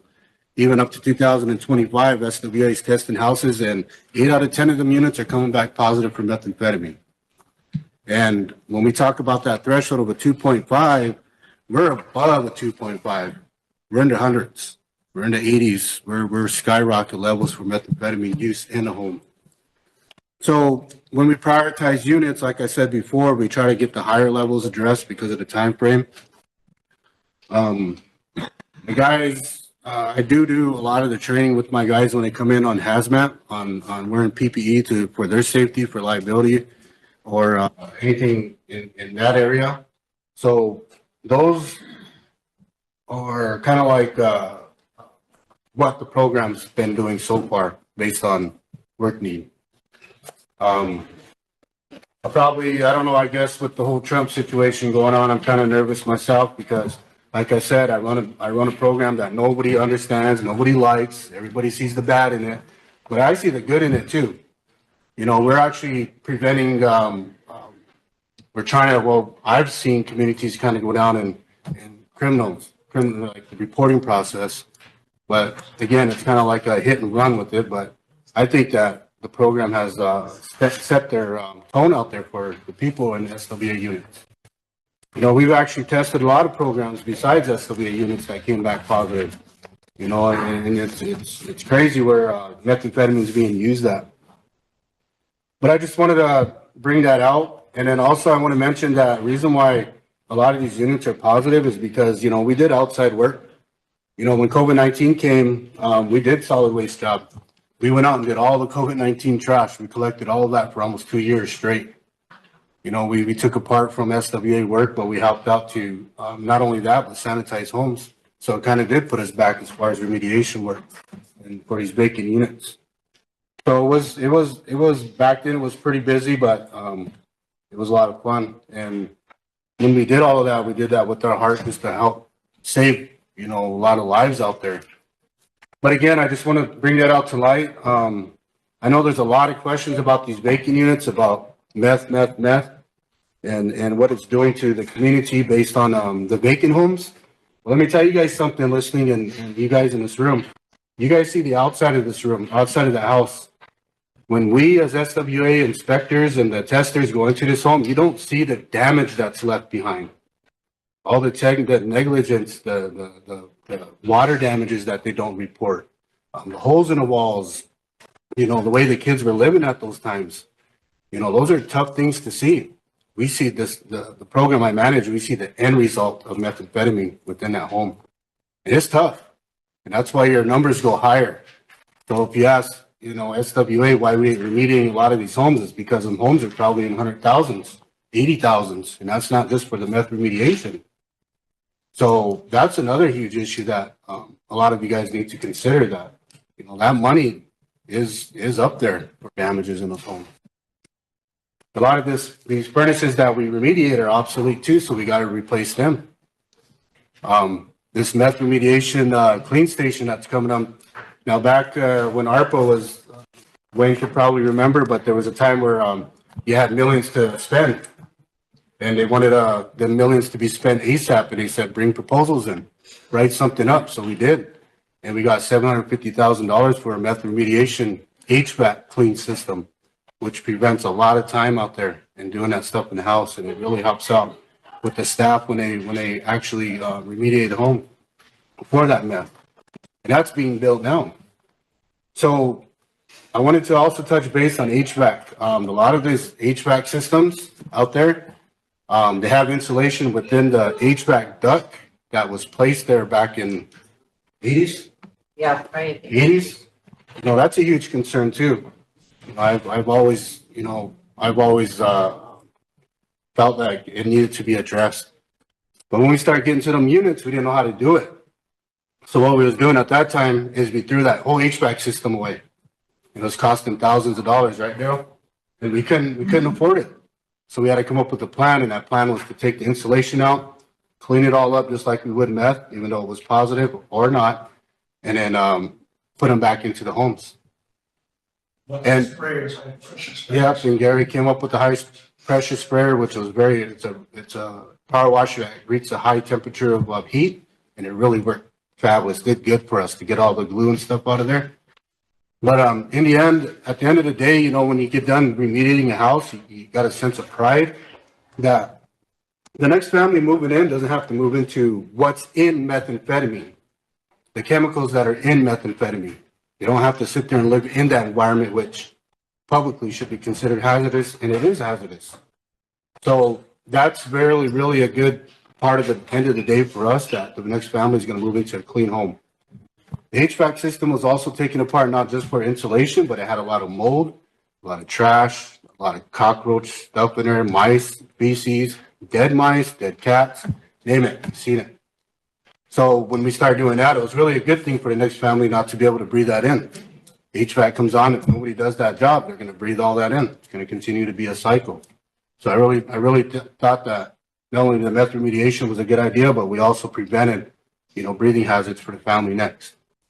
You have workers that get sick from that too? Nope, because we wear full face respirators. I got PPE, I got boots, I got gloves, I have needle-proof gloves. Needle-proof gloves were always a priority from the beginning. Well, not really the beginning, but I did have a staff member who cut himself, actually poked himself with the needle. And it caused craziness because when you do methamphetamine houses, there's times where you find needles in these homes. They're not, back then when we were doing a lot of evictions, people were building makeshift plastic things around their window and blow it out so it wouldn't stay in the house. And then they start getting into injecting. And then IHS and DSS were seeing all of this within the younger youth, and then up at IHS, that's when we used to collaborate a lot. And they were noticing that in order to save their house, they started injecting. Well, it wasn't really, it's a two-way deal, but the thing is the families were going through what meth does to a person. Now, PPE is priority. We buy that. It's a must for my guys. We do a lot of training on that. But the thing about methamphetamine, though, and the report that Gary brought up, I read it, and one thing is that it's minimum research. I'm not going to disagree with it, and I'm not going to agree with it, so I'm just going to stay in the middle of it and hope to God I have a job next year. But the thing about that report is that when they say exposure, and then talk about exposure to the families, they don't actually know. Maybe they do, maybe they don't. I don't understand why they wouldn't say that exposure does happen within a family. But to watch your family on methamphetamine every day, that's a mental part for the family, for the grandmas and grandpas. You got to watch their grandson and their kids struggle with this addiction. Now, this addiction of methamphetamine is, I'm going to jump a little bit, but it's getting higher. They have to get higher now with fentanyl. They're putting fentanyl and methamphetamine and marijuana now. And that's causing these kids to go a little bit more outside the box they normally do with meth, but now they're out here and nobody knows how to address it. Nobody knows what to do.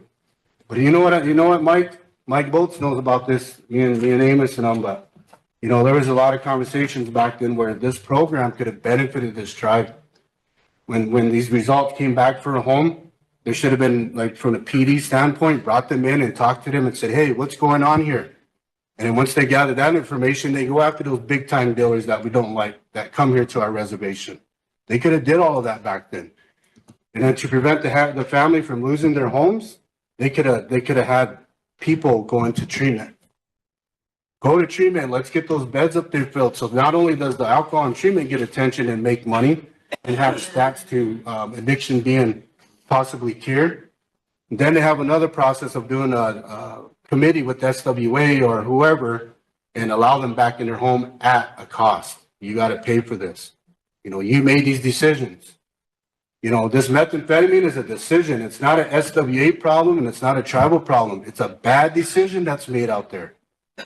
And it's tough. It's hard. A lot of these guys that are on methamphetamine, they're alone and they have nowhere to look to. Archie? Yep. I only has a question. Yep. Thank you. Sorry, I didn't mean to interrupt. I just wanted to make a quick thing. At the board meeting and some of the discussions about like prioritizing which ones get fixed next, on the non-meth unit, there was discussion about prioritizing the ones that would be quicker to fix so that we could get a turnaround because, for example, one house had like 2 holes in the walls and it sat there for almost 2 years and got vandalized even more and things like that. So would that be a beneficial thing on the meth unit part to prioritize maybe the quicker fixer uppers one versus the longer one? Just thinking about like getting somebody back into a house or having to sit and then risk a fire or something like that. That's my first question. Yeah, SWA, we do that. Gary does take the initiative to do that and works with the inspections department to get that information. Once we have a house that's with 2 holes and just minimum work, then we'll address it. if it's methamphetamine contaminated, we'll go under and do it right away and make it a priority and get that done. And then get the work done and get somebody moved in. So yeah, we do that. Okay, and thank you for that. And then secondly, I just wanted to make a comment to council. Housing sent a couple of us to a training last year, and one of the things that I learned was a lot of our reservations are dealing with the meth use in the units and things like that. And one of the success stories that we found from them is it really took a group effort. Housing couldn't do it by themselves, treatment couldn't do it by themselves, we can't jail it out of them, so jail couldn't do it by themselves. It really took a group effort. And so I just wanted to plant the seed and put it out there that the success story that I'm talking about, what they did is they not only changed their laws and made things stronger, but they also funded and developed a multi-phase intensive treatment facility that was treatment, but it was also incarceration. So it was mandatory, but it wasn't just going into jail and having our jailers having to deal with this issue that really it involves doctors and a lot of other different types of things. And so I'm just putting it out there because as we're revisioning and all these changes are happening, one of the things that came was like the grandma story, right? It went from grandmas hiding their kids that were on meth or hiding them from the cops to calling the cops on them and saying, please come help them, send them to treatment. I don't want to lose another grandchild. But we had to do it from compassion. We had to be able to provide the resource that says, we're going to banish you, or you have to do at least 2 years intensive treatment in this facility or blah, blah, blah, blah, blah. And so I'm just putting that out there because as much effort, as much funding, as much resources that we put on it from just one standpoint, it's never going to solve the overall issue of what's causing the addiction, what's causing the meth, and what's causing that. So I just real quickly wanted to say that. Thank you. Thank you. Mike? Yeah, I do this report that you gave to the board. I don't see any mention of St. Francis in here. Is that because we're really clean? There was actually one that was sent and one that was amended. And when that one that was amended, when we gave it to the secretary, she might have gave you guys the wrong one. But St. Francis is on there and you guys ain't clean. Your name's on it. No, I apologize. I apologize, you guys. I'll make sure that I get you guys the correct one. But St. Francis is on there. Do you want to know the numbers or they take up a whole page? No, I just had a question for Gary on our chief's report. She must have gave you guys a. Why are there 14 unfinished units? So is he like jumping around and doing some work here and then going back, or what? Why are they all not finished? Well, they don't have enough contractors to do them all at once, but, yeah, and we prioritize some of them.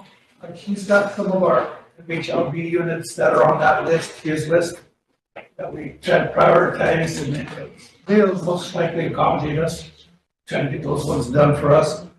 Yeah, we kind of leave it up to them, other than that, our prioritize ones. So they'll sometimes start work on one and then go to another one and leave that one unfinished? Well, a lot of times it's materials. We use materials? Yeah. That's what I was gonna say, a lot of it's materials and trying to get their materials here. Windows, doors, a lot of these are still coming 6 and 8 weeks, weeks out. yeah, weeks out of time. So then they keep moving on, and I'm sure they must have other things they do for you guys too, you know, so. The contractors? Yeah, they might have things to do for you guys and your families or your, who knows, you know. I think they have renovation for private homes too of your guys's, for ARPA. You know, when you have, housing out east that needs to be repaired, just remember we have that substation down there if you need to put supplies in there, that would save some driving time. Yeah, awesome. Storage. Yeah. Bill is, I think that's available. Daryl looked at that, huh? yeah. Nice. Yeah, we could reach out to Bill for that. So, Stan and Chris. This meth issue.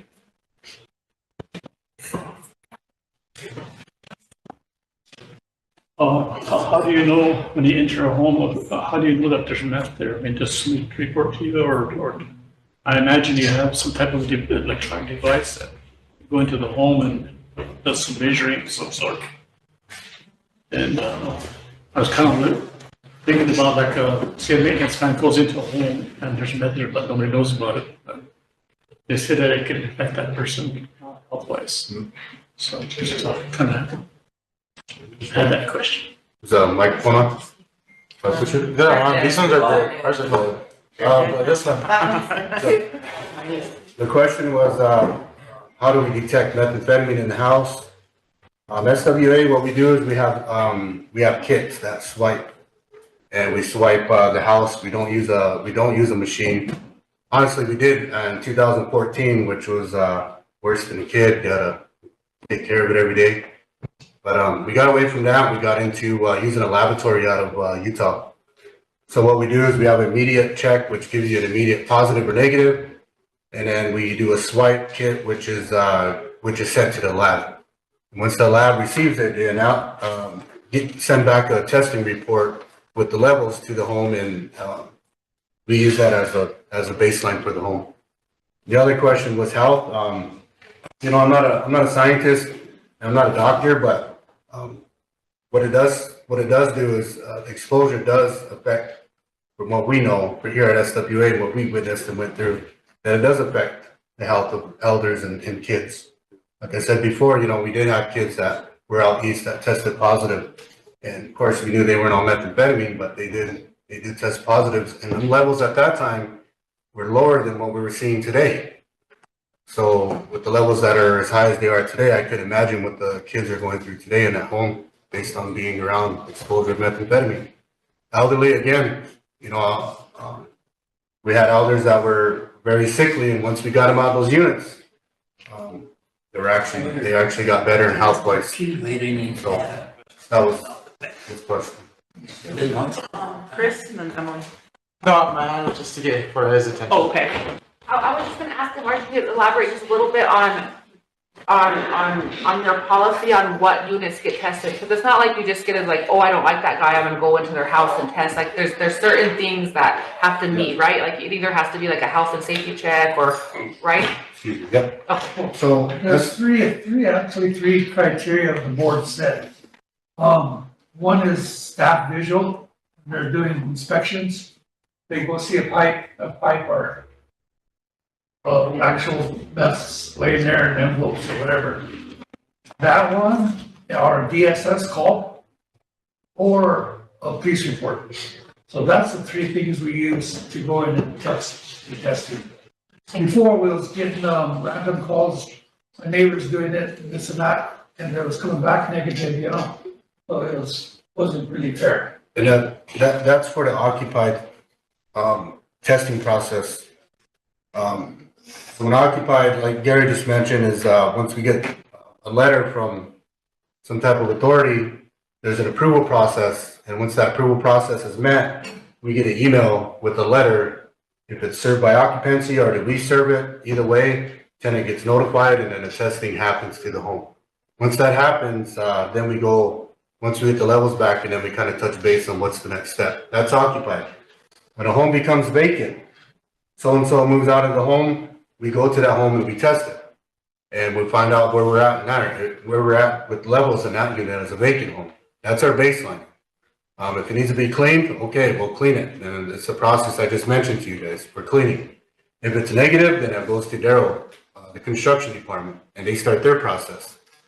Once it becomes renovated, then I'll come back in, or the program will come back in and test the unit after construction. And that one there is for moving. This moving process comes with the tenant. They'll receive a testing report, and then they'll receive a certification that there's no contaminants meth in the home, and with my signature on it. And they receive all of that. And they also receive the history of that home. So that's for a vacant unit. When we do transfers, we'll do the same process. Somebody's gonna move to a different house. We test the house that they're in, and we test the house that they're going in with reports to that, and they get all that information. Successions, which is somebody taking over the home, we do the same thing there. we'll test that home before a succession happens, which is somebody, taking over the house, because of the head of household will either moved out or deceased. So there's always a testing process to ensure that, these contaminants met the bendings out of the home. Yep. Good question. But, I don't know, it's gonna get late here, but I just wanna say that, every reservation's different. Every reservation has different stories. We know our story here in Rosebud, and it's alarming. It's always been alarming. We haven't been able to sit down with you guys. I've never, had an opportunity to talk to you guys, but, just come down and visit sometime and we can throw some data at you guys. But yeah, thank you guys for your time. If there are no other questions. Mike has a question. Oh, okay. Yeah, just an observation, watching some of the testimony recently that, we've been interested in, practically every one of those tribal leaders that testified, talked primarily about the drug problems on their reservations. So the drug issues are getting are gonna get a lot of attention, I think, if testimonies mean anything. Just about every one of them, though, mentioned that, or told the committee that drugs were the biggest problem. I'd really hate to see this really good program go away. That's what you guys fight for it. Because it does, it means a lot. It means a lot to the people out there, the ones that are really combating this. I just think we need to fix the process. Thank you, guys. Thank you, Archie. Thank you, Archie. Lila. Thank you. I want to say that this has really been an informative session with you all, because we haven't been able to sit with you and talk about this reality and this mess. It didn't go away, and it's not going to. But, I think, housing, you guys have done a really good job, the best you can, combating all these problems that we have. And it's not an easy job, and it's not something that is very popular to do. But Archie, he's my nephew, and Pushka, I thank you for all that dedication you're doing, because that's a really, really hard job. And you guys are all facing it right in the face, and it saved lives. I know you have saved lives, especially our little guys, to think of those living conditions that, they have gone through. But, I'd like to maybe at some point, invite you guys back again to discuss this next stuff. It's important that us as, a body here, continue that work and do what we can to help you guys try to keep this program. It's affected everything, all of us. But, thanks for coming, and I really appreciate you guys' work. Yeah, I think we got that meeting set up for April, but we'll keep you guys informed. Okay. Tammy. Are you done, Gary? I'll make a motion to approve, SWA's report. Motion by Tammy to approve SWA's report, seconded by Mike, by Lila. All in favor? Leah. Motion. Not yet, I will. I'll just let it count. 1, 2, 3, 4, 5, 6, 7, 8, 9, 10, 11, 12, 13, and 14. 13. Or did you just? Let me count. Raise your hands one more time. Sorry. First time. 1, 2, 3, 4, 5, 6, 7, 8, 9, 10, 11, 12, 13, 14. And 14. one not voting. Zero for okay. Anyone opposed? No. No, and not voting. One. Okay. Sorry, council, can we get a motion to have Malia be our sergeant at arms with compensation? By Toots, seconded by Tammy, seconded by Emily. Hey, Malia. All in favor? Go ahead and count. 1, 2, 3, 4, 5, 6, 7, 8, 9, 10, 11, 12, 13, 14. Opposed? 0. Not voting. 1. Thank you. Thank you. And before we leave to council, I have something I need to bring up to you about after the convention. Before we adjourn. Okay. Thank you. So do I. So do I. That can wait till Monday. Thank you. This staff is waiting till Monday? Thank you. I have to wait till Monday on your meeting. Yeah, that's right. Some colors, I think. Thank you for all that info. Thank you. Got a couple more?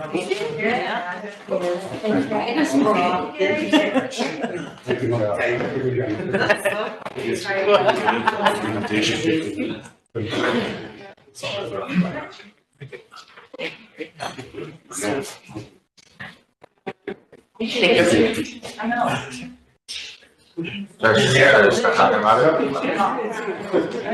Inviting us. Again.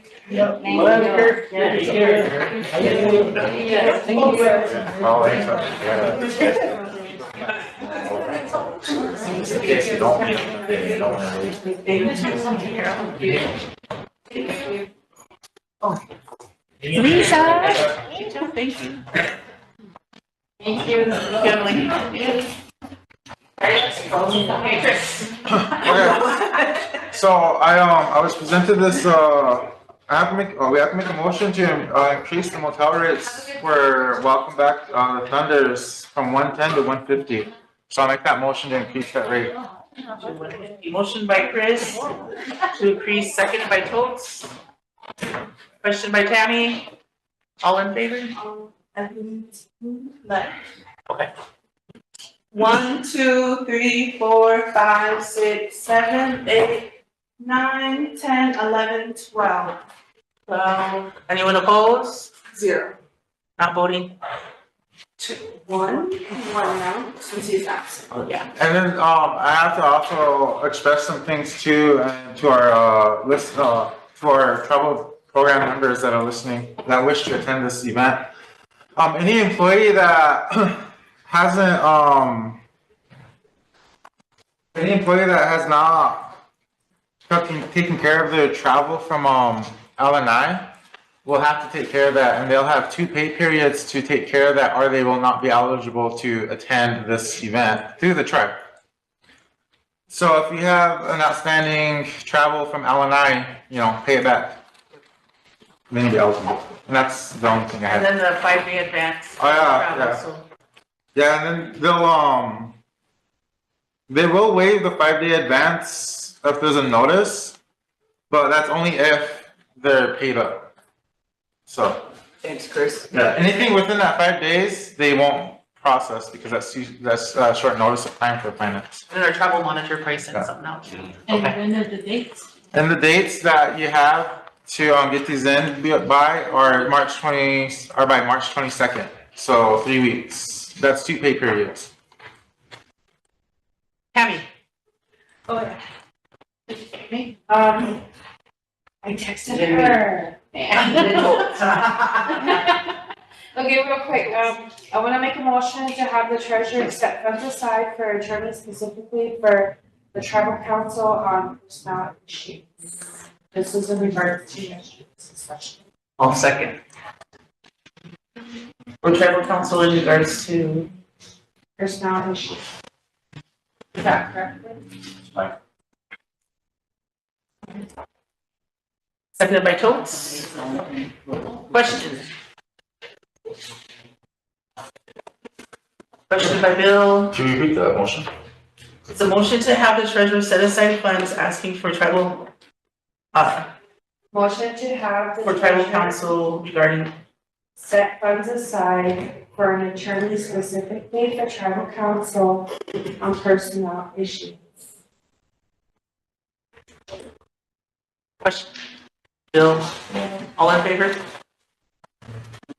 1, 2, 3, 4, 5, 6, 7, 8, 9, 10. Opposed? Thank you. 1.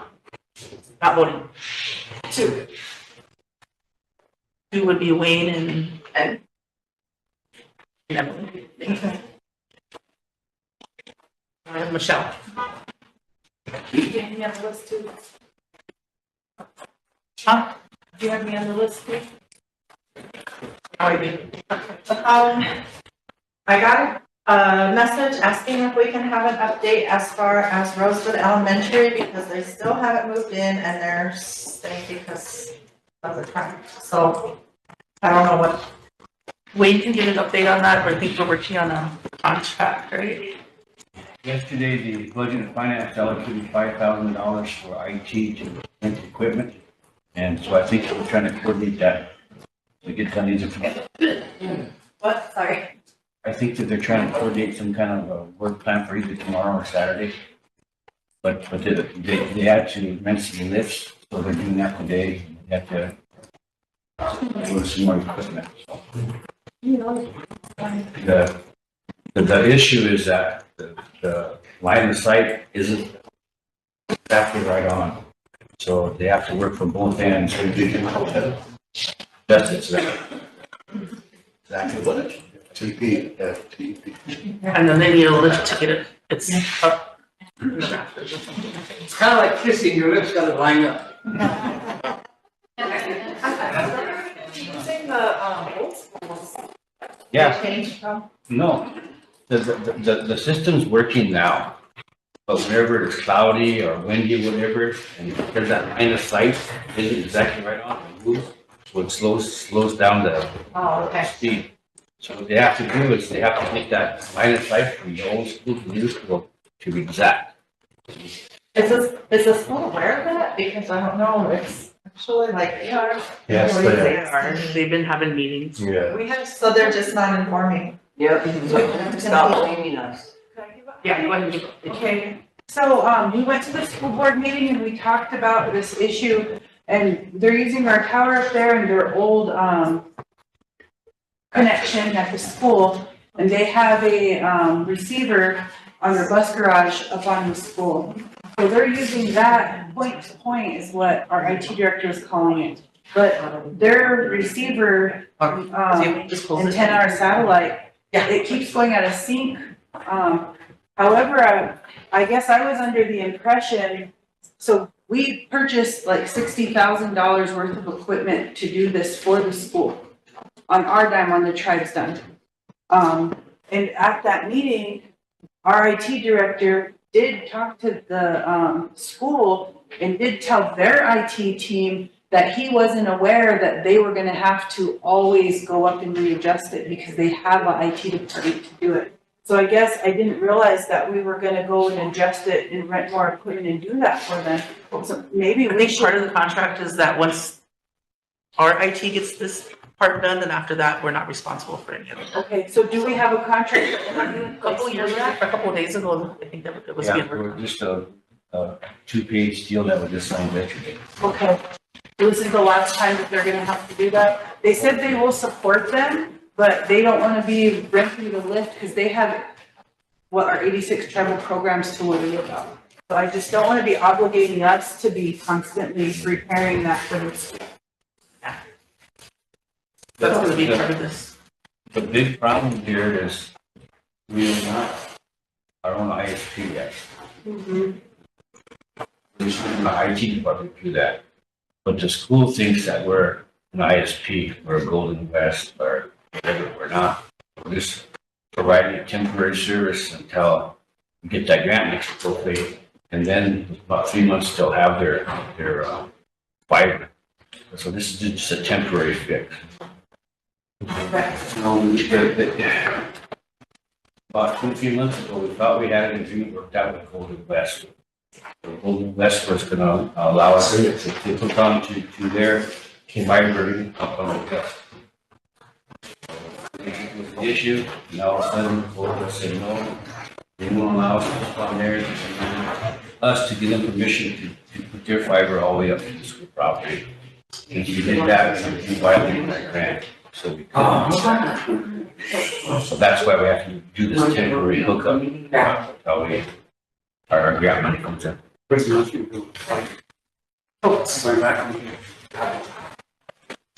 He's been sitting here, he wanted to say something about the homeless shelters. I said, did you still want to say something about it? He said, I forgot all about it, I'll come back.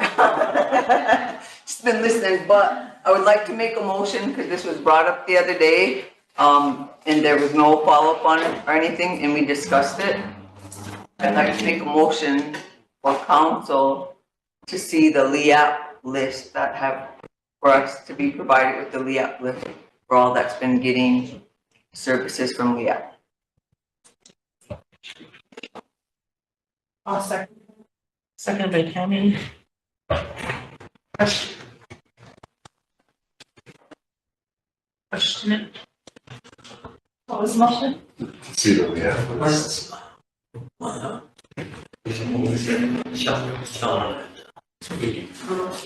Question by Bill. All in favor? Yeah. 1, 2, 3, 4, 5, 6, 7. Yeah. Oh, his hand up. He threw his hand up after you went by. 8. Opposed? 0. Oh, wait, 2.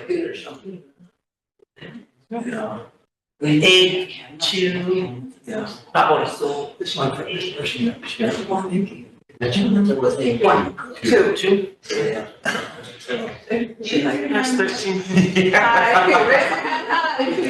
She did. Do you need a little button? I know. Okay, how many opposed it? So she did. 2. And they So it'd be should 3 not voting, right? I didn't vote. You did, yeah. 1, 2, 3, B. Yeah. So 8, 2, 3. Yeah. Council, before you go on recess tonight, ask you to, take on one resolution. This is for a grant for the Veterans Office that is due Monday. It's for like 597,000 and for, Don't we gotta get your cut? I know. for, 5 employees and it's for supportive services to veterans, with a total of $639,254. I'll move for emergency legislation. Motion by Mike, second by Todd. Question, Lila, all in favor? 1, 2, 3, 4, 5, 6, 7, 8, 9, 10, 11, 12, 13. Opposed? 0. Not voting? 0. Motion passed. Okay. Motion to approve. 2025, 33. Motion to approve by Chris. Oh, 20, I'm sorry. 2025, 33. 25, 33. Motion to approve by Chris. Second. Second by Mike. Go ahead and read it in, Chris.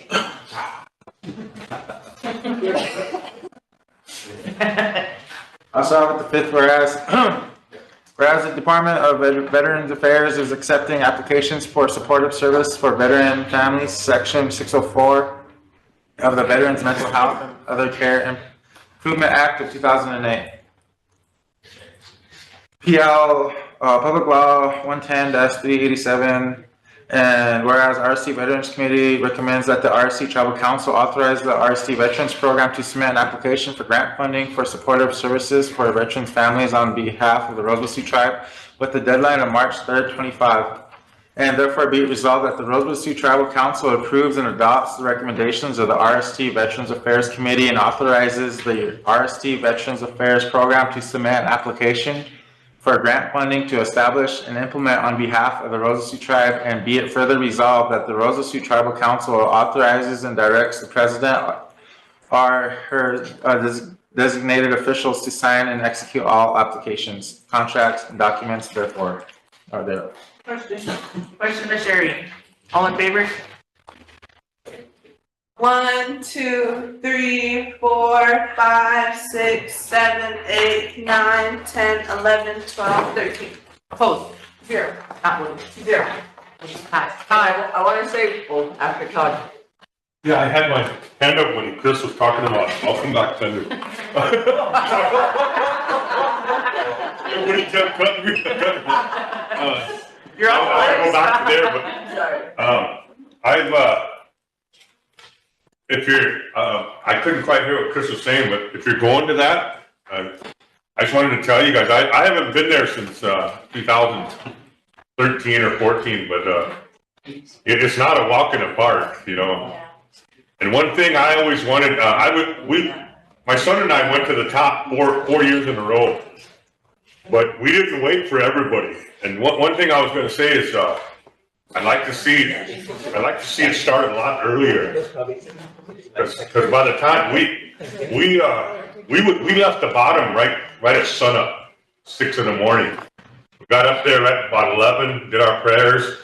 When we were coming down, everybody was just like a quarter of the way up, just getting started. And it was already, noon or 1.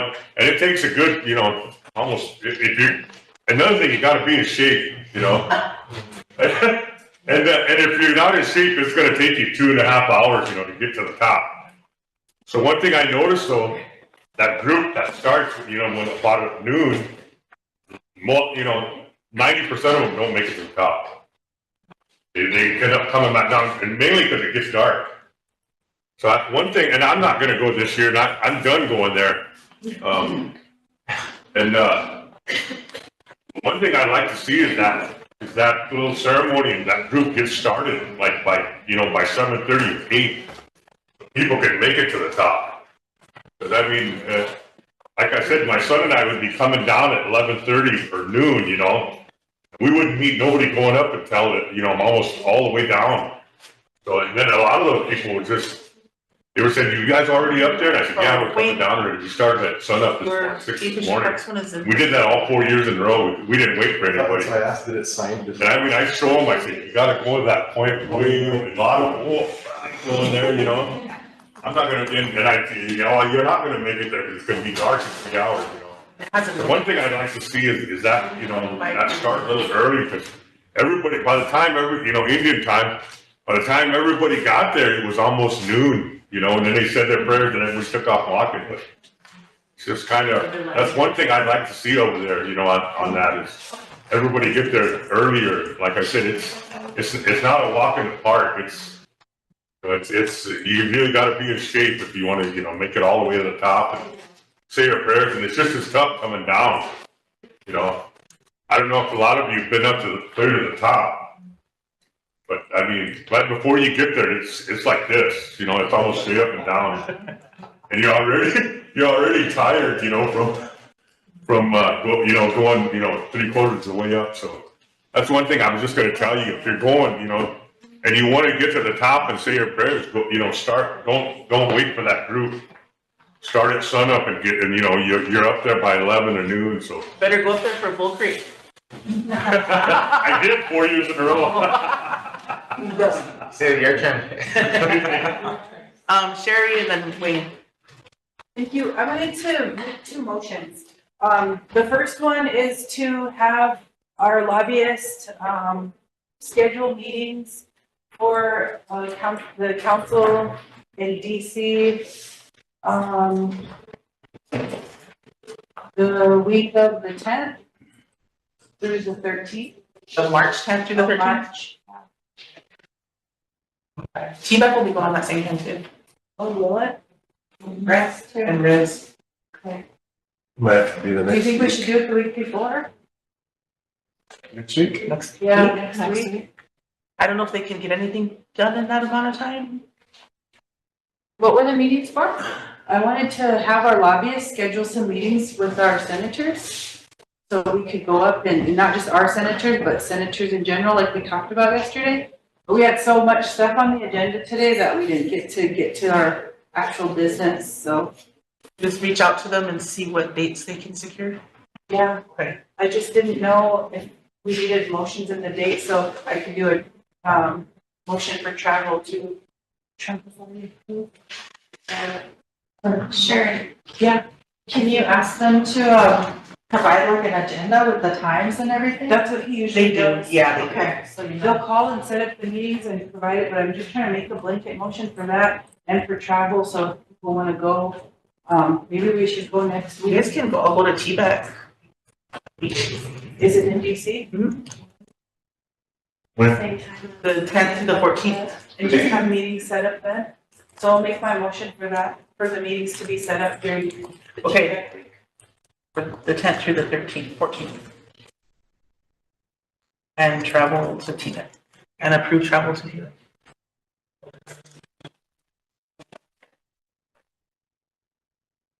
Motion by Sherry, is there a second? By Wayne, question by Tammy, all in favor? 1, 2, 3, 4, 5, 6, 7, 8, 9, 10, 11, 12, 13. Opposed? 0. Not voting. 0. Motion passed. Two resolutions that are time sensitive for land and natural. Oh, you got another motion.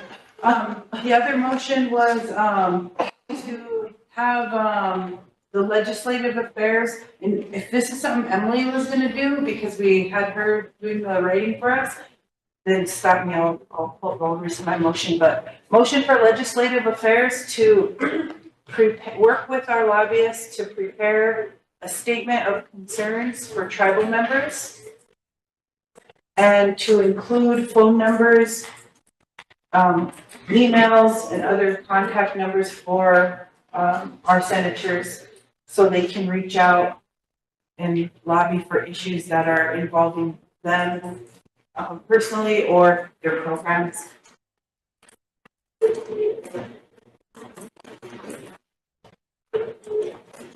On issues involved. Kind of like a template form? Yeah, like a template that they don't have to use, but at least it's available for them. Usually you have short motions like that. I know. Did you get it all? No? Okay, you're gonna repeat it? Yeah, so motion for legislative affairs to work with our lobbyists to create a template letter for the public to use to help advocate for funding for the tribe or their programs. Okay, second. By Michelle, question by Totes, all in favor? 1, 2, 3, 4, 5, 6, 7, 8, 9, 10, 11, 12, 13. Opposed? 0. Not voting. 0. Motion passed. Okay, Wayne. Move to bring on the Mike, resolution. did you get a resolution? No, Wayne, good. Emergency legislation. Second. This one has a number. Yeah, this one has a number. So it's gonna approve. The Game Fish and Parks hunting season. Yeah, that's 2025-30. Just put a motion to approve. Move to approve. No. Second. Second by Chris. 2, 4, 5. Read it. 5, fifth whereas, the RST Department of Game and Fish recommends on the Natural Resources Committee to approve the 2025 hunting season, number of tags issued and fees for tribal members, ATMs, non-members, see attached schedule. Therefore be it resolved, the Rosebud Sioux Tribal Council hereby adopts and approves the 25 hunting season, number of tags issued, fees for tribal members, ATMs, non-members, and all other recommended above. And that no changes may be made without approval of the Director of Game and Fish, Land and Natural Resources Committee, and Tribal Council. Question? Yep. I have a question. Any questions? My first question is, who's the director of Game and Fish? I thought it was the director of Department of Natural Resources. And then second is a comment on, just so everybody's aware that we do not have any data, anything to support these numbers. We don't have any habitat numbers. We don't have any wildlife numbers. The department is basically being ran like a hunting lodge, and so I just want to be vocal and on the record that I cannot support this. Thank you. Question. Interesting point. Interesting point. It passed through committee though. You know, for this program, also to, well, it's gonna be pretty tough right now with all these cuts and everything the way they are, but look at things, like down the road, Rosebud Park. We talked about this a long time ago, you know. Why couldn't we use revenue down there? You know, they need to think out of the box too, besides just hunting. So I'm to say that. Will the language be amended to include the director's title, or is that a different person? Which whereas?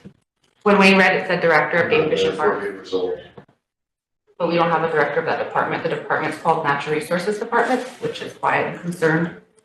Yeah, so just take out director, then take out Game, Fish and Parks. Insert And natural land resources. And then just leave natural resources.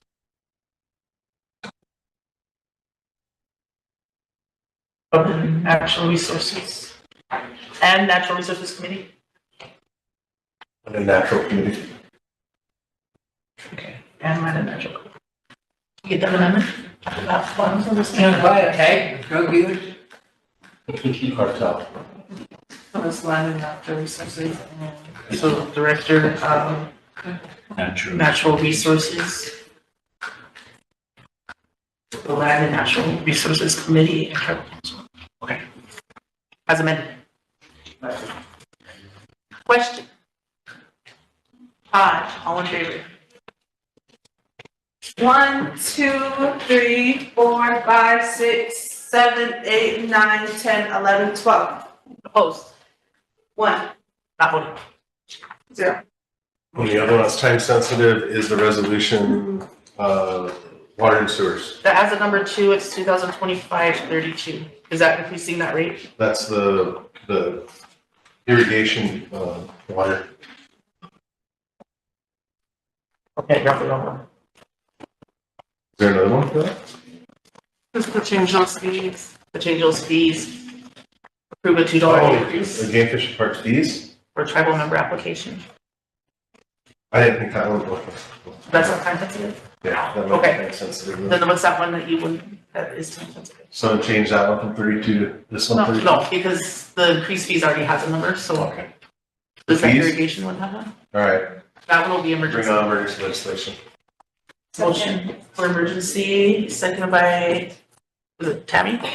Carrie. Question by Totes, all in favor? 1, 2, 3, 4, 5, 6, 7, 8, 9, 10, 11, 12. Opposed? 1, Not voting. 0. Motion to approve, what's the number? Yeah, that will be 34. 34. Fourth. Fifth whereas, Department of Game Fish and Parks recommends that Land and Natural Resources Committee to approve a $2 increase for tribal member application fees from the current $3 to $5 per This application. one had a number. Whereas 34. I thought it had a number already. Wait, no, we were talking about a different resolution. Oh, So this one is 32. oh, so it's not 34? Wait, I need It's a not emergency either, it has a number? Yeah, it's emergency. It's emergency. 34. Because it didn't fall in the. Need a second, give me a second. He brought up a resolution, but then they're like, wait, there's another time sensitive one. Oh, we'll get back to that one. This one is the emergency legislation. So the one that you heard was this one. Yeah, because you can run one. Yeah, he was speaking wrong. Okay, thank you guys. Therefore, be it resolved that the Sioux Tribal Council approves tribal members' $5 application fee as presented by the Department of Natural Resources and Game Fish and Parks. Discussion. Question by Todd. All in favor? 1, 2, 3, 4, 5, 6, 7, 8, 9, 10, 11, 12. Opposed? 0. Not voting. I thought you said that one was 32. 33. So She you changed it just to read one. 34. You weren't supposed to change anything. I'm totally confused. The one that he just read is 34. 34. And that's a irrigation one, right? No, the tag See? increase. I told you guys. You told me the irrigation was 32. The irrigation is 30, This is why you should have rushed the me. tags are 34, right? The tags are 31. So how are we even counting that as a vote if no one even knows? So there's a season's resolution, and the season one is what I read first. You said that one was 31. 31, yeah. Okay, so then this Second this one. other one is for the application fee increase from 3 to 5. I thought you said that wasn't time sensitive. Yeah, so I put it away and then I thought we were on 30. We were on the irrigation one. I was ready for it, but then she said there's another one from Game and Fish, so I read it off. So that one's 34. That one's 34. That was 34, yeah. But not the one that you read. So you gotta withdraw That's what I the read. 34 number because that $2 increase one already has a number, it's 32. 32? Yeah. Right? No. The increase is 32. He just read that one. So the increased one is 32. And it was an emergency legislation. And it was an emergency legislation. Yes, see, so that's what I Okay. Long day. Now, the one that I'm saying is time sensitive because he was trying to hurry it through is this irrigation drilling one for Rosebud community and to have another production well for the drinking water. Yeah, that one's emergency then. That one is emergency. You assigned it 34 though, right? Okay. So motion for emergency. Motion emergency, even though it went through committee. Second, by Totes. Question. All in favor? 1, 2, 3, 4, 5, 6, 7, 8, 9, 10, 11, 12. Opposed? 0, not one. Motion to one. One. Not yet. Second. One time. Quit. Second. Wait, this one. Very cool. Read it in. IHS has allocated funds prioritized to the sanitation deficiency system for the new water system production well to serve all communities on the Rosebud Rural Water System. And whereas the advertisement 2025-01 resulted in one qualified bid, Sergeant Irrigation, for $178,906. Whereas the sole qualified bid for Sergeant Irrigation in the amount of $178,906, and whereas the sole qualified bid was reviewed by RST Techro, RST Treasurer's Office, IHS, OEH, and RST Sewer Revenue Department and Land and Natural Resources Committee. Recommends the sole qualified bid for Sergeant Irrigation in the amount of $178,906 to the Tribal Council for approval. Now therefore be it resolved that the Tribal Council approve the committee's recommendation and directs RST Sewer Revenue Department to proceed and award the Community Water Supply Well project to Sergeant Irrigation for $178,906. Discussion. Question.